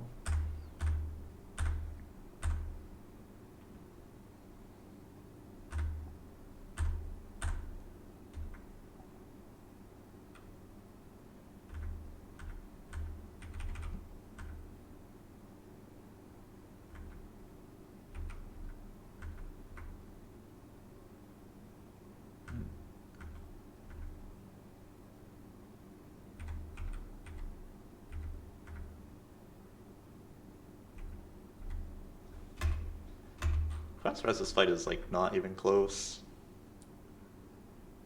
Yeah, I think the positioning was yeah, not ideal, but that's okay. Yeah, I think it's kind of weird because it's like you want Cassante like to be in front of Ashe. Yeah, I totally get what you mean with that. but then like both you want your own Ash and their and Ash their Ash. Yeah, I totally. Yeah. that you don't want. Also, that's kind of crazy that the Jorvin like stuns your Ash from this position. So that's like a little unlucky, I'd say. Yeah, I'm not too worried about that. But yeah, obviously, like, if we could, we'd rather be on the other side. But you know, there's 3 people in our pool, and people are swapping and stuff, so no problem with that.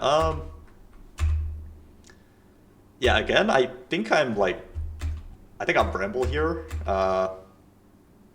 I think like that Cassante does not like Vow. There's like some tanks that don't like Vow because Cassante's tankiness does not really come from his spell, right? It comes from the fact that he has like a second life. So yeah, so mana item is generally pretty bad on Cassante, and yeah, the best items tend to be like just like Warmogs, Bramble, Declaw, Steadfast, that kind of stuff. So yeah, I'm looking to make like. Also, it's a pretty AD heavy like Ash lobby, so Yeah, that makes sense. yeah, I would be looking for like a Bramble here.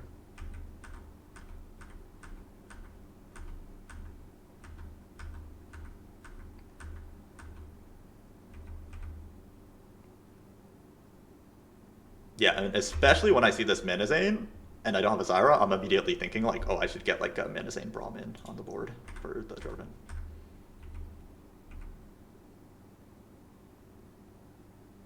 Yeah, I think similar thought process. I just chose the lesser of the two options. Yeah, I think Jorvin 1 is not very important to this board. Even Jorvin 2 is like, I mean, he could kind of go. So yeah, just something to keep in mind.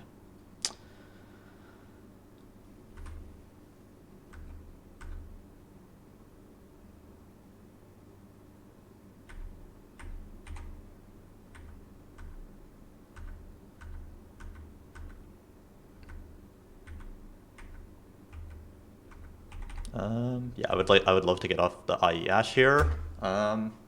Kraken is probably Kraken or GS, and move the IE up is what I'm seeing here. Yeah, I think so. Yeah. Okay, perfect. And do you know like why we like GS better than like IE? Oh and Ash? yeah, Ash just doesn't like IE because she doesn't do much ability damage. Yeah, exactly. She's an auto attacker. Yeah, perfect.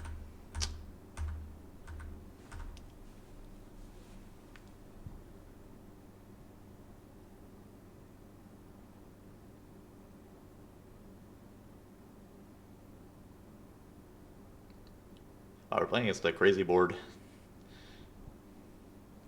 guys got a blue buff Kale.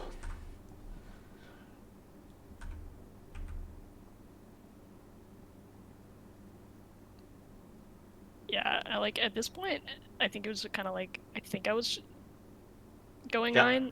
9. I'm cool with this 9 because we know that there's like so many Ashes gone that we're just not gonna hit and we have no pair. So I'm very cool with this this 9.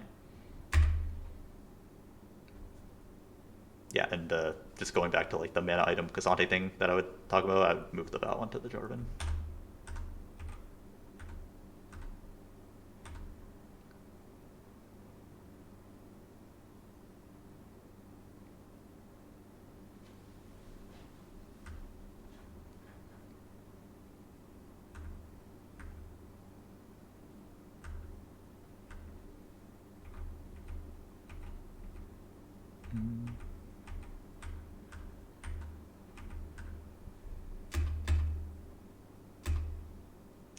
It's kind of scary, but I would definitely think about not rolling here, because this guy 3 ashes, 6 HP. This guy 2 ashes, 8 HP. So like we're never gonna hit an Ash 2 with 12 gold with 5 gone, right? So I would think about rolling, sitting, letting at least one of them die, and then once there's a few more ashes back in the pool, then we can roll back down.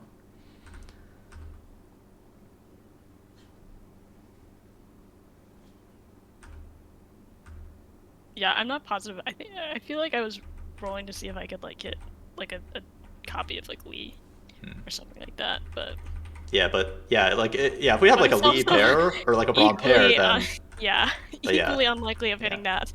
So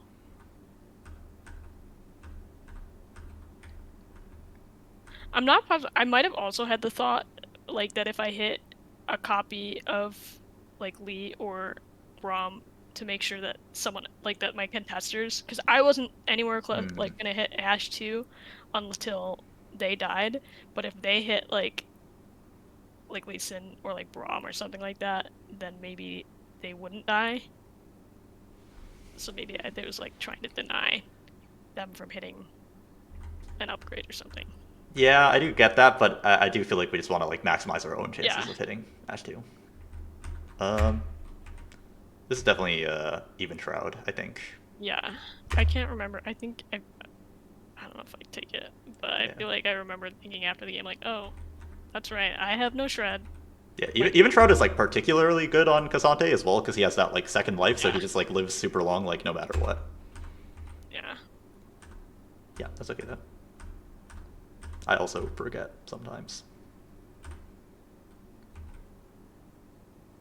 Probably would have been pretty helpful in this Malphite matchup. Mm. Not that I think this guy looks TF2 on A. I don't think we were winning this anyways.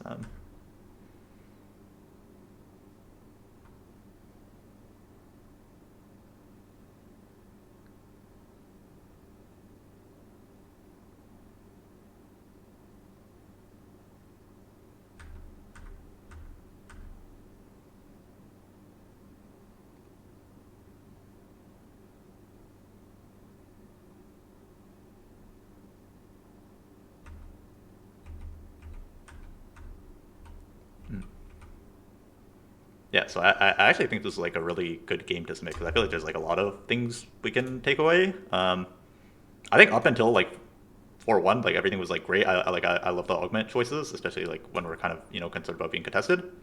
I think similarly, like when we have this like this is like a super common spot if we're playing like the S tier line of the patch. It's like double econ contested by some other guy with double econ, and then like on 4-1 you just gotta like go like you just gotta level to 8 and roll like all of your gold on the things, and it's totally possible we hit like 1 or 0 copies of Ash and then they hit after we rolled, but on average we're gonna hit more Ashes than them if we're rolling before them. Yeah. So we just gotta make the play that's like on average gonna give us like the best chances of like 2-starring Ash. And yeah, and also I think like just the mana item thing, like there's like every set there's like that kind of like Jarvan, Elise, Nautilus unit that really loves like Protector's Vow, that really loves like what's it called, Adaptive Helm. Like I'm totally cool with having these items on Cassante for like stage 4, but I think we should definitely be thinking about eventually getting into. Yeah, I feel like I was so used to playing this line and not having Cassante, and so you're playing around like a 1-star Braum or like Jarvan that like I'm just used to like slamming Vow. That's kind of why I'm surprised I didn't make the Vow. Why I made blue buff instead of Vow on like 4-1, but yeah, that like makes sense, like being more decisive, like in items. Like even like ignoring the Vow was not even if Vow was like an average item on Cassante, it's like literally like Jarvan's best item, right? So we could just give him his like best item and then give Cassante like the Indomitable. Yeah, swapping. How much? Oh, and like in better spots, this is something I'm curious just about, like the line, like in general, like for like Indomitable, like do you ever like reforge the Indomitable since it's like very meh as like an artifact? Like if you're like in a much better spot.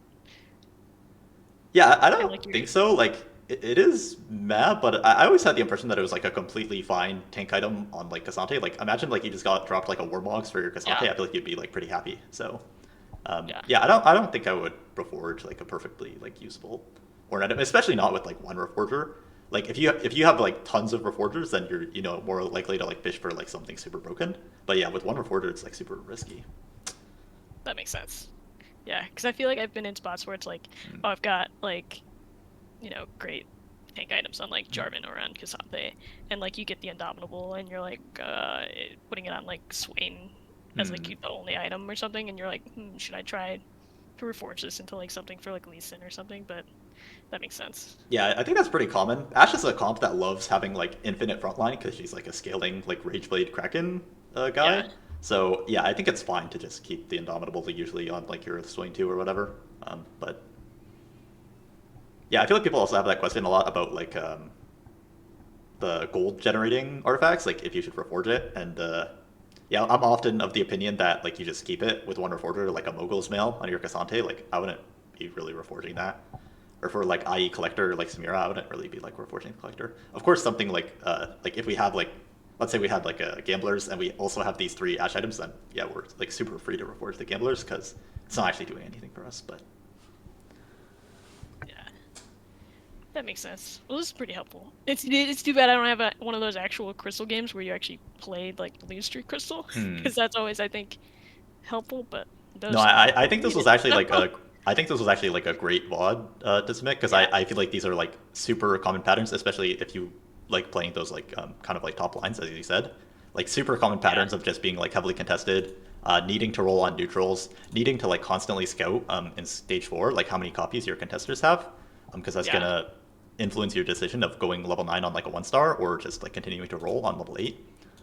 So yeah, I think those are like super common patterns and yeah, I think your playstyle of just like playing like the top lines with like you know, econ augments and stuff, that's like a super like legit and like good playstyle. So I think you can keep doing that. Awesome. Yeah, and just get better at playing it when it's contested, which is why this was good. Anyway. All right. Well, Do you thanks, have any other questions? I think that was pretty much it. So that was helpful. Thank you. All right. Yeah. Take care. Have a nice day. You too. Thanks. All right. Bye bye. I feel like that was a good coaching session. That was actually a really good VOD to submit because I feel like I got to go over like a lot of important things. Like this is like so important. The rolling on neutrals in the contest with the double econ. That's like this is like literally like one of the most common like spots in TFT. Like if you guys have watched 4v4, every single 4v4 game, one guy on each team, double econ, 10 loss. They're literally trying to outroll before the other guy on like 3-7. Like that's like so common. So that's like a super.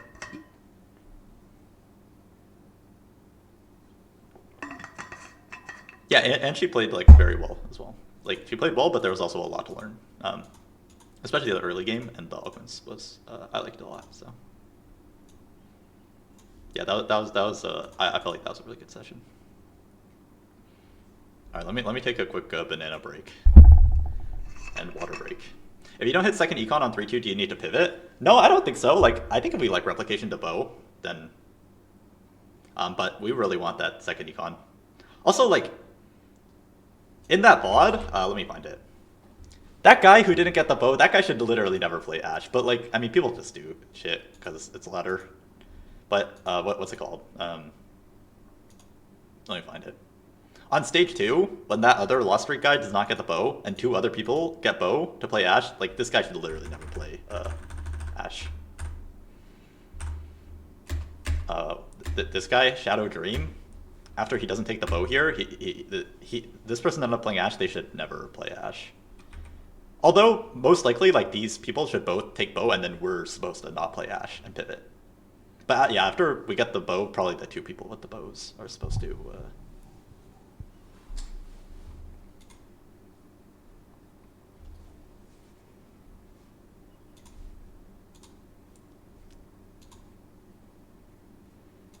Anyways, I'll do my thing, start the giveaway, and then I'll use banana really quick. How can NA be GM with 350 LP? On EU it's 512. I think a lot of people decayed. Also, this is 400 LP. Yeah, seems like Masters is like 350. Oh wait, I think I have to do this. Okay, yeah, now you can type it. Now do it. Now do it. Yeah, so if you filled out the form, the Google form, you have a VOD that you want to get looked at, we can hop on a call, go over it, improve some fundamentals, help you hit end of set goals, whatever it is. Yeah, just make sure you fill out the form. And I will be taking a banana break. Let me see if there's any other comments on the game, because I think I was focused on the VOD.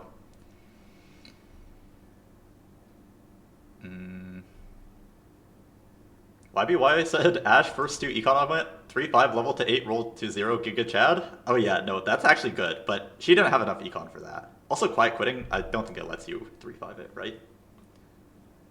Yeah, you need at least like 40 gold for that play. But that's actually a good play.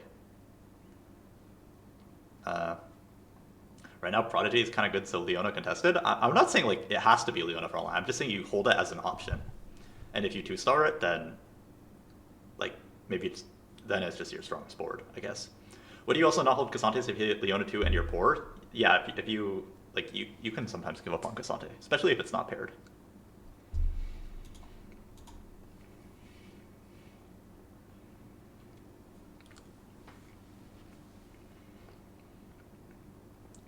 Oh, what?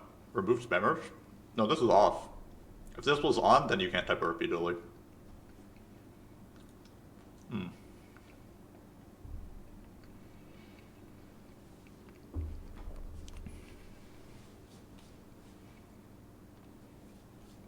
I've never seen people break off pieces of banana. Dude, no matter how I eat a banana on stream, like, people are going to be weird about it. So, I'm just trying to make it less weird. Alright, let's go. Fish Kona, did you fill out the form?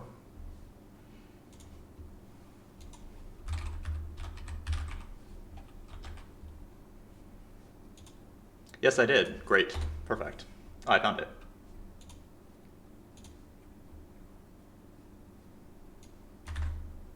Let me send you a Twitch whisper.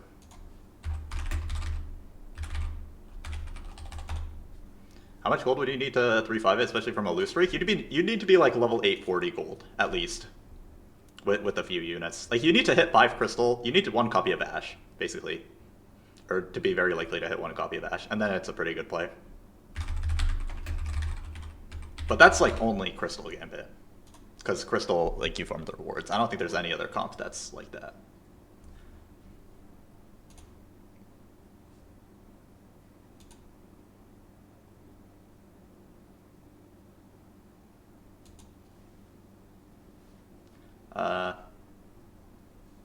Let me get this going.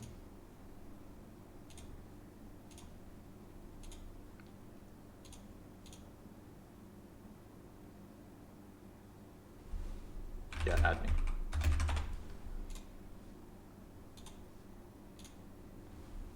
Alright, let me open this up.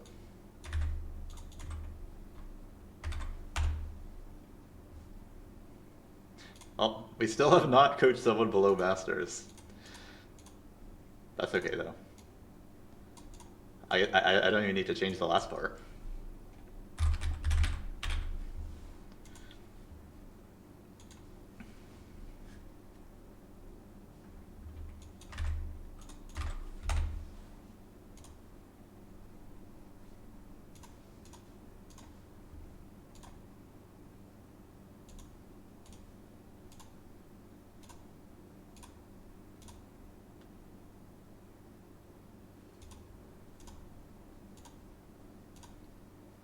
Hey, how's it going? Hello, hello. Is that Modest Buzelis on your profile picture? Wait, hello? Can you hear me? Hi, can you hear me? I don't think you can hear me. I can hear you. Can you hear me? No, for some reason I can't. I'm green, so... He's just really low. I'll put device. Yeah, okay.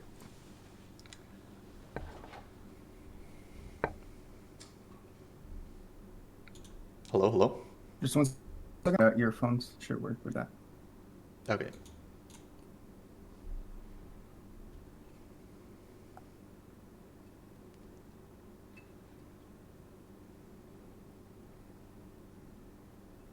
I think most people still playing and watching TFT content are more likely to high elo. Can you hear me now? I'm just gonna Oh yeah, I can. back one second. Oh, sure. So I can't see them Yeah, hello, hello. in the output device.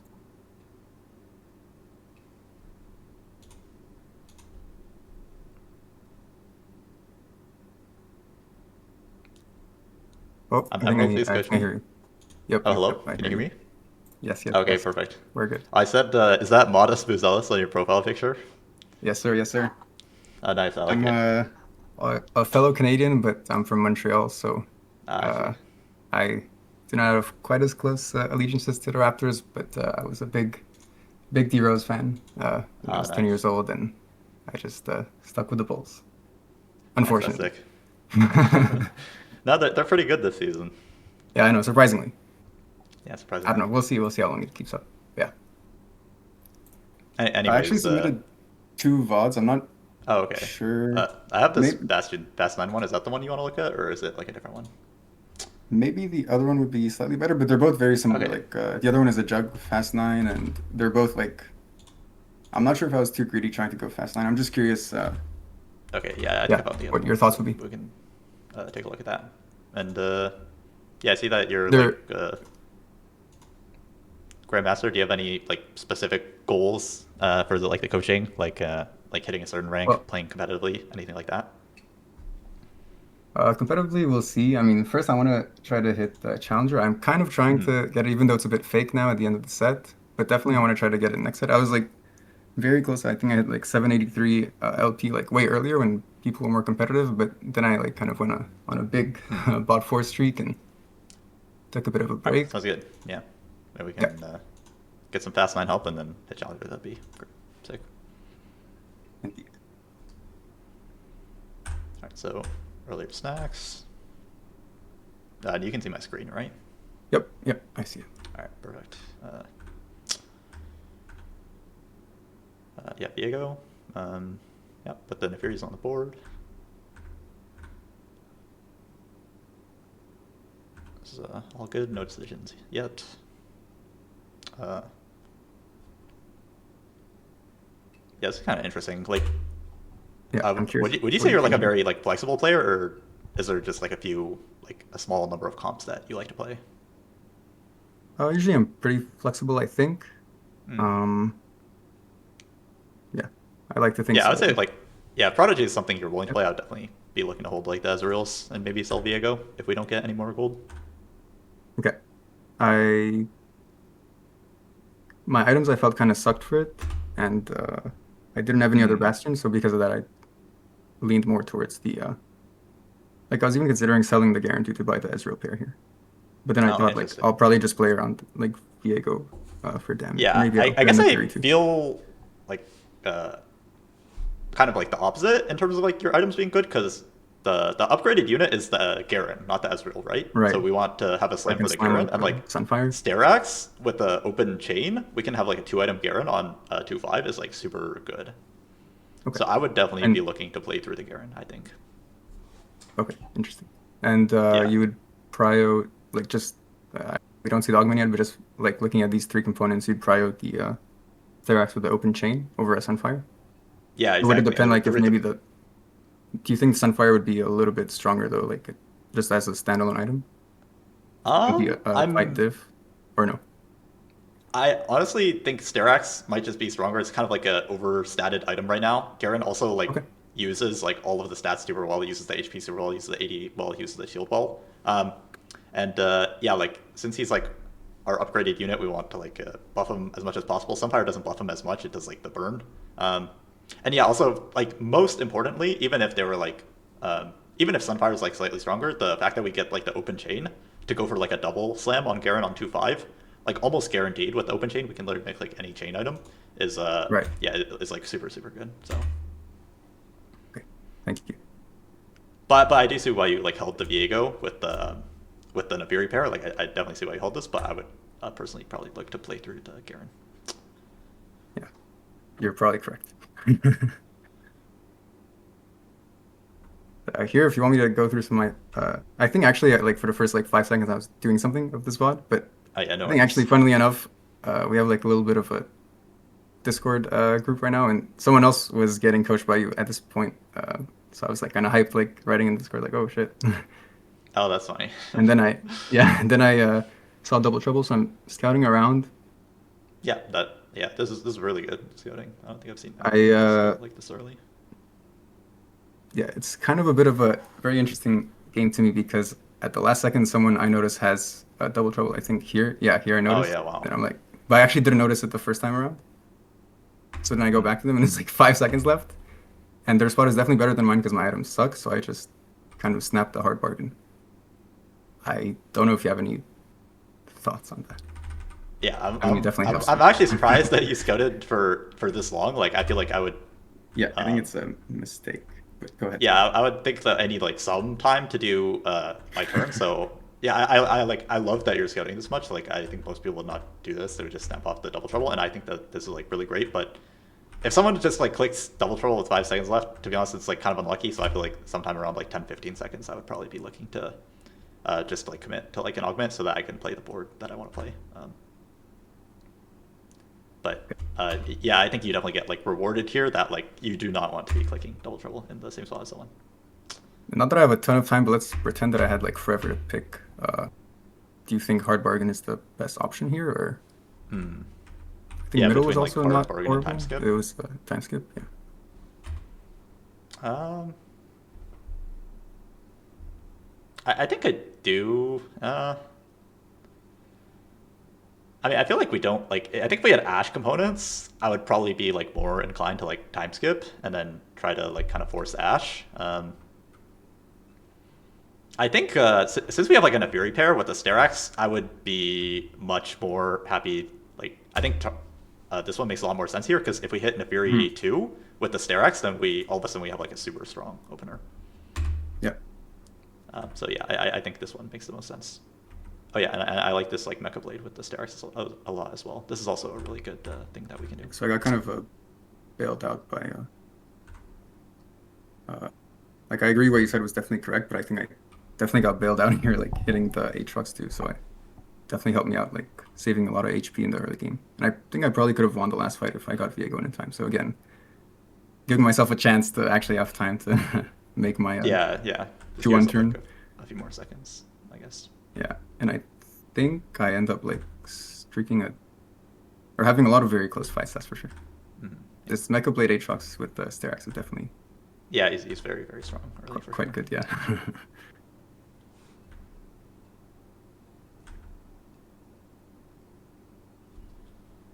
Do you have any thoughts on like strongest board? I don't know if I skipped. I don't think I had any like 2-star backliners, but just I think this Aatrox is like, for damage. I think this is definitely our strongest board. Like, we want to buff our Aatrox as much as possible by playing heavy and Jug. And like, yeah, I think 4 Jug would definitely be weaker here because I mean the Viego is like a really nice source of damage when we're playing like this many frontliners, and yeah, I think heavyweight is like super good with Mecha Blade because it gives HP. Much better than like the durability. So yeah, I think this is definitely our strongest board. I'm hard bargain here, so I usually. Yeah, I think it's like the second time I clicked this augment, and I try to use it to like scout a bit. I don't know if I did a great job this game, but. Yeah, I'm already thinking about like a Juggernaut Fast9 here, so I'd love like Titans if we could get it. Otherwise, maybe just like a tank item. Let me. Oh wait, we have. Yeah, sorry, we have part bargain. So yeah, I'm mistake, but. Yeah. Do you have any kind of generic? I don't know if they're gonna bring this augment back next set or whatever, but do you have any kind of like generic rules around playing around this?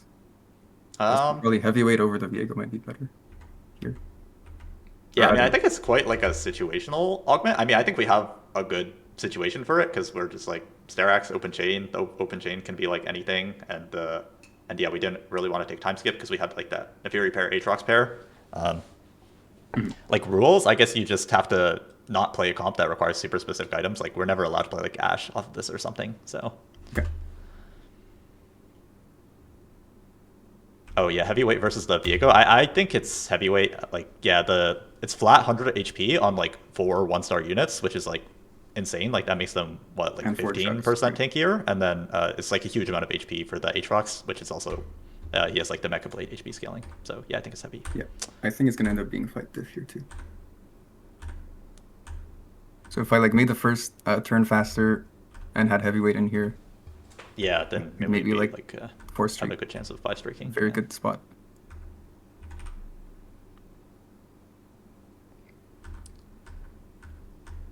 And do you think powering up here the Viego is okay, or I have a Vi too? Yeah, I think like If we were on a streak, then maybe we power up the Vi, and then like since we don't have no streak, maybe we can just power up the Viego, and then like we're probably selling him on 3-1, and then we would like, or like often we're selling him on 3-1 if we don't have like items for him, and then we can power up whoever we want to on 3-1. So I think it's okay just because like we have the option of selling him if we want to move the power up. But if we were on a streak, then I would like to power up the Vi because obviously I think it's stronger. Okay.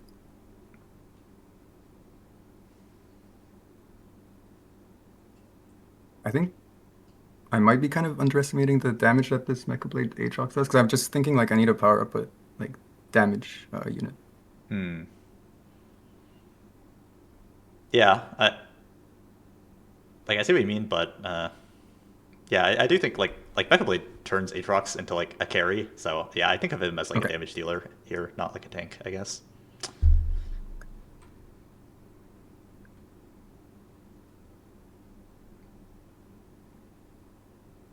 I think I would definitely be thinking about like Anima and also trying to hold like the Crystal Gambits here.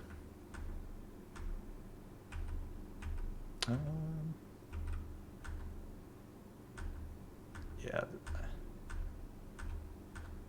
Oh, we do win this. Yeah, I don't know if I think I would or I just got quite lucky. Yeah. Yeah, I would have been kind of scared and slammed the Anima. I think like this fight looks quite. At least the close belt. to me. Yeah. Oh yeah, for sure. At least the belt. Okay. But honestly, yeah, I think like, I would just lose. Yeah. Just looking at it right now, like it's. Yeah, I mean, he just like he doesn't have his main units powered up. He doesn't have like yeah. veteran, so yeah. So he basically actually. And I has, saw like, he no was synergies. 100 streaking too. I think I just said like, okay, I'm gonna lose, so I'm not gonna slam. Yep.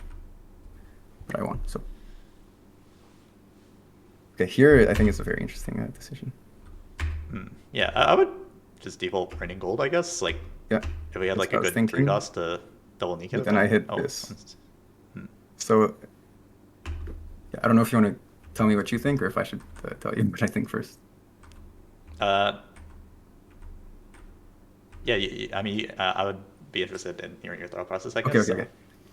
So I thought, since I just beat that guy who was 100 streaking, and I had like a good amount of upgrades, like I had the Vi 2, Aatrox 2, I'm pretty sure the Mecha Blade like falls off pretty hard this stage, but I thought maybe with this unseizing, I can like keep my streak throughout the stage, and just be much stronger for the fast 9. But it's much greedier because like, you know, I'm losing out on a lot of gold if I like compared to taking raining gold. And yeah, in hindsight, knowing the result of this game, I think that's probably what was my main mistake. But yeah, I'm curious what you think. Yeah, I think if it's like any combat augment other than unceasing, you have to. Yeah, exactly. I think unceasing is like really, really good in vertical juggernauts. Yeah. Like I think this augment is really good, so I might actually consider it here. But we were like level 540, so yeah, probably just raining gold. Yeah, I'm very broke as well. Yeah. I did a bit of scouting, and I guess maybe I felt people were not that strong. Yeah, I do kind of feel like if we win the rest of the stage, put the crystal in on like 3-6, like I even though we're poor, like I don't think it should be that much of a problem. But I guess we'll see how the game plays out. Yeah, and here, would you remove the power up on the? Oh, it's like stack Gangplank? No, I don't think so. I think that's weaker. Yeah. Oh, on the Viego. Oh, sorry. Sorry. Viego. The Viego or the Aatrox? The Viego. Like I was really hoping to hit. I might just keep it at this point. Yeah. Udyr, like or some kind of duelist to just sell him. But yeah, sorry. Go ahead. Yeah. Oh yeah, I was just gonna say like I don't think powering up like the GP or like the Vi does very much for us. So like I maybe just wouldn't bother. But.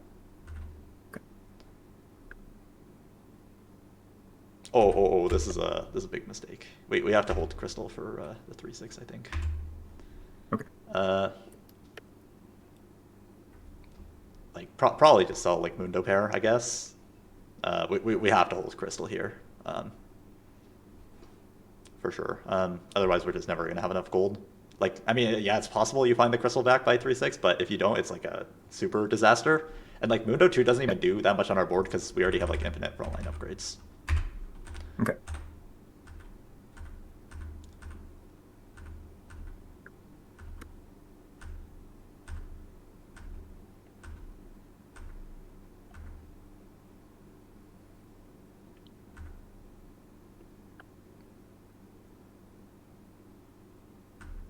I'll just lose that.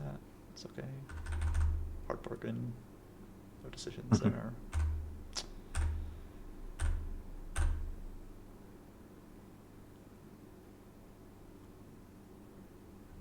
So I got lucky and found it back, but yeah, I see. here I was.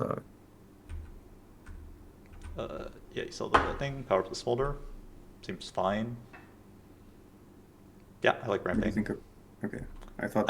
I don't think we can slam a declaw here, because if we slam a declaw and get dropped more tank components, it's like a super like disaster. So yeah, I like that we're not slamming the declaw. I took another super close loss to this guy. Yeah.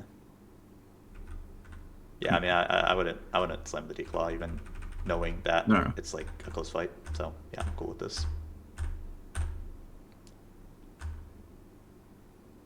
Oh yeah, here we have to put in crystal.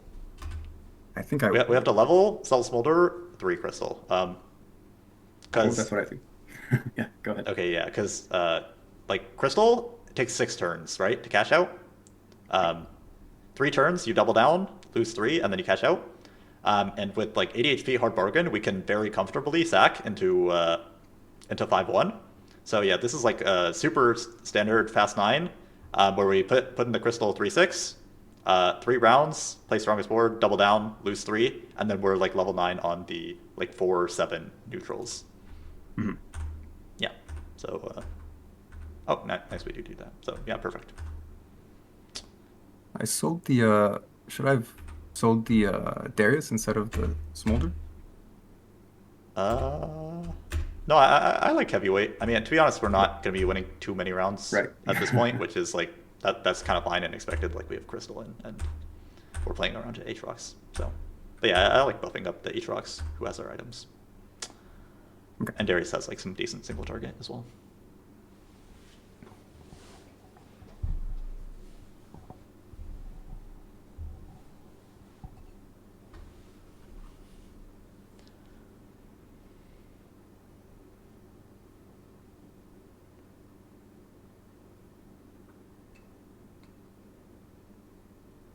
Yeah, and here we don't level.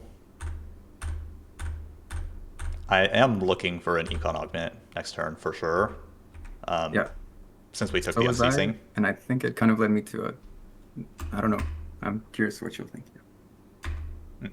I saw Heroic grab bag and I had, I think, Darius pair. And I thought maybe it could save me just enough HP, but I'm not sure. Yeah. I don't think it's crazy at all. I think I would probably take this. Oh, okay. Yeah. Okay. 13 gold is a lot of gold, and we can save some HP. I'm in. And save some HP as well. Yeah, obviously it's like a little unconventional, but you know, with like unceasing, like Crystal Gambit, like if we hit our board, we're gonna win. So we just need to hit our board. Yeah, and yeah, decoying Mundo is fine. I kind of randomly got in the Malzahar because he kind of scales well with frontline. I'm pretty sure like no matter what, it doesn't matter here. I'm just gonna. Oh yeah, I'm pretty sure Malzahar is like terrible for killing units, but right for killing units, yeah. Okay. Yeah, because our goal is just to kill units Jinx, here. I would think it's like Jinx or Volley. Yeah, like Volley maybe. It's just like pretty strong, and he's like just auto attacks one guy down to death. Yeah, I think Malzahar is just like really bad at killing units. It either kills nothing or it kills everything, and here we're killing nothing. So yeah, another hard bargain. So yep. Our HP is getting really low. Let me see what happened. I guess we did lose all of these like later stage 3 rounds. I lost 5 and 3-6. Pretty and like stage 1 was like really close as well. A lot of fights. Yeah, I would think like 90 HP here, but I guess we're just not killing anything. Yeah, I don't really have any backliner. Yeah, we must have taken like really bad losses to be like 37 or whatever, like 4 rounds from now. Do you think there's something I could have done to avoid? Yeah, maybe just scouting and positioning on like the weak side of their front line. I feel like we were on like strong side of their front line like every fight. Like for example, if we started like Aatrox and Darius over here, then we would kill like 2 here. Right. I mean, yeah. So if Obviously, you're not like, winning maybe fights, it's better to just be like weak side. That's it. That's like your main rule. Yeah. For We position. go weak side, and we play to kill these 2 units. We play to kill Jarvan. We play to kill Vi. Okay. Stack up like all your damage on the same side and just. Yeah. Okay. For sure.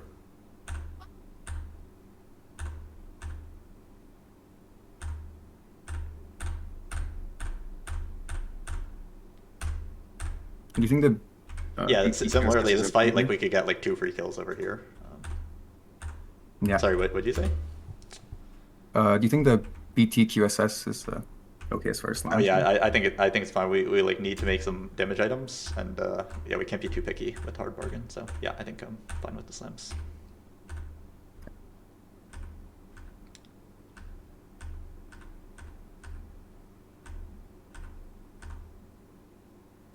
Yeah, this is like keepers. Yeah, I think we killed like 1 or 2 here. Probably the Malzahar's a mistake. Yeah. Then Yeah, if it again, was opposite like, side, I could we're probably, starting on the Remus. Could have like especially with maybe the volley wraps too on the Malzahar there. Yeah. Yeah.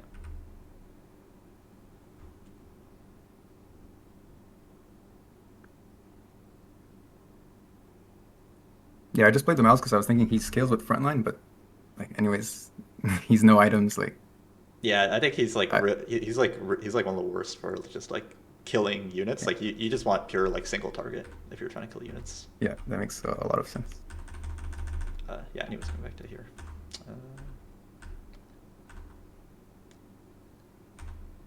Wrong side. Yeah, again, we're on the Leona. Yeah.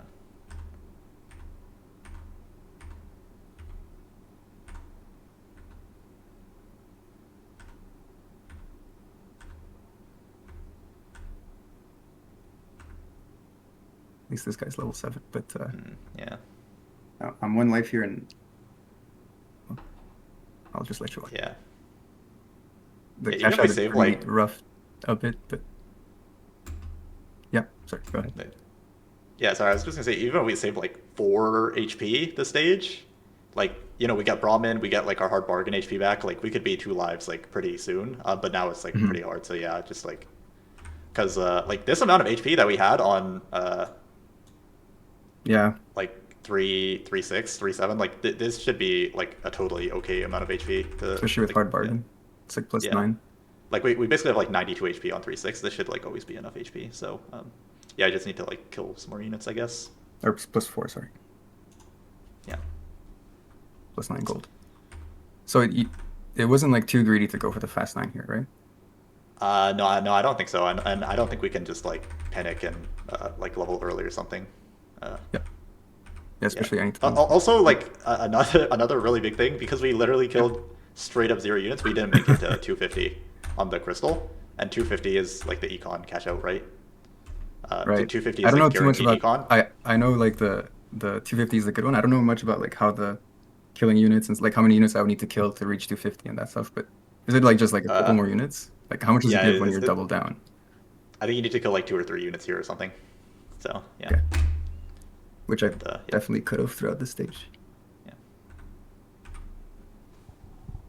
Yeah, I don't know. Is it like maybe it's a bit of an APM? Like I still had like a decent amount of gold to roll.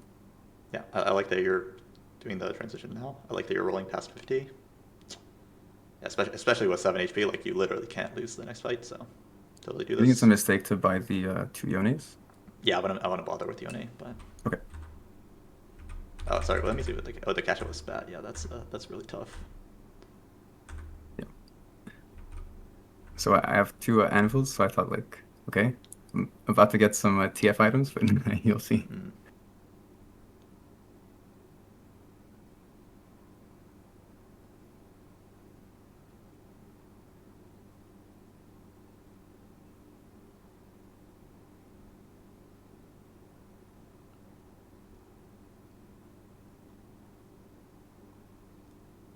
We definitely gotta sell the Zyra repair in the serving here. Okay, yeah, sell Zyra repair. Yeah, you're not allowed to make like Zyra 2, and even if you hit Zyra 2, you're not allowed to make it here with the Lee Sin and TF pair. That's like the 2 like super important guys. So I would be like probably just sell Zyra pair, bye, pray to God that we win Yeah. one round and then hit like an upgrade. I sell the volley and get in the. Oh yeah, volley. you can sell volley, yeah. But still, like if I didn't hold the. Yeah, so I don't get a bow here, and then I think I got like super dizzy here. I was like not sure. I'm curious, like what would your I guess order of operations be like in that from the start of 5-1? Would you like you need to roll it like at the start, right? Yeah. I think like what you did is like cool. Like you're pretty much always doing something for this entire turn, which is good, and like it's still like home state. So yeah, I think that's like perfect that you're like rolling and slamming power ups and stuff right now. And yeah, you gotta like roll true 0, and then yeah. So this is all good. I think it's just like the items here. I could have seen them like during minions as well. Like it's pretty clear which items are going on Lee Sin. Yeah. Yeah, you can do like the tank items are always on set, and like the BT Sterex is like always on Lee Sin, and then yeah, I would think like you're probably gonna end up with like you. I think because you have TF pair, Lee Sin pair, I think you have to make like Lee Sin and TF items. If you had like Lee Sin pair and Braum pair, then I think you could maybe do like blue buff here, and then do like Lee Sin and like Braum items. But yeah, since you have these two pairs, I think you have to make items for these two guys. So I would assume this is something like BT, Sterax, IE, Lee, and then like the tank items on set, and then we're gonna have like a Scuff TF build, which would probably be like QSS, Hodge, and then we go for like Rageblade, and then maybe like Gunblade is the backup or something. Okay. Yeah, so let's we can see what you did. I didn't do any bows, so I was quite dizzy. Like I was just like, okay, like I need to insta rip these, just insta grab the bow. That's it. I lost track of my set during the fight. I think he just died like right away. So it's just and I die here. Yeah. Close-ish, but yeah. Yeah, I think like by far the biggest thing was I mean Fast 9 is just like very like you're like towing the line between like first and eighth, and yeah, we literally just needed to kill like 2 or 3 more units. Like we didn't kill a single unit from 3-7 right? onwards. And yeah, we would get the 250 cash, which gives us like guaranteed econ instead of like the dead spat. And we would also get like the yeah, we would also get like you know like 4 more HP, and then with Braum and Hard Bargain, like we're gonna be 2 lives after like 1 or 2 rounds, and then we would have like a really good chance to win out. So.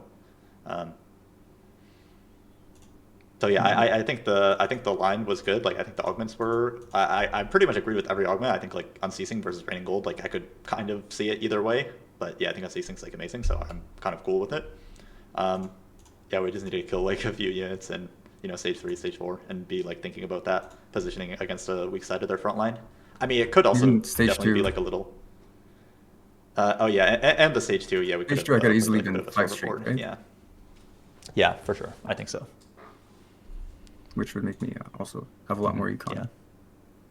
But yeah, I think this is like a fast 9 spot. Like, yeah, we just needed to kill a few more units in stage 4.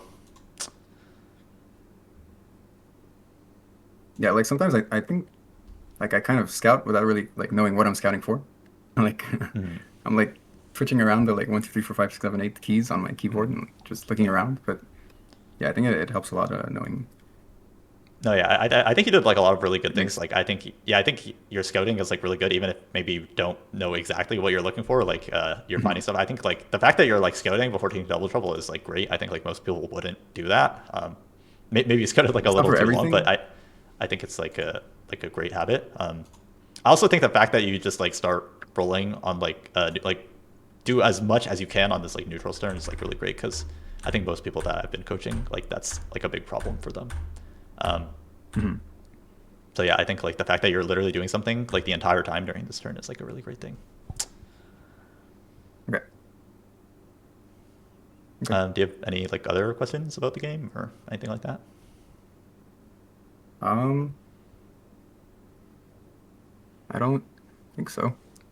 Just if I could do like a quick recap. So the main learnings are, the first point we had was like at the start on the 2-1 augment. I don't always do this, but when it's like something that's as game warping, or even actually before that, stage 1, is to play around the whatever upgraded unit we have. Yeah, like like hold the Ezreals because we have like a Garen too with like great components for him. So that would be like And my reasoning, then, like now that I think about it, my reasoning for like holding a Viego is that I'm hoping to hit a Nefiri 2 or a Aatrox 2, but even if I do, I'm never gonna actually itemize the Viego, so it's probably better to just sell him and hold the Ezreals here. Yeah, I know. I definitely see why you want to hold the Viego, and like in some ideal world, you would be able to hold like both because like the Viego pairs with the Nefiri 2, and then the Ezreal pairs with the Garen. But yeah, I think we we have the Garen 2, and if we hit the Nefiri 2, we can just find a different Soul Fighter. So like it doesn't have to be exactly Viego that we pair with Nefiri 2. So okay, and then don't take as long for the 2-1 augment. Yeah, give yourself a little bit longer.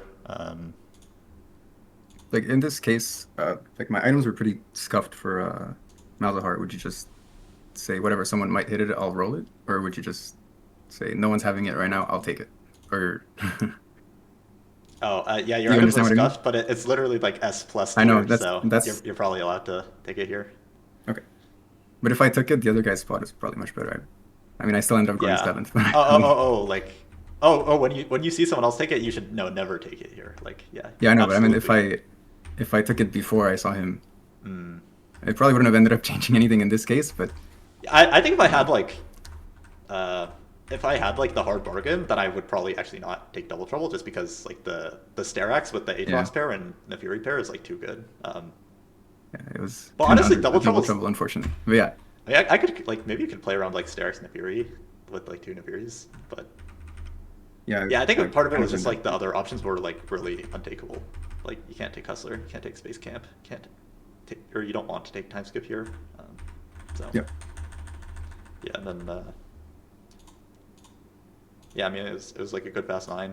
I think the augment I could see it either way. I think like in terms of like archetypes of augments, like when you're fast 9 with level 5 like 40 on 3-1, you're just like definitely looking for econ augment.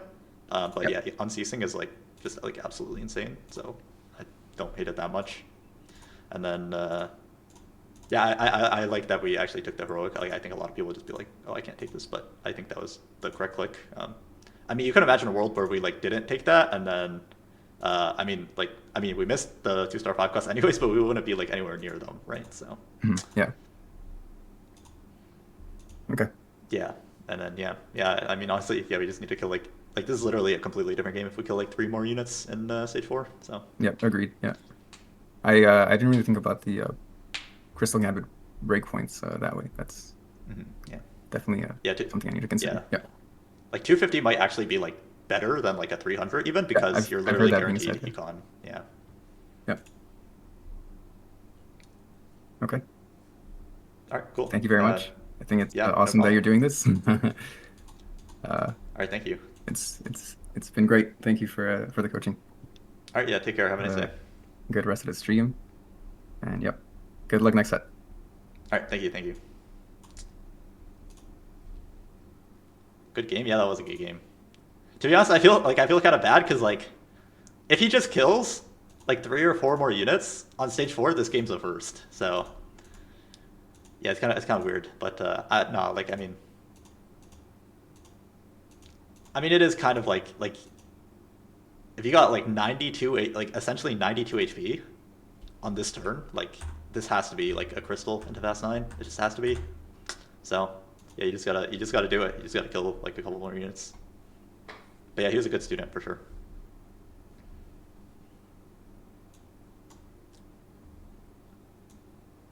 And yeah, I think his like scouting was actually really impressive. I think that was like, I don't think I've seen anyone else so far that scouted that well. Yeah, you want to run back the giveaway? Maybe I'll eat some more banana. Anyways, if you filled out the form, !coaching, and you're interested in getting coached on stream, then type set15 keyword in the chat, and yeah, I'll just pick someone, and we'll do like a little VOD review. Like similar to that. 1 banana for a game? No, I only ate like half of it.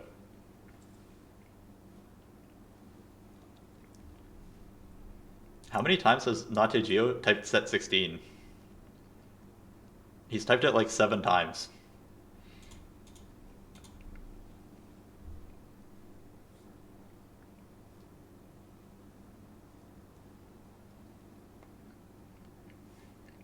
Alright, I'll give myself like 10 more seconds to eat and drink water. Dude, my voice is getting sore because I'm talking so much. I don't think I normally talk this much when I stream. Maybe just chill, listen to music.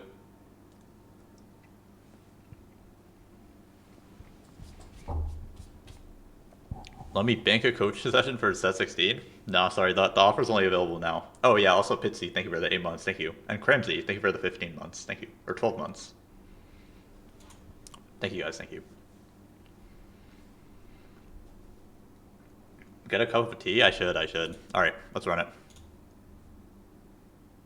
E-Ions, thank you for the... Oh, why did I say thank you? Congrats.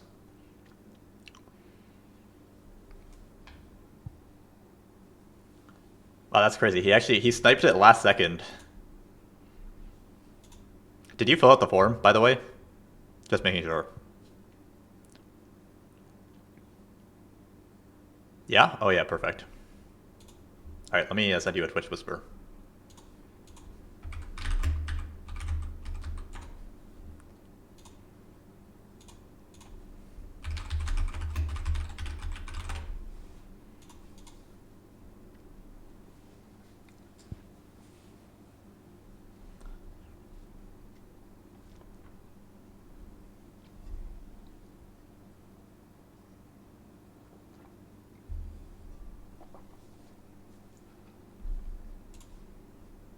Wow, you had me all best. Alright. Also, let me find the response.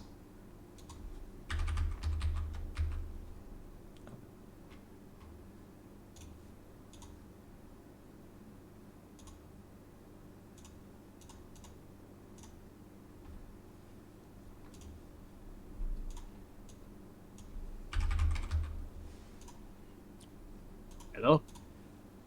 Hello. Hi, how's it going? Good, how are you? I'm good. Good, how are you? Is your League in-game name like the same as your Discord name, or is it different? In-game name like the same as your Discord name, or is it different? I'm sorry? So I can sorry, what's your like League in-game name?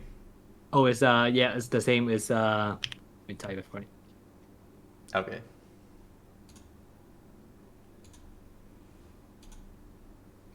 Oh, here, yeah. Thank you. Yeah.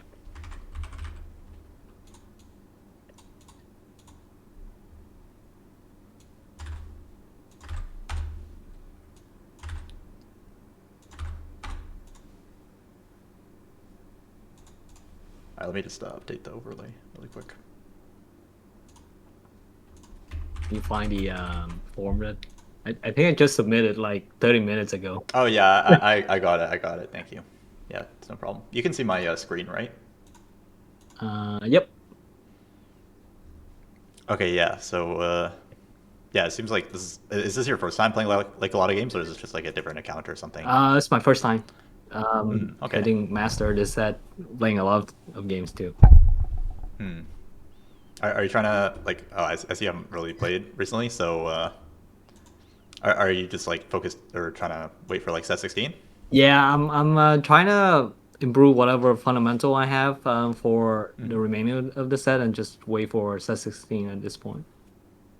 Sounds good. Do you have any like specific goals for set 16, like a rank that you want to hit or something like that? Or? GM was like GM in like less game, I think, because yeah. All right, cool, awesome, sounds good. Okay, wait, let me see. Scuttlebot or crab? Oh, scuttle.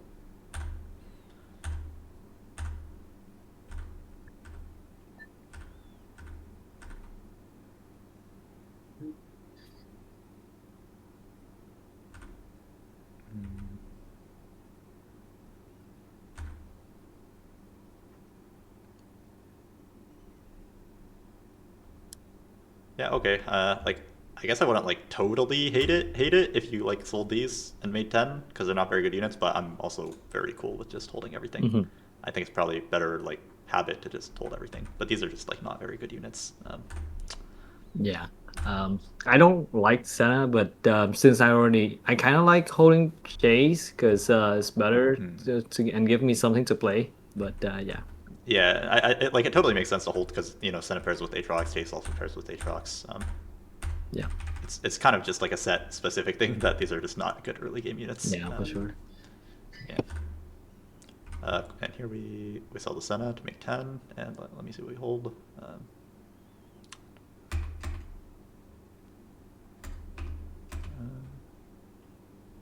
Yeah, hold the 3 Battle Academia, hold the Soul Fighter, hold the... Yeah, this looks pretty good to me.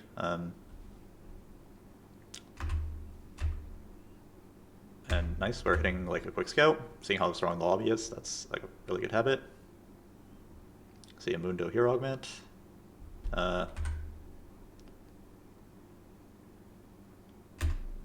Yeah, I would definitely like it if we check on these like portable Forge players maybe before clicking our augment, and see what they took. But it's not a huge deal. But yeah, maybe we could have like some idea of what they're playing sure. Right away, which is nice. I think like at this point, my thought process was I'm trying to play Ash or Fast 9. Yeah. And Hard Bargain was okay, but I kind of have unit like the Battle Academia, and so I was thinking like and I know that this meta a lot of people gonna angle more on the AD side, so like Torn Play is that's why I kind of like angle more towards that. Interesting. So I definitely agree with your like thinking of like, oh, we have a Kraken and we maybe want to be leaning Ash. I do, and like Hard Bargain can't really play into Ash. We're gonna have a really hard time getting bows and like the components we want. As for Thorn Plated is like an augment that is it's really an augment designed that you take it with an upgraded frontliner and it allows you to 5-streak. And here, not only do we not have an upgraded frontliner, but we don't have even a frontline pair. So I'm like pretty like against taking Thorn Plated, I guess. I would be thinking about defaulting Replication, and then we could do like Bow into like Red Buff, Kraken, Rageblade, Ash, or maybe like Belt into like Warmogs, Anima, Kraken, Ash. That's kind of what I would be thinking about here. For sure. Noted. Thank you. Yeah, but yeah, Thornplate, it's like really an augment that's like, oh, if we have the 2-star Aatrox, then we're like definitely defaulting Thornplated, but since we don't have any 2-star frontliner, then we would be probably looking for like Econ or just something that's gonna like scale. Do you think I mean like even J is that bad of a unit where it's not with Thornplay is not even as good compared to like 2-star 1 cost? Oh, you mean like the Jace 1 versus like yeah. Well, the Jace is like he's like a fighter, right? He's not like a tank. Right. If this was like what's a good like a Swain, and maybe we had like another Bastion, then I feel like I would be like a lot more okay with it because like the Bramble is like really good on Swain, but I don't think the Bramble is very good on Jace. Makes sense. Because he's like a fighter. Yeah.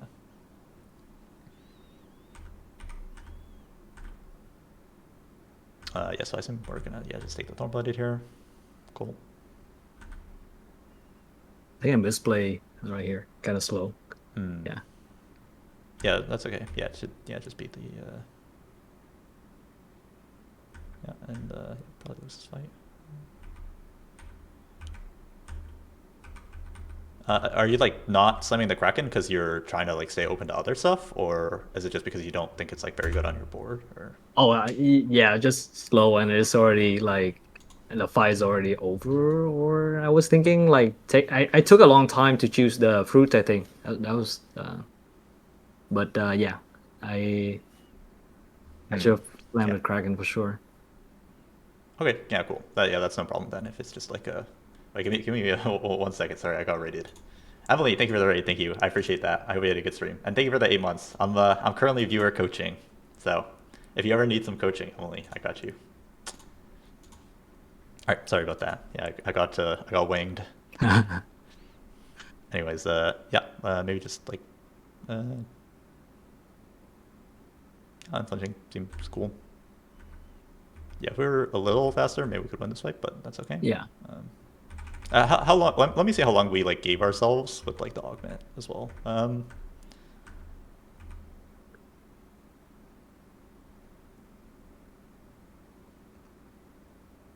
Yeah, maybe it's like a little short. Like give ourselves like 15 seconds or something. Try to click like a tiny bit faster. But you know, it's okay. Yeah, I It happens. think like if I put the Kabuko in and slam the all the item and with all the fruit, I think it's doable. Like 5 streak. Yeah. Yeah. Oh, I would not like looking at the sport. I would not expect it to be a 5 streak, but yeah, you never know Oh, what's yeah. gonna happen in the lobby.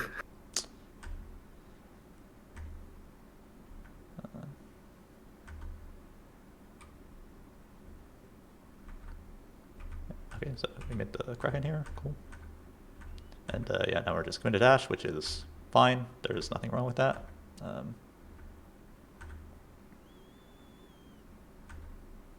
Yeah, we definitely want a bow if we can get it right. Ash needs a lot of bows. Bow's hard to get, desirable opponent. So that's great that we took a bow here.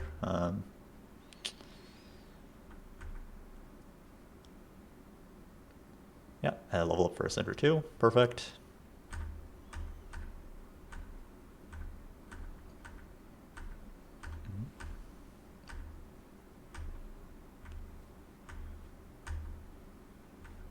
Yeah, so yeah. Do end up 4-streaking here. The next decision point is going to be really about now. Oh, let me see. Okay. Oh yeah, so we get dropped like a full Caitlyn too. So Yeah. yeah, so I mean, let's just see what you do. Like, I would think this is just like we're now itemizing the Caitlyn, so maybe just play it over the Rakan and then replace the Ezreal and then like GS Kraken Caitlyn and then try to like level for like a frontliner or something. Yeah, I like that we level super cheap level. I think strongest board might actually be like Remis here, like Remis, and then we replace the Ezreal or something. I was thinking that as well, but I think I value the shred because I'm gonna slam red buff here and play with bow, which I'm not sure if it's the correct decision. But Oh, red buff. yeah. Yeah, I think the thing I think this has to be GS, and the reason for that is because bow makes every single good Ash item. Like if our items are GS, Kraken, then we can go for like second Kraken, Braidblade, like second GS, Last Whisper, red buff. We can literally go for any bow item off the carousel, and we'll be happy with those Ash items. But if we go red buff or playing around the sword, there's not really any good sword Ash items. Like at that point, we would maybe be going for like a Sterax or something. So yeah, I think this really does have to be GS. Yeah. How do you evaluate when to slam for utility? How do you prioritize utility? Yeah, that's a good question. Yeah, this. Yeah, I think like in this set, maybe it's like slightly less important because you can get like the fruits that kind of make up for it. Also, like I guess core items is like always going to be more important than utility. So like yeah, like if you're playing like Star Guardians, like you need to have like 3 real Jinx items before you can like really think about making a like Last Whisper Red. I guess you can like Last Whisper Red to your Jinx, so maybe that's like a bad example. But yeah, I mean, I think like the main thing here is just like the playing around the bow versus the sword just is like too important. Maybe that's not the best explanation, but yeah, it like outweighs like the utility. Like, I mean, I'm like I want utility, but I don't like play in like fear that I'm just never gonna get it, I guess. For sure. Yeah. Okay, makes sense.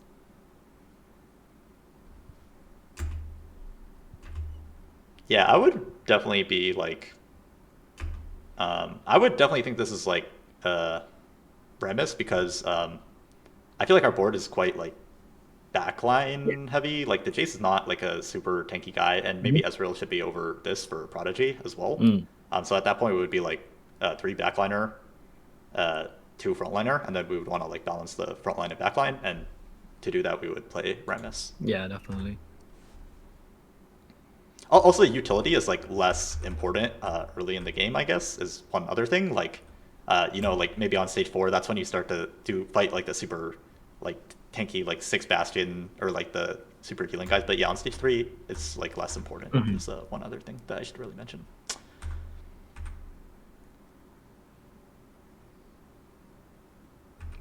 So yeah, I like the Remus over the Kong. Yeah, that was when I was playing it. It is also one of my consideration too.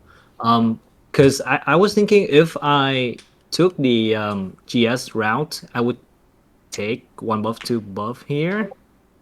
But and GS also a good item. So right now, I wouldn't take Water Lotus, and I already have red buff, so Giant Mighty is the default.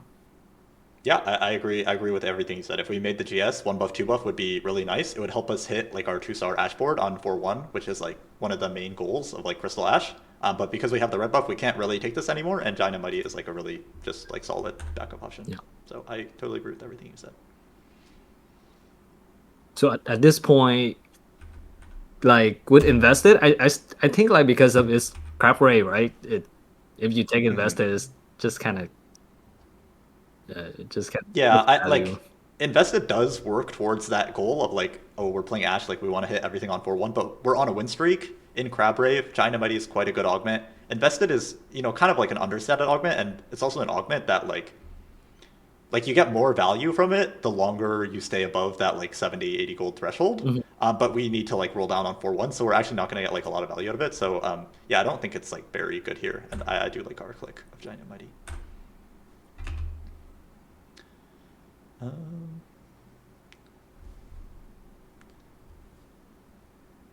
I do think we can level here for like 5 Battle Academia and like drop the cog, because if we level here, we're on a 5 streak. We'll still make 30, 40, 50, so it's a level that costs 3 gold.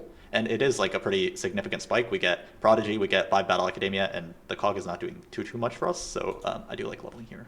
Yeah, I think I do. But okay. Yeah, but I didn't play 5BA. Oh, I didn't. Maybe next. Yeah, no, that's okay. Round. Yeah, maybe next round. Yeah. But yeah, because we can make that like 30 gold, then this is like something that I would always do. And then even if we couldn't make 30 gold, then maybe I would like scout, and if I felt confident that it would be like a fight difference, then I would be like, oh, then I would level anyways, even though it's like a pretty expensive level, because then I'll keep my win streak and then get the gold back. Yeah, for sure. Yeah.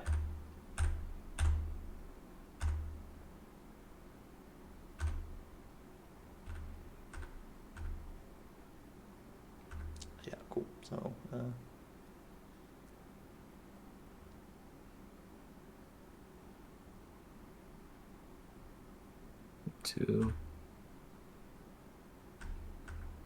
Do you think 5BA would be stronger than this board? wait, let me. Sorry, I think we changed something. Yeah, I do think it would be, because I don't know, these especially Caitlyn just scales like insanely hard with like Battle Academia, and yeah, if you think about like the 2 units that we're itemizing, it's like Jace and Caitlyn, they're both Battle Academia, so we want to buff those 2 guys like as much as possible.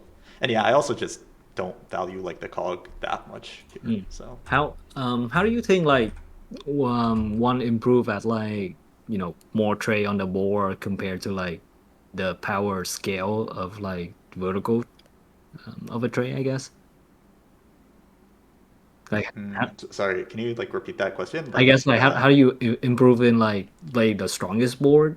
And yeah, I think like I kind of went over this like on the last coaching sessions a little bit. I think in like the early game, you're kind of thinking about like you're usually gonna have like 1, maybe 2 units like itemized like in stage 2 and 3, and like you want to think about like buffing that guy as much as possible. So like if we had like Garen 2 tank, then we would value Bastion a lot more than like heavyweight, right? And yeah, like that's like also the similar thing where because we're like itemizing these like Battle Academia units, we want to play like more Battle Academia. I mean, I know we're like obviously we're playing like Sniper, which buffs the Caitlyn, which is like good and all, but yeah, I guess I just feel like we can buff like both of our guys. So. For sure. But yeah, I honestly I think this board is like very similar strength to 5 Battle Academia. I'm not too worried about that.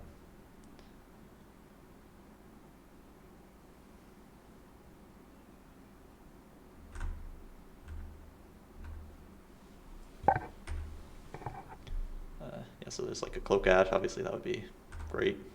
But and yeah, you did like a really good job of scouting on the augment. Like, do you? I haven't been paying like super close attention, but do you think you have like a good idea of how many people are playing like Ash at this point? Yeah, I think like 2 at least. 2 at least. Okay, I see.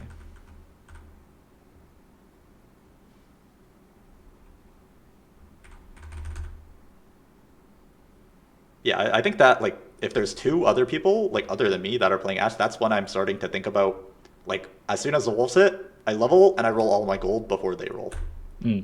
Because if they roll before me and they both hit an Ash 2, then I can't hit an Ash 2 anymore. Right. So, but yeah, one of them for some reason stuck on level 6. So, but yeah.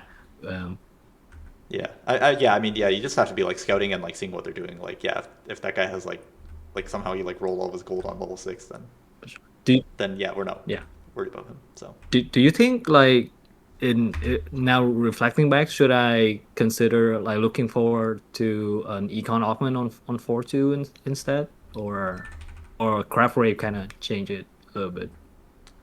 You mean on 3-2 or on like in the future, like we're looking for one? Yeah, like on 4-2, should I look for angle more towards an econ augment?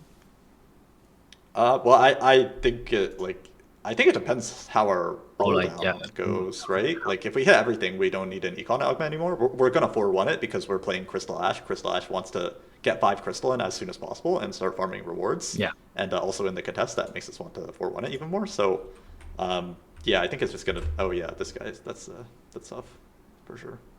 He's playing like GP, but he has 2 ashes. And 3 Casantes. So yeah. Also, like when I see this, 3 Casantes gone, we have to hold the alternative frontline notes on this world line. We have to hold Zet. We have to hold Leona. Yeah, for sure. Sure. Because it's gonna be hard to hit Casante. Mm-hmm. Yeah, and that's the other Ash player that we just scouted, I think, and he also has 1 Ash.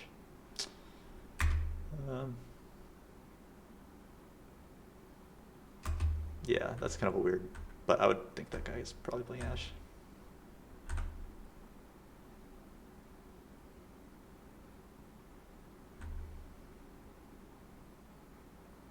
Let me see if this like a fight was like a Gunblade diff. I don't think this is a Gunblade diff. Nah, I probably wouldn't slam Gunblade here though.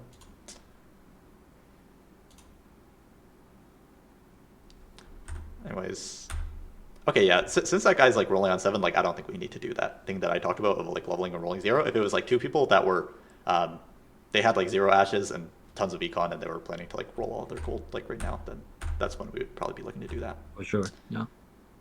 But yeah, we should still be 4-1ing here.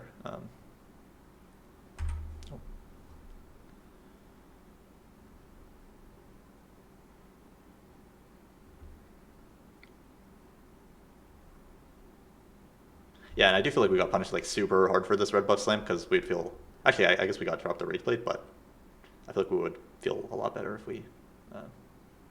Yeah, definitely. Could just like make like Morello plus something. I don't know. So yeah, 4-1 is good. Let me see what we're holding. Yeah, we have to hold Leona here because we saw 4 Casantes are gone. Sure. Yeah, also, like, I think you can, like, open sell, like, everything here, right? Because, like, unless you just don't have, like, well, even if you don't have, like, this just makes your life way easier. Like,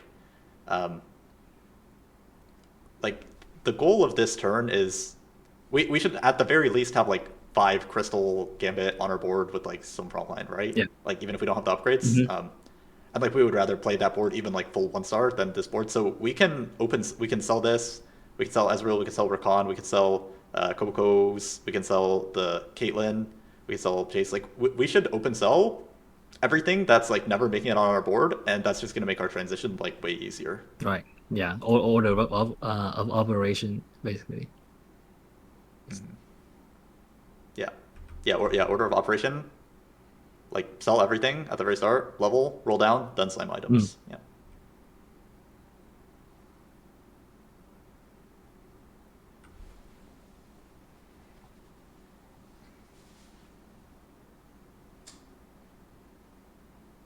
Yes. I think I'm still. Okay.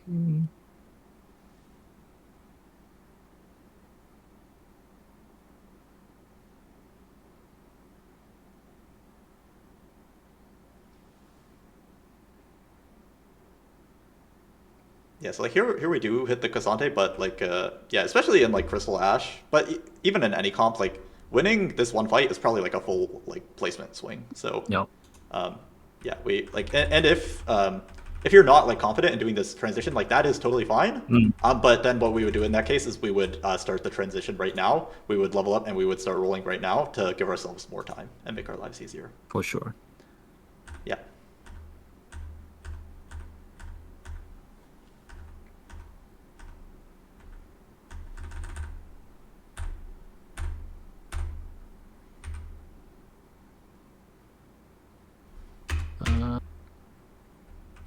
Okay. Yeah.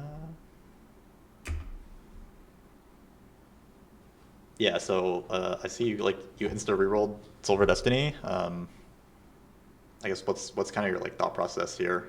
Well, I'm not quite sure why Super Destiny offer on 4-2, but I don't know if you can get like Golemify at this point, but No, yeah, it's only 3-2. So like the 3-2 Silver Destiny has all like the grief like recombobulator golemify, but the 4-2 one doesn't actually like the worst thing you get is like a lit fuse or something. Oh yeah.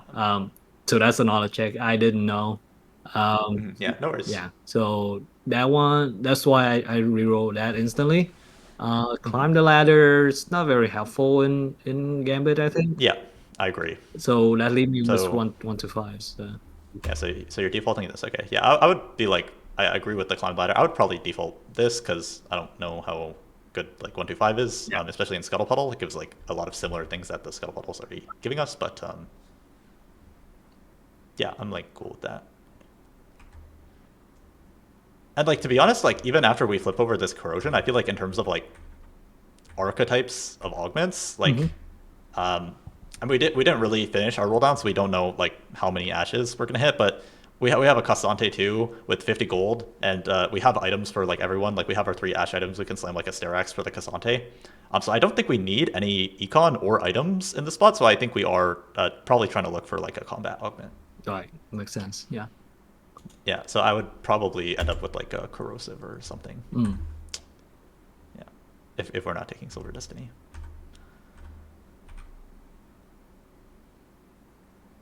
Yeah, no, and of course now that we've hit the Cassante too, like we don't need to worry about that like Leona set stuff anymore. But yeah.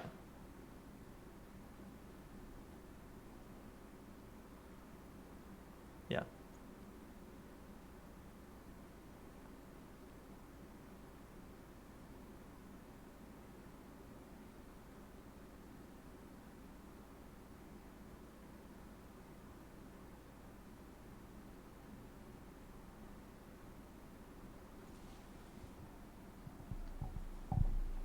Yeah, this is all fine. We can put the items on the lease in for now. I would be fine if we made Sterax or Warmogs. I think Warmogs is probably a little better, so I like this. Yeah, this is all good. Played the right board, slam the right items, perfect on the right units. Yeah, you're kind of just rolling for 1 ash here. Agree with that. I would move the items to the ash. Yep, perfect. I think it's a little late in the game. Yep, don't need to soul front line. That's also perfect. Let me see. Power up. Oops. Yeah, maybe like attack expert, but like reroll it. Okay, yeah, cool. Perfect.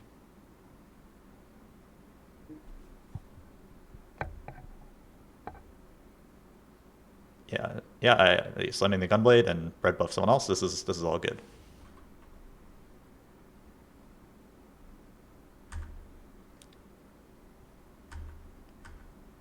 Yeah.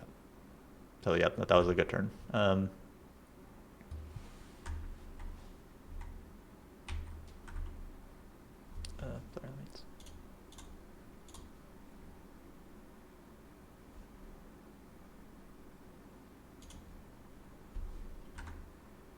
Yeah, so there's quite a few ashes gone, and that would definitely influence my decision that I would be trying to go 9 here, I think. I'm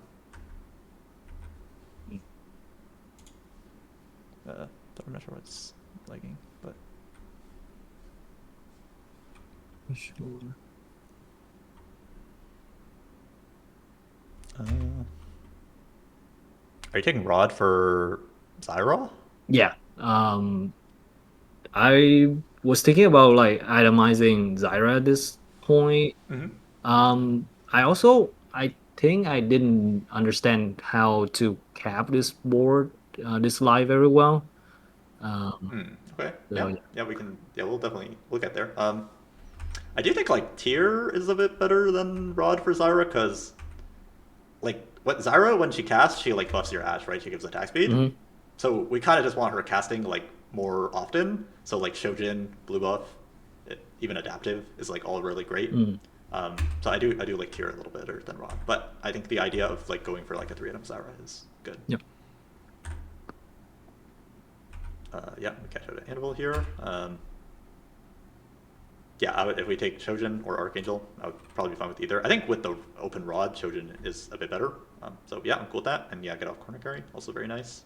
Sky Piercer, perfect.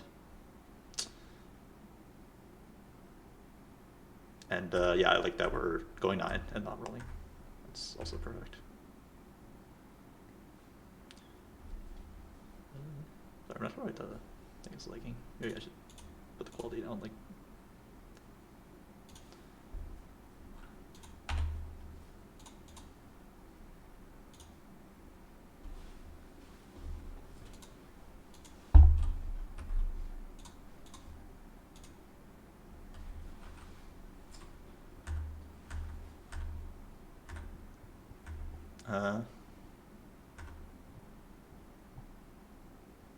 Okay, we're just going 9, farming.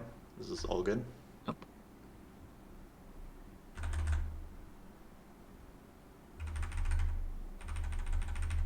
Oh yeah, I think the Lee Sin should be like a Juggernaut as well, but that's like super small thing. It's just like... For sure. Yeah. Especially with no items, doesn't really matter. I mean, honestly, maybe this is even better because it does like the armor.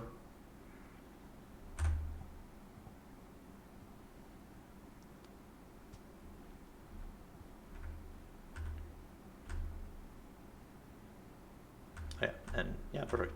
Swapped it in there, so that's great. Yeah, and like my plan for capping is just like level Braum, Lee Sin 2, try to get some items on the 5 costs, 2-star the 5 costs. Also optionally like drop Vi maybe for Jarvan, or like if we catch it at a duelist stat, drop Udyr, something like that. Do you drop Udyr for on Nai? So on Nai play Braum.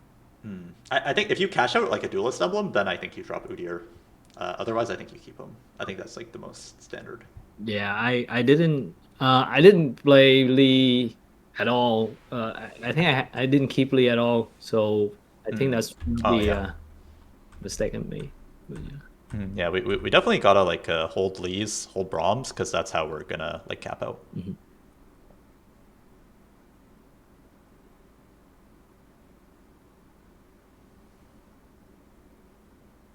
Yeah, and even right now, like I would already be thinking like we're level 850, like we're gonna be like 9 like next turn or something. I would be thinking about like IE Lee plus like a Zyra item. Yeah.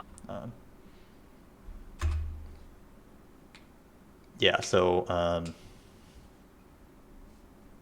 I think IE Lee plus Archangel Zyra is best here. Like Lee Sin is like a 80 caster, so he likes IE a lot, and then Zyra likes Archangel like a lot more than JG because the attack speed part of her spell can't crit. So She likes raw AP a lot, so that's what I think I would do. I think I made a mistake here. Yeah. Yeah, that's okay. Like, I don't like how he does, but yeah, I'm not saying that this is like bad. I just think that the other is like a little better. Mm-hmm.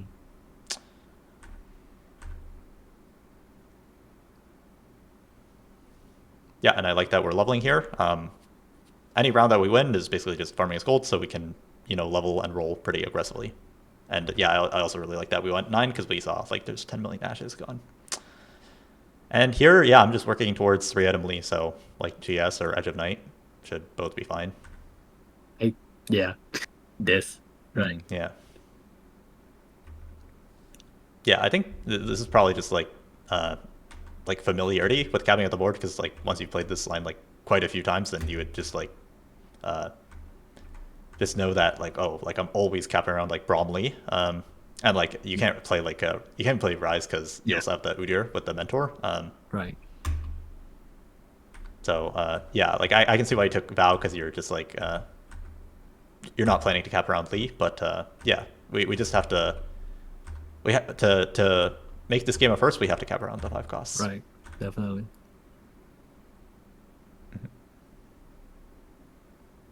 Yeah, and with the Ash pair, I'm cool with kind of just rolling very aggressively, because we want a 2-star Ash and win all the rounds. So yeah.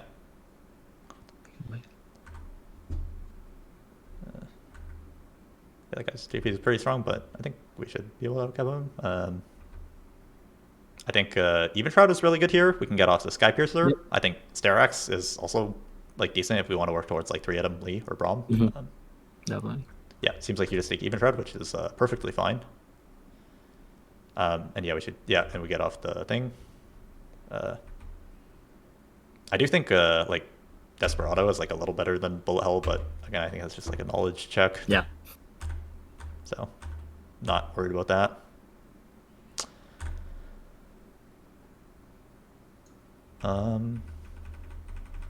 I don't know if there's like. I wasn't totally. I think this Sleepy Pony was like Ash, so I think there's only like. I don't think there's too many Ashes gone. I think I would be like true 0 gold, trying to hit the Ash 2, trying to win these rounds, farm more gold with the pair. Oh. If we didn't have a pair, then maybe we could think about sitting until like 6-1.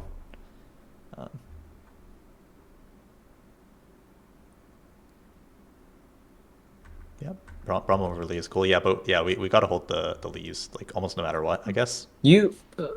So in that case, we value Lee over J4, maybe. Yeah, Elite 2 is better than J4. Also, like we can drop 5 Crystal Gambit, right? It doesn't give us any combat power. It just gives us the rewards. At this point, we've like farmed enough, so Elite 2 over Vi 2. But I mean, Elite 2 is just like so strong, and we're always gonna have like items for him that.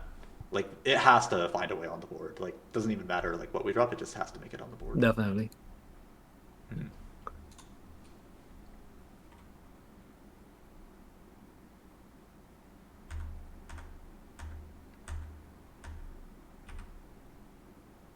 But no, like I definitely see why you're just like you're like, oh, I'm only like 2 Juggernaut, so like why would the Lee be like that strong? But no, he's like very strong, and we farmed so many items that we could have like a 3-item, like at least in 2. For sure. Yeah.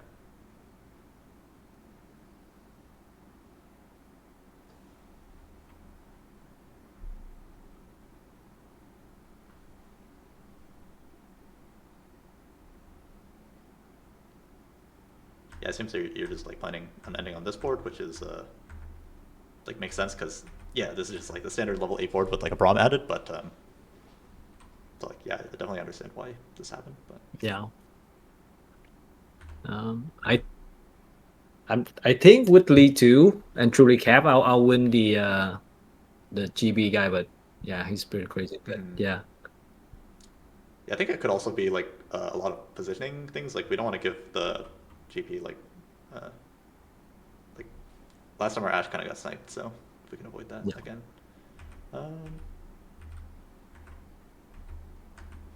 Here I am thinking about. Well, I'm thinking about moving BT off J4, so I'm thinking about taking like a tank item at least on one of these anvils.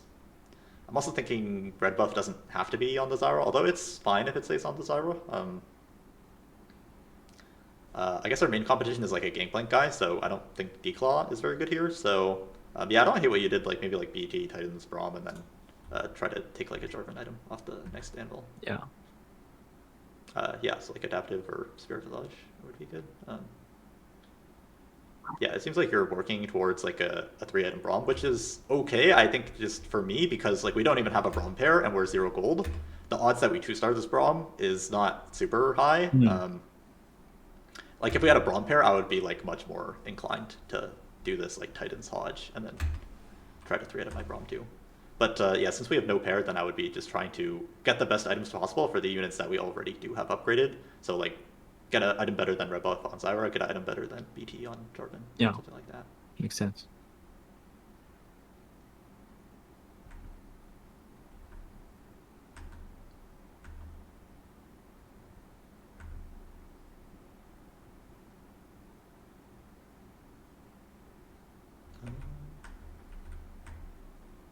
Okay, yeah, I'm cool with moving even Shroud to Cassante. I think the Warmogs has to go on the Cassante though, because I think that's like his best item. And then yeah, I would just like put the 2 mana items on Jarvan, so the Vow and then the Spear Visage gives like some like 2 mana regen. Oh, okay. Versus like this is like pure HP, and Cassante uses like pure HP, like a bit better because he has like the 2nd HP bar. Yeah. But yeah, I like moving the even Shroud onto the Cassante because he lives like super long, like longer than Jarvan by a lot.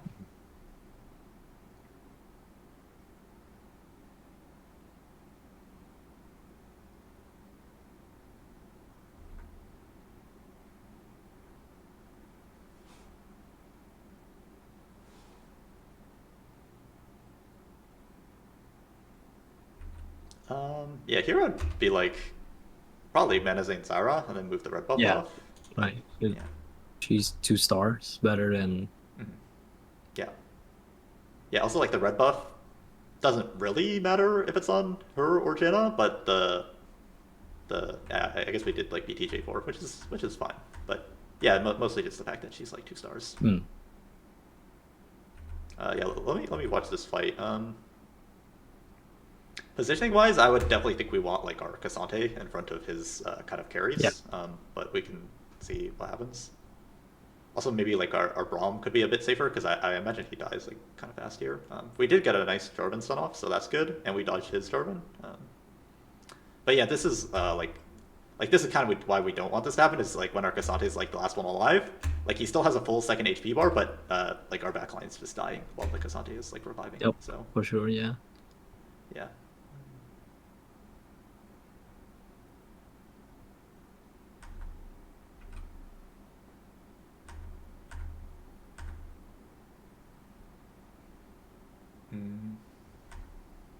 Yeah, Rebel, sure, yeah. We're worried about like an AD guy that we've Thornblade in, so.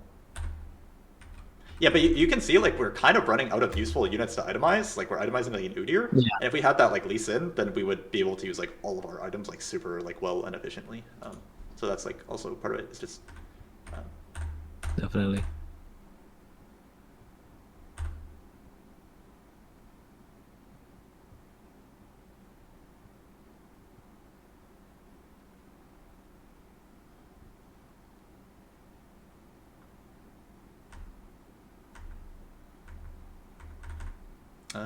yeah, let me just see the positioning for this last fight. We did hit the Braum 2.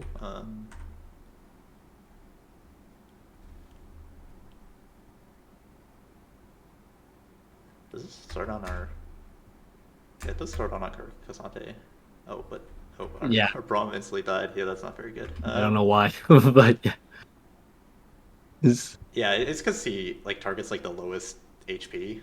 So I guess our Cassante probably has more HP than our Braum, like lowest HP in his range. Yeah, I think like positioning wise, just like middle Braum would probably guaranteed cast like at least twice, and then we can like cover scout our Cassante in front of his like Gangplank and Ask because he's always focus firing. So yeah, we really want our Cassante to like take the aggro first and be like the first thing to die. Yeah.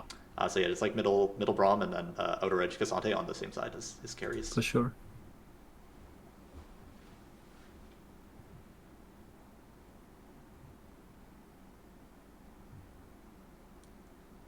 this guy does have quite a strong setup though with like the Radiant Trojan.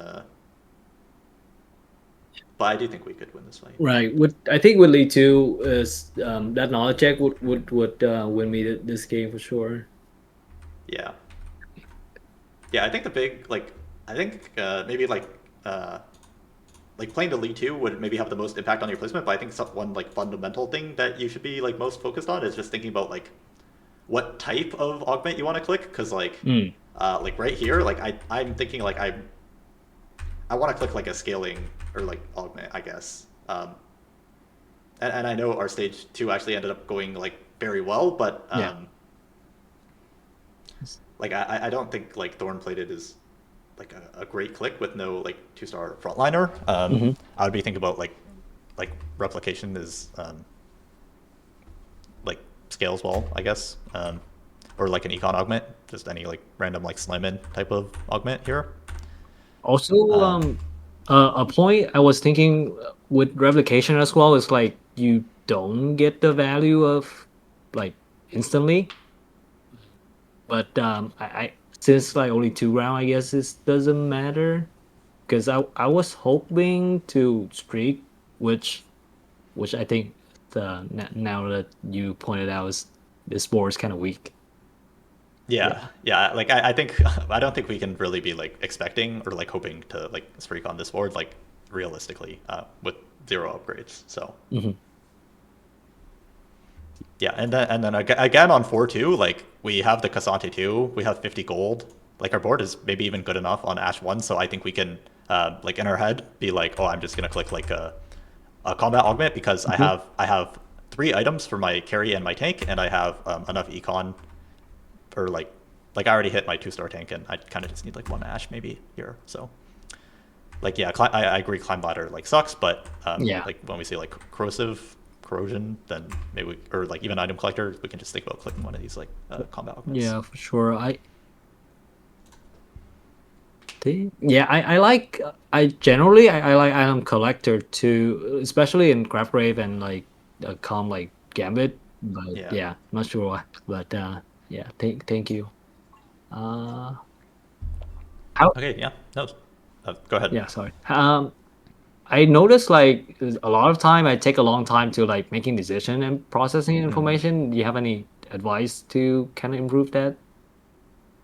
Well, for augments, I guess just like instantly rerolling the ones that you're like never taking. I mean, I think you did like a pretty decent job of that here. Like you rerolled hard bargain like quite quickly, which is a good thing. And then you kind of just sat and thought about this choice, which is fine. Like I also do that sometimes. I would say like kind of planning your turns in advance, like for I think 3-6 was also like a very good example of this. Like right now or right here, let's say, like even on like before this round, I'm like sorry, it's buffering a lot, but yeah, in my head I have my team planner set up, and like I'm planning to just instantly, like it's crab brave, right? You can't even lose to the neutrals. Oh yeah. I'm planning to instantly do like E, like sell on like every single unit that's not like an Udyr or like a Crystal Gambit unit. I'm planning to open sell every single one of those, level up, and then like start rolling like right as the next round starts. So just like planning out your turns, and yeah, also just order of like operations, because we were kind of just like going back and forth between like rolling and like selling things and like doing our items. So just like selling everything that like we can open sell just to make our lives like a lot easier, get like bench space, that kind of stuff. Don't get dizzy, and then yeah, just doing the roll down, putting everything that needs to go on the board, and then last doing like items and power ups. Okay. Yep, sounds good. All right, cool. Anything else or? No, thank you so much for doing this. Always enjoy your stream. So thank you so much. All right, thank you. All right, yeah, have a nice day. You too. Have a good day. Take care. Bye. Bye. Oh. Okay, that was good, but I'm getting kind of tired. How long have I been going? 5 hours? Bro, this is so tiring. I'm telling you. No, but it's good. It's good. Really good questions from him? No, for sure. That's yeah, that's definitely really good questions from him. To be honest, I feel like I'm definitely noticing a lot of like very common patterns. Like just like people just like not rolling on neutrals like nearly enough. That's like one of the most common things. Maybe thinking about like balancing your frontline and backline more, because like yeah, a lot of times like just do 5 more. I don't know with that.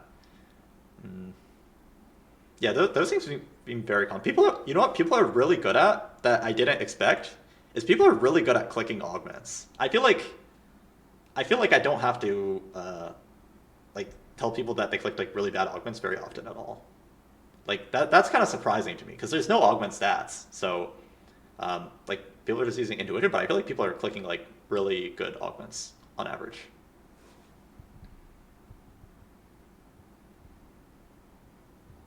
Yeah, so that's kind of what I'm noticing, I guess. Now it's the time for below Master's Trial. Okay, I'll do one more and then I'm calling it a day. I'm getting hella tired. Alright, if you filled out the form, and you're interested in getting coached on stream, set 15 in the chat. This is my last one. So, yeah, because I'm tired, sorry. Putting the plant in the last fight against GP would help? I feel like it might hurt, if anything, because that's like a free reset for the rapid fire cannon. So I don't think so. Like I think we need to put the Cassante in front of the Gangplank so that we deny him like resets. You doing more next days or no? Tomorrow I have to do some like set 16 preview event type of deal thing. So not tomorrow, but yeah, I'll probably do it like at least once or twice more this week. So in this place, a player was allowed to go 9 because of his HP with a 1-star Ash, right? Yeah, because of his HP, and also there was a lot of Ashes gone. And the rest of his board was like fully upgraded. If he was lower HP and Ash was contested, would he have no choice but to Donkey? No, well, Ash being contested makes you more likely to push 9 because it takes more gold on level 8 to hit the Ash.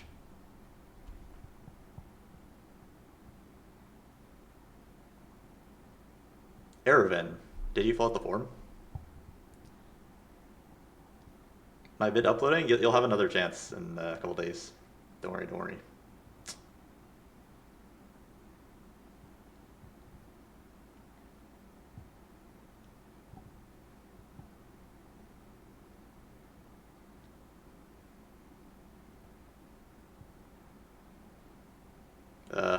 I'll give him like 10 more seconds. Only 13 entries? I mean, it's kind of a lot of work to fill out the form. Also, I already coached like 20 people, so I think the pool is getting smaller. Alright, I'm gonna reroll. Cute dog. Do you fill out the form?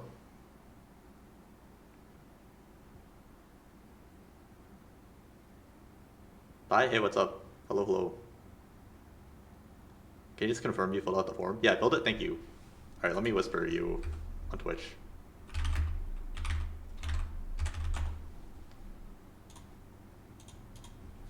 Alright,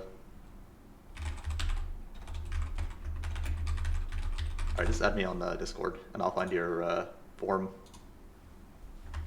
Maybe we can finally get someone that's below Masters. Every single person has been above Masters.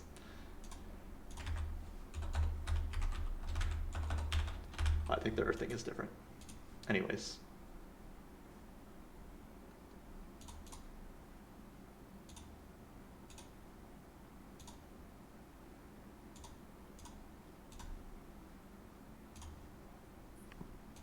Hi, what's up? Hello?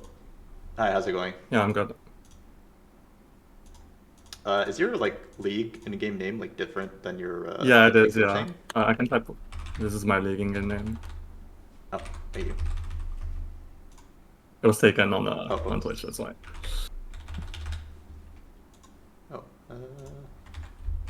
sorry, I'm looking for you in the form. Did you submit it like recently, maybe? Yeah, I think today, like this morning.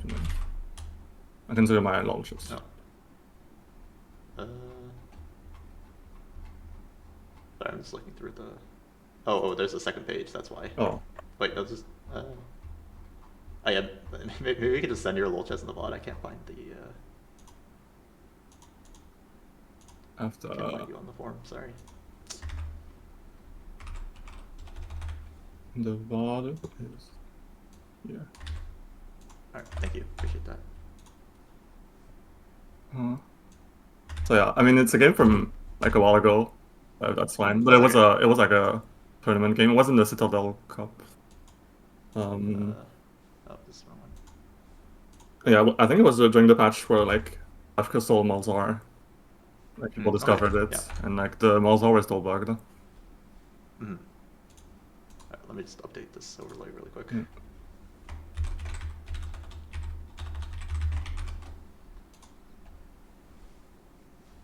Alright, and yeah, I mean, you said you were playing in like the Citadel tourney, and you're like quite high like challenger. So, do you have any like specific like goals? Like, I assume like competing is like something that you're interested in. Yeah, I'm definitely interested. I mean, this set I tried to like my goal was to get to tier 1, but I didn't even make regionals. So yeah. Oh, that's okay. No worries.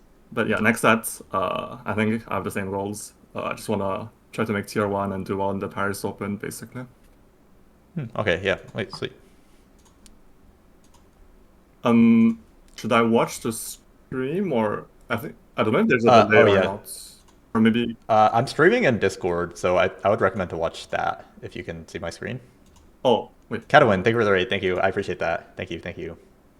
I hope you had a good stream. I'm doing some like I see that you're streaming, but I can't tell like how to. Oh yeah, never mind. I'm stupid. Oh, in Discord? Yeah, I see it. Yeah, it's good now? Yeah. Okay, sweet. Alright. Yeah, I was never very good at this Crystal Mouse comp, but I mean we can obviously just talk about like fundamental. Yeah. I mean I didn't play that game. Like I was also kind of trash at that comp. I don't think I played it a single time because I just didn't really know how to play the comp, honestly.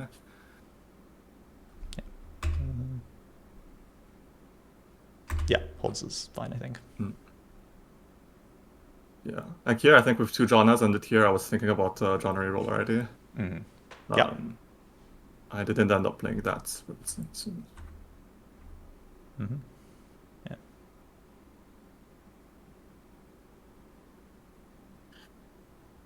Yeah, this. I mean, I guess like maybe Malphite over Zac, but doesn't really matter. Yeah, definitely for Protector actually. Yeah. And yeah, so I was thinking about Jana, but like yeah, then yeah, hit a scout. Let me see what you say on the scout.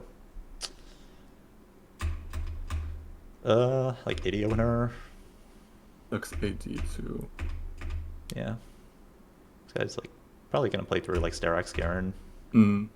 Maybe Kale. That guy like could technically Janna, but maybe not. And I feel like I remember Janna being quite strong on this patch. I would be like trying very hard to play it, but oh yeah. Yeah, I was I looked at the game and I didn't end up doing it, but I was thinking maybe I should have picked Caretakers and just went into Janna. Oh, Caretaker's Janna? I was thinking like Slammin would, because you're losing like 2 full anvils if you're like rerolling on 6, right? Versus this is like not losing too much value, I feel like, but I don't know. Yeah, that's true. I mean, I felt like I didn't do it, but I felt like Janna Caretakers, you definitely do lose value, but don't you like get level 7 pretty quickly usually, or no? And you get 3 anvils? I mean, you get level 6 pretty quickly. I feel like you're staying on 6 until you have like both of them. You don't. It's not even like 3-starring. Yeah, one unit, unit, 3-starring, 2 units. I mean, I'm cool with Slammin, and then like maybe it's like, oh, if we get a blue buff, then we're playing Janna. But if we get like something else, then we can think about just like tempoing. Yeah, like here with the double sword, we're no longer playing Janna. So yeah, I'm cool with this. Okay, and with double sword, the first level Shinx. I think with these types of like Slammin, Cluttered Mind augments, I generally dislike leveling on 2-1. I feel like I would not level here. Okay. Is it? Yeah, I mean, it's because you get like level 4 for free. Yeah, it's because you get level 4 for free next turn on 2-2. Yeah. Like you don't have to wait 2 turns for level 4. You only have to wait 1 turn. And like your board is not like so strong that it's like a 5-streak opener. It's like kind of a mixed streak opener, I guess. So I feel like you kind of want to like maximize econ. And yeah, I think like any sort of like Slammin, Clear Mind, Cluttered Mind disincentivizes you from leveling on 2-1. Yeah, it makes sense. When you're like the natural level 4. I think at the time I was thinking like with slamming I have 2 items, I can just level in try to win a few rounds. Was Stargarden is like unplayable on this patch? I feel like No, Shojin no. IE into Stargarden does not seem I mean, bad at all. I don't think it was that popular, but I actually like Star Guardians a lot this patch. Okay, yeah. Yeah, this seems like fine to me. Yeah. And especially just thinking about like fundamentals, like Mm. this can't be like too bad. Yeah. Man, I slammed everything on. Is landing on Syndra correct or no? I think so. I like okay. it's either Syndra or Ezreal, and I think it's Syndra. So yeah. I'm pretty sure it's not Janna. Yeah. Because I mean, I was thinking like Star Guardian gives AP, and I feel like usually the fruits on Syndra are much better too. Yeah, yeah. I think Janna is like without the veteran, and like the strategist and stuff. Yeah. It's kind of underwhelming. Yeah, Starks and Fury, so it's a loss. Yep, Syndra 2.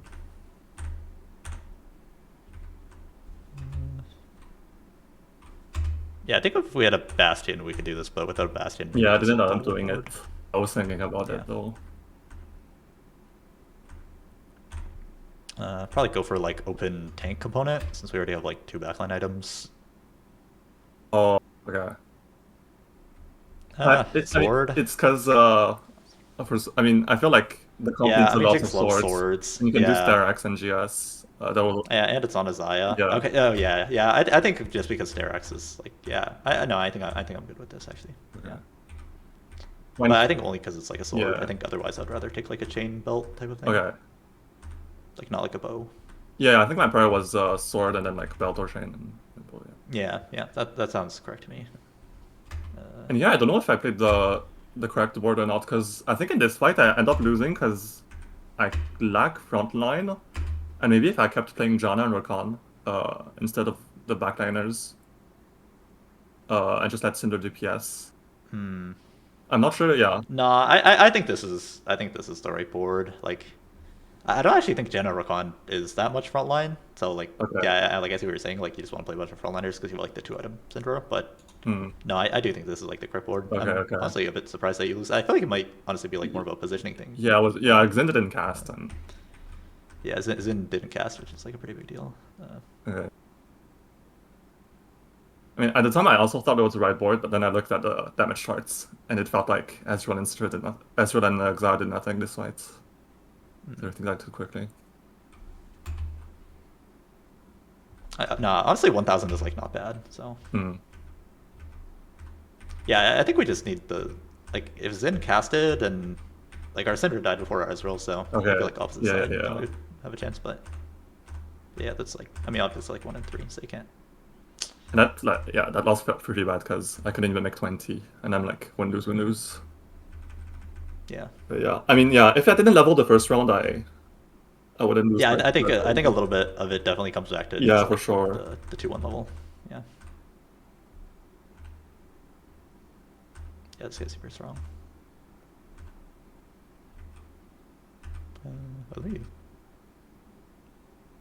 Okay, I was like cool with the board before, but I feel like Nico should be in over Ezreal. Or no? Here Nico over Ezreal? Oh. Yeah. Yeah. Especially because I said like I kind of lack front. Yeah, like Prodigy is like less important with the Shojin as well, right? Yeah. That makes sense. Yeah. And then the next mid can be Janna or something also.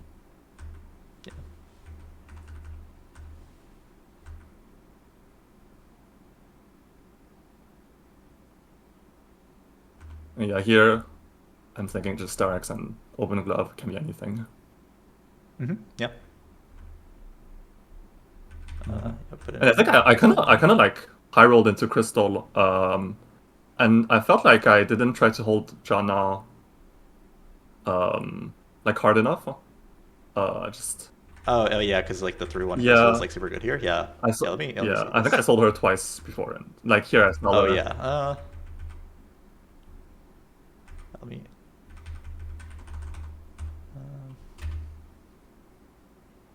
Because I saw like 3 Jannas total already. Oh yeah, like wait, can we just hold the? Oh, you're trying to hold the Ezreals? Yeah, I wouldn't care about Ezreal here at all. I feel like.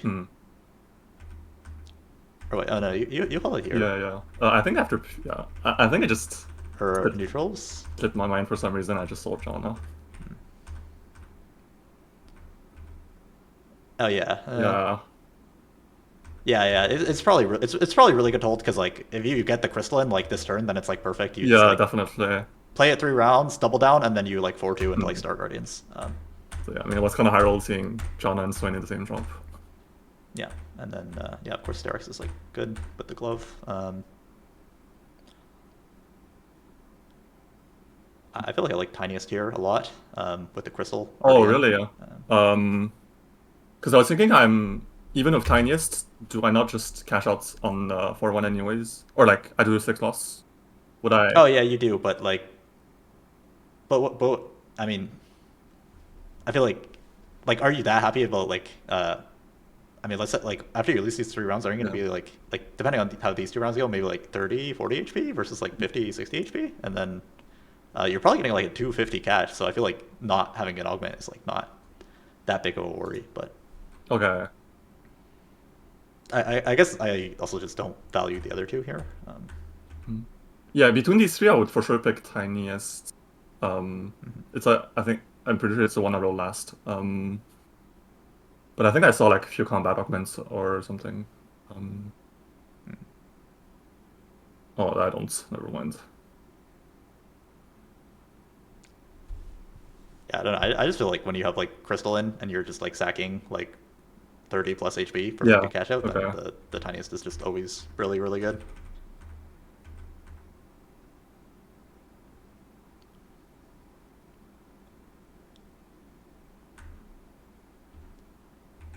Yeah, I think like lineup's just kind of average here. I would like tiniest, I think. Okay.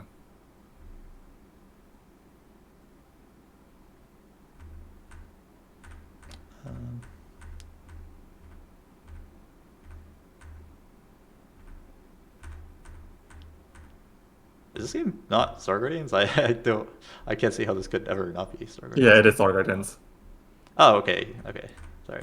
For some reason I thought it was 5 crystal. Oh, 5 crystal mouse patch. I see. Oh yeah, sorry. Yeah. I just got thrown off by that. Yeah, I like Bow for Last Whisper. That seems perfect. I'm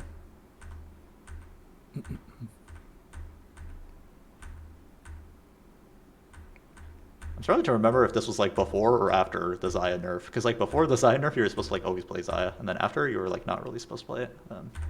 I don't remember what got nerfed about her. Was it the SG bonus? It was her, yeah, it was her SG bonus damage got like nerfed quite hard. It was when Tiny Team was broken that they nerfed it. Oh, okay. I think it's I after don't the Xayah nerf then. After that, okay, yeah.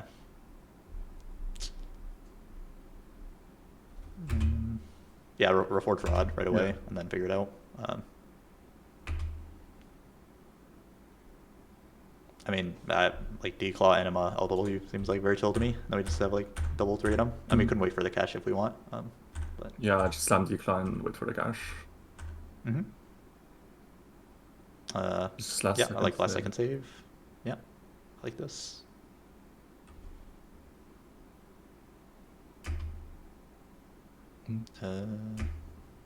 I just picked the tank component, I think. Also mix. Yeah, I feel like the order of operations is like kind of wrong. Yeah, that's what I was gonna ask. Because popping the anvil, I actually lose so much time. But I think at the time I just saw the anvil, I wanted to clear my bench for the roll down. And I thought if I see a rod, I just insta-pick it, it's quick. Yeah, I feel like my order of operations is I just like sell the dog shit, like Janna, yeah.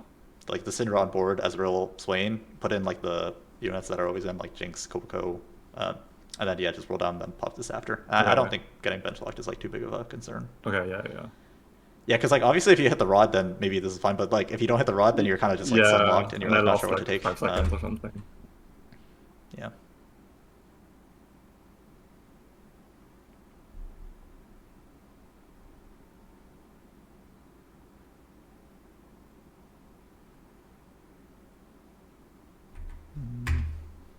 Yeah, we're skipping Volibears, but we don't have items for it, so I think I'm okay with it. But yeah, if we had extra items, then maybe we could hold the volley.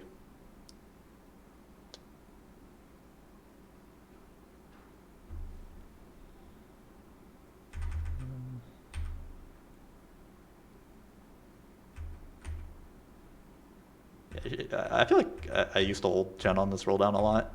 Who? Shen? Yeah, Shen, just like Bastion Edgelord. Because now we have an open slot. But I mean, it's kind of unlucky to not see a single, like, you know, Cassante, Bears, Braum, whatever. But yeah, no, I definitely should have held Shen. But yeah, now we kind of have like nothing.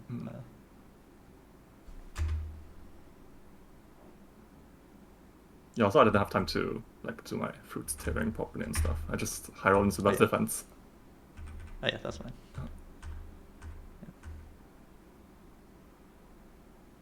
But if you had did you have a Jinx like going in? No, you didn't have any Jinx or Poppy going to the roll down, right? Okay, yeah. So there's no way to tailor. Do you ever? Because I feel like I mean, especially gather force on Jinx is like super important. Would you ever just not fruits and get the best out possible, and just not fruit this round? I feel like doing like the tailoring is like really only like realistic if you have like the early, like the Jinx beforehand, and then you're just like doing it while your crystal's in. But I don't think on this roll down it's like realistic to do. Yeah. So. Like I meant, like in the middle of a round, would you ever just not slam the fruit and? Oh. Just to get like. I mean, I feel like you have to win these rounds. Like I feel like you have to slam the fruits and. Because of my HP. We lost, so unlucky. Yeah. Okay.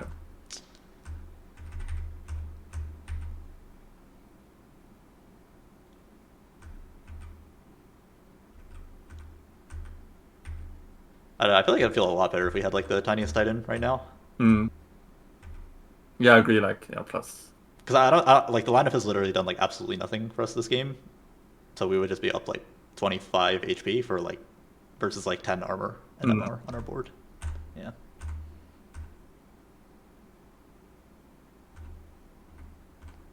And we're definitely not playing for like a first here. What would you expect? Like usually the placement to be like with a SG spats from cash outs. You mean like right now or like after the 4-2 or? Like maybe right now, yeah, or yeah, right now. Yeah, I think now that like we hit the, I would think this is like 4th or 5th maybe. Yeah. I mean, I feel like I already saw like 2 people that won the game. Like this guy's like fast 9. And there was also a Crystal Wolf player. So, yeah.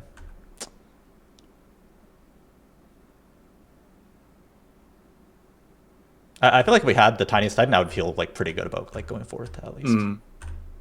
You know, because we'd be like middle of the pack HP, and we would probably be like one of the strongest. Yeah, that's true. Stage. Like look at my HP, tiniest Titan, that definitely feels like the correct pick.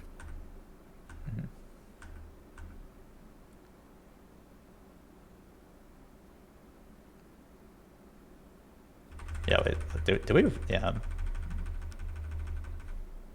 Oh, I'm surprised we're not like chain kind of sending it here with like 30 HP, Poppy pair, Kobuko pair. We have a Rakan on our board. We have a Zai on our board. I feel like I would definitely be rolling. Oh yeah. Yeah, I think we have way too much to roll for here. Like we have to roll. Unless you like literally scouted and you win every matchup, but I doubt that's true. No, I didn't. We did actually lose. So. Okay, yeah, that's true. Yeah, the fight was super close too. And on my mind, I was thinking about rolling after stage 5, like after PV stage 5, but that's too late. Yeah, it's just like too much to roll for. Like even like one Cassante is like kind of nice here, right? Like one Cassante, one Braum, one Seraphine, one Poppy, one Kobuko. Like there's like literally like 10 million things that will spike us right now.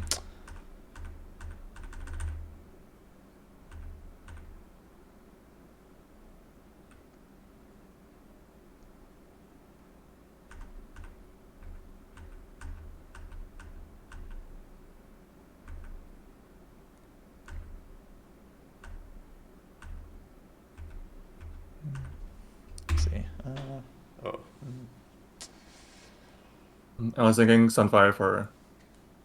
Yeah, Sunfire. Yeah, probably Reforge a chain and try to get like a 3rd Jinx item that's not the LW. Oh yeah, perfect. GS Sunfire. Oh. Wait.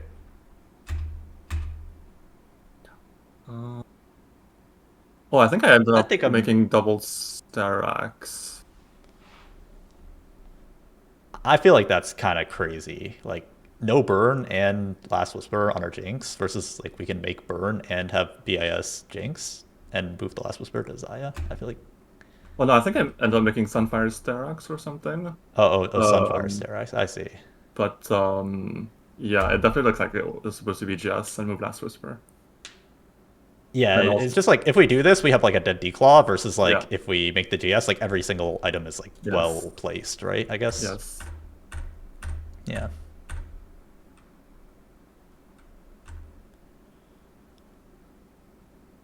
Yeah, I think yeah, going down after the Poppy too seems real.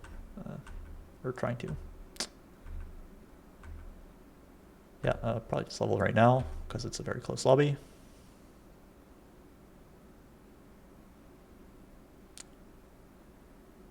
I'm not exactly sure like how good or important like Xayah was on the board, so I won't comment on just like random stuff versus the Xayah. But yeah, definitely these guys both have to go in. I feel like Braum and Seraphine. It could be Braum. Like here, I mean, yeah, I definitely wanted to buy and play Braum, but I was too poor. Would it be like? Yeah, I would think you just sell Xayah. I mean, Or either Varus or Xayah. I don't even know which one, but he's the best Star Guardian emblem holder by far, right? Because he gets like the shielding, healing, that kind of stuff. Versus like Varus, it's not very useful on. Okay. Yeah.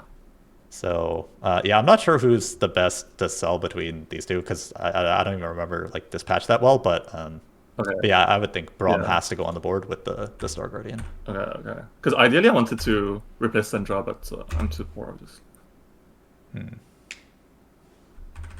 I think it's like normally fine to keep Syndra because Prodigy is like a really good like team wide buff, right? Like I would think Syndra is better than Xayah as a slot. Like if you're dropping someone, I would drop Xayah first. I always thought it was drop Syndra first and then Xayah. I always thought that it was drop Xayah, but I don't know. I mean, it probably just depends. Like I don't even know like what. Yeah. I mean, we could probably figure it out based off this, but Okay, I mean, it's yeah. That's more of just like a knowledge check than like a. Probably, yeah. Anyways, so I'm not too worried about it.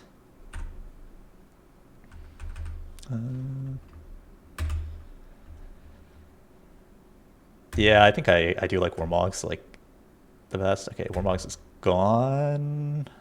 Oh wait, we still have Last Whisper on our Jinx. Yeah, we got to get off Last Whisper Jinx here, like Guard Breaker or something. Yeah, I definitely didn't pick Guard Breaker. I think I just didn't think about moving off from Last Whisper yeah. on Jinx. Yeah, like Xayah and Varus are both great, like Yeah. Last Whisper holder. So, For sure. and this comp is like your Jinx does like Yeah. what, like 90% of Yeah, your yeah, damage. yeah. So you just want her to be like as strong as possible, right? And just like enable her like as much as possible.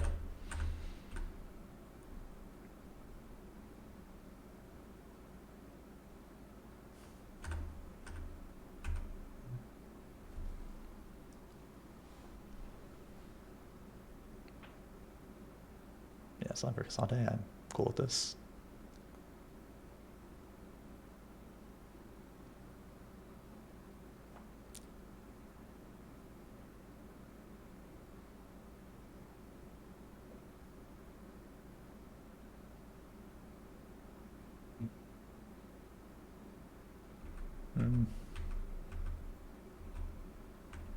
I feel like I would want to like since we have Braum pair, no Cassandre pair, I feel like I might just like leave the items on the Nico and then start guarding my Braum, but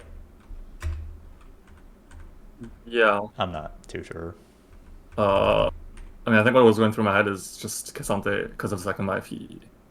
Yeah, The Sunfire and the like- Spark just lives for very long. Yeah, like yeah, that's good on him. Yeah, and I agree.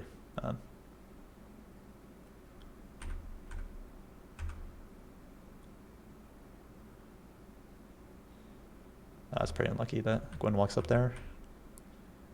Yeah, it was actually surprisingly close. I thought I would get shit on. Yeah, like if your Jinx stayed alive, I think you'd actually win this. Yeah, he got a good Lee Sin angle off of me. Yeah, for sure.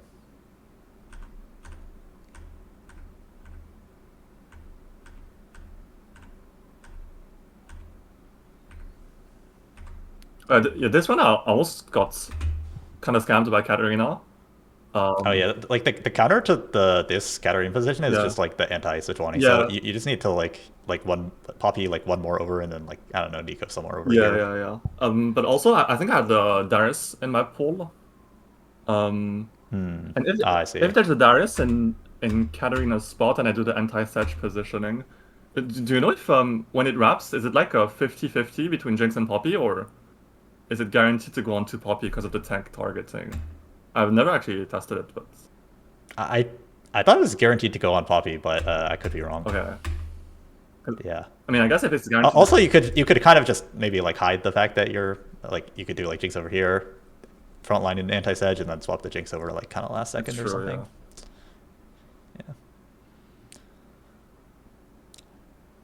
Yeah, I mean, I for sure got super lucky this fight. The Karina just oh wow, just jumped away, and the fight was super close.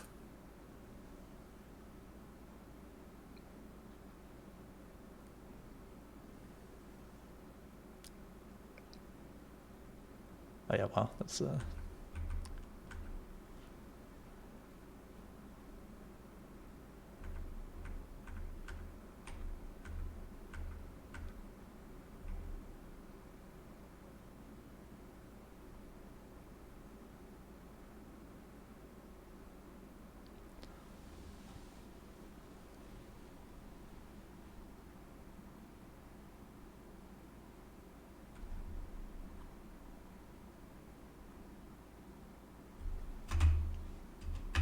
With Brom 2, I was thinking Shojin Brom.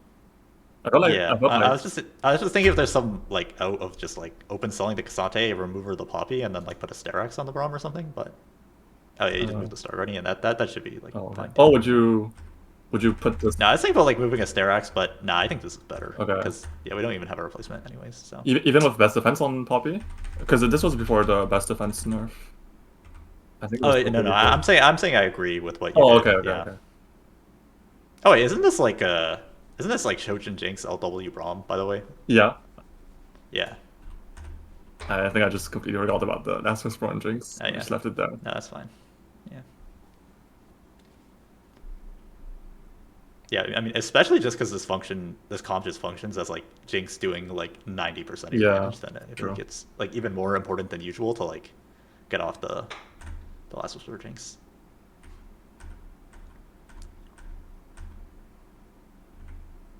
See, that looks strong, so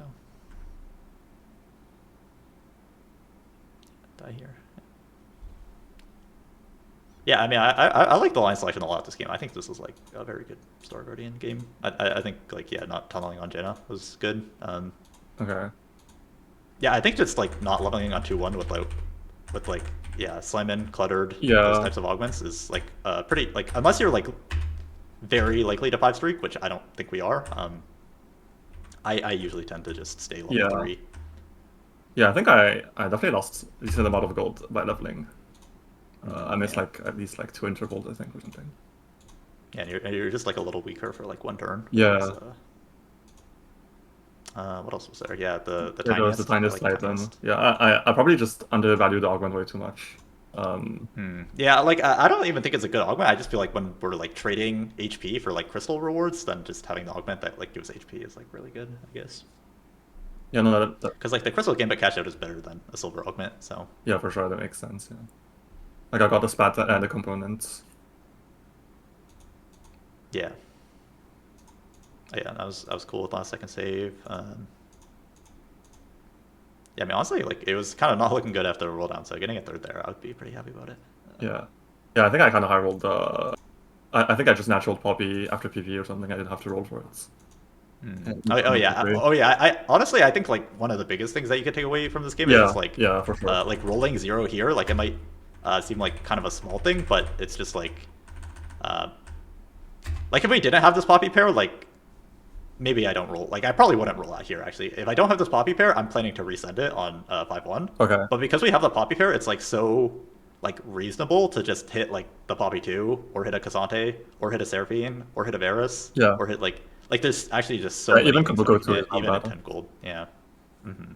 So, yeah, just, like being more incentivized to do, like roll down earlier with, like, more pairs, I guess, in Stage 4 is something you can take away. Yeah, for sure.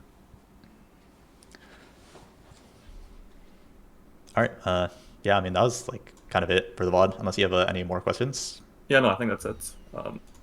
Yeah, thank you for the review. It was actually super helpful. Oh yeah, no problem. I hope you take something away from that. Yeah, thank you. Okay, thank you. All right, thank you. Take care. Have a nice day. Yeah, bye-bye.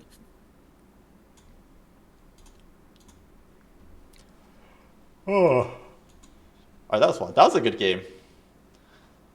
I mean, obviously he's like a high caliber player, so there's gonna be like less to talk about. But then I have to be more like the whatever 2-3 small mistakes that there are. I have to like focus on them more. That was quick. One more, dude. I'm tired. I'm so tired. I'm sorry. That was the last one. I said it was the last one. I'm out of here. No stream tomorrow. I'll be attending some like set 16 preview type of thing. I think I'm allowed to say that. I hope I'm allowed to say that, as long as I don't leak what it is. But anyways, let me find someone to raid. Oh, Kuhn's streaming. Love this game. Well, he loves the game more than me. Okay, thank you guys for watching. Hope you guys enjoyed the coaching sessions. Hope you guys learned some stuff. And yeah, maybe be back in like a couple of days.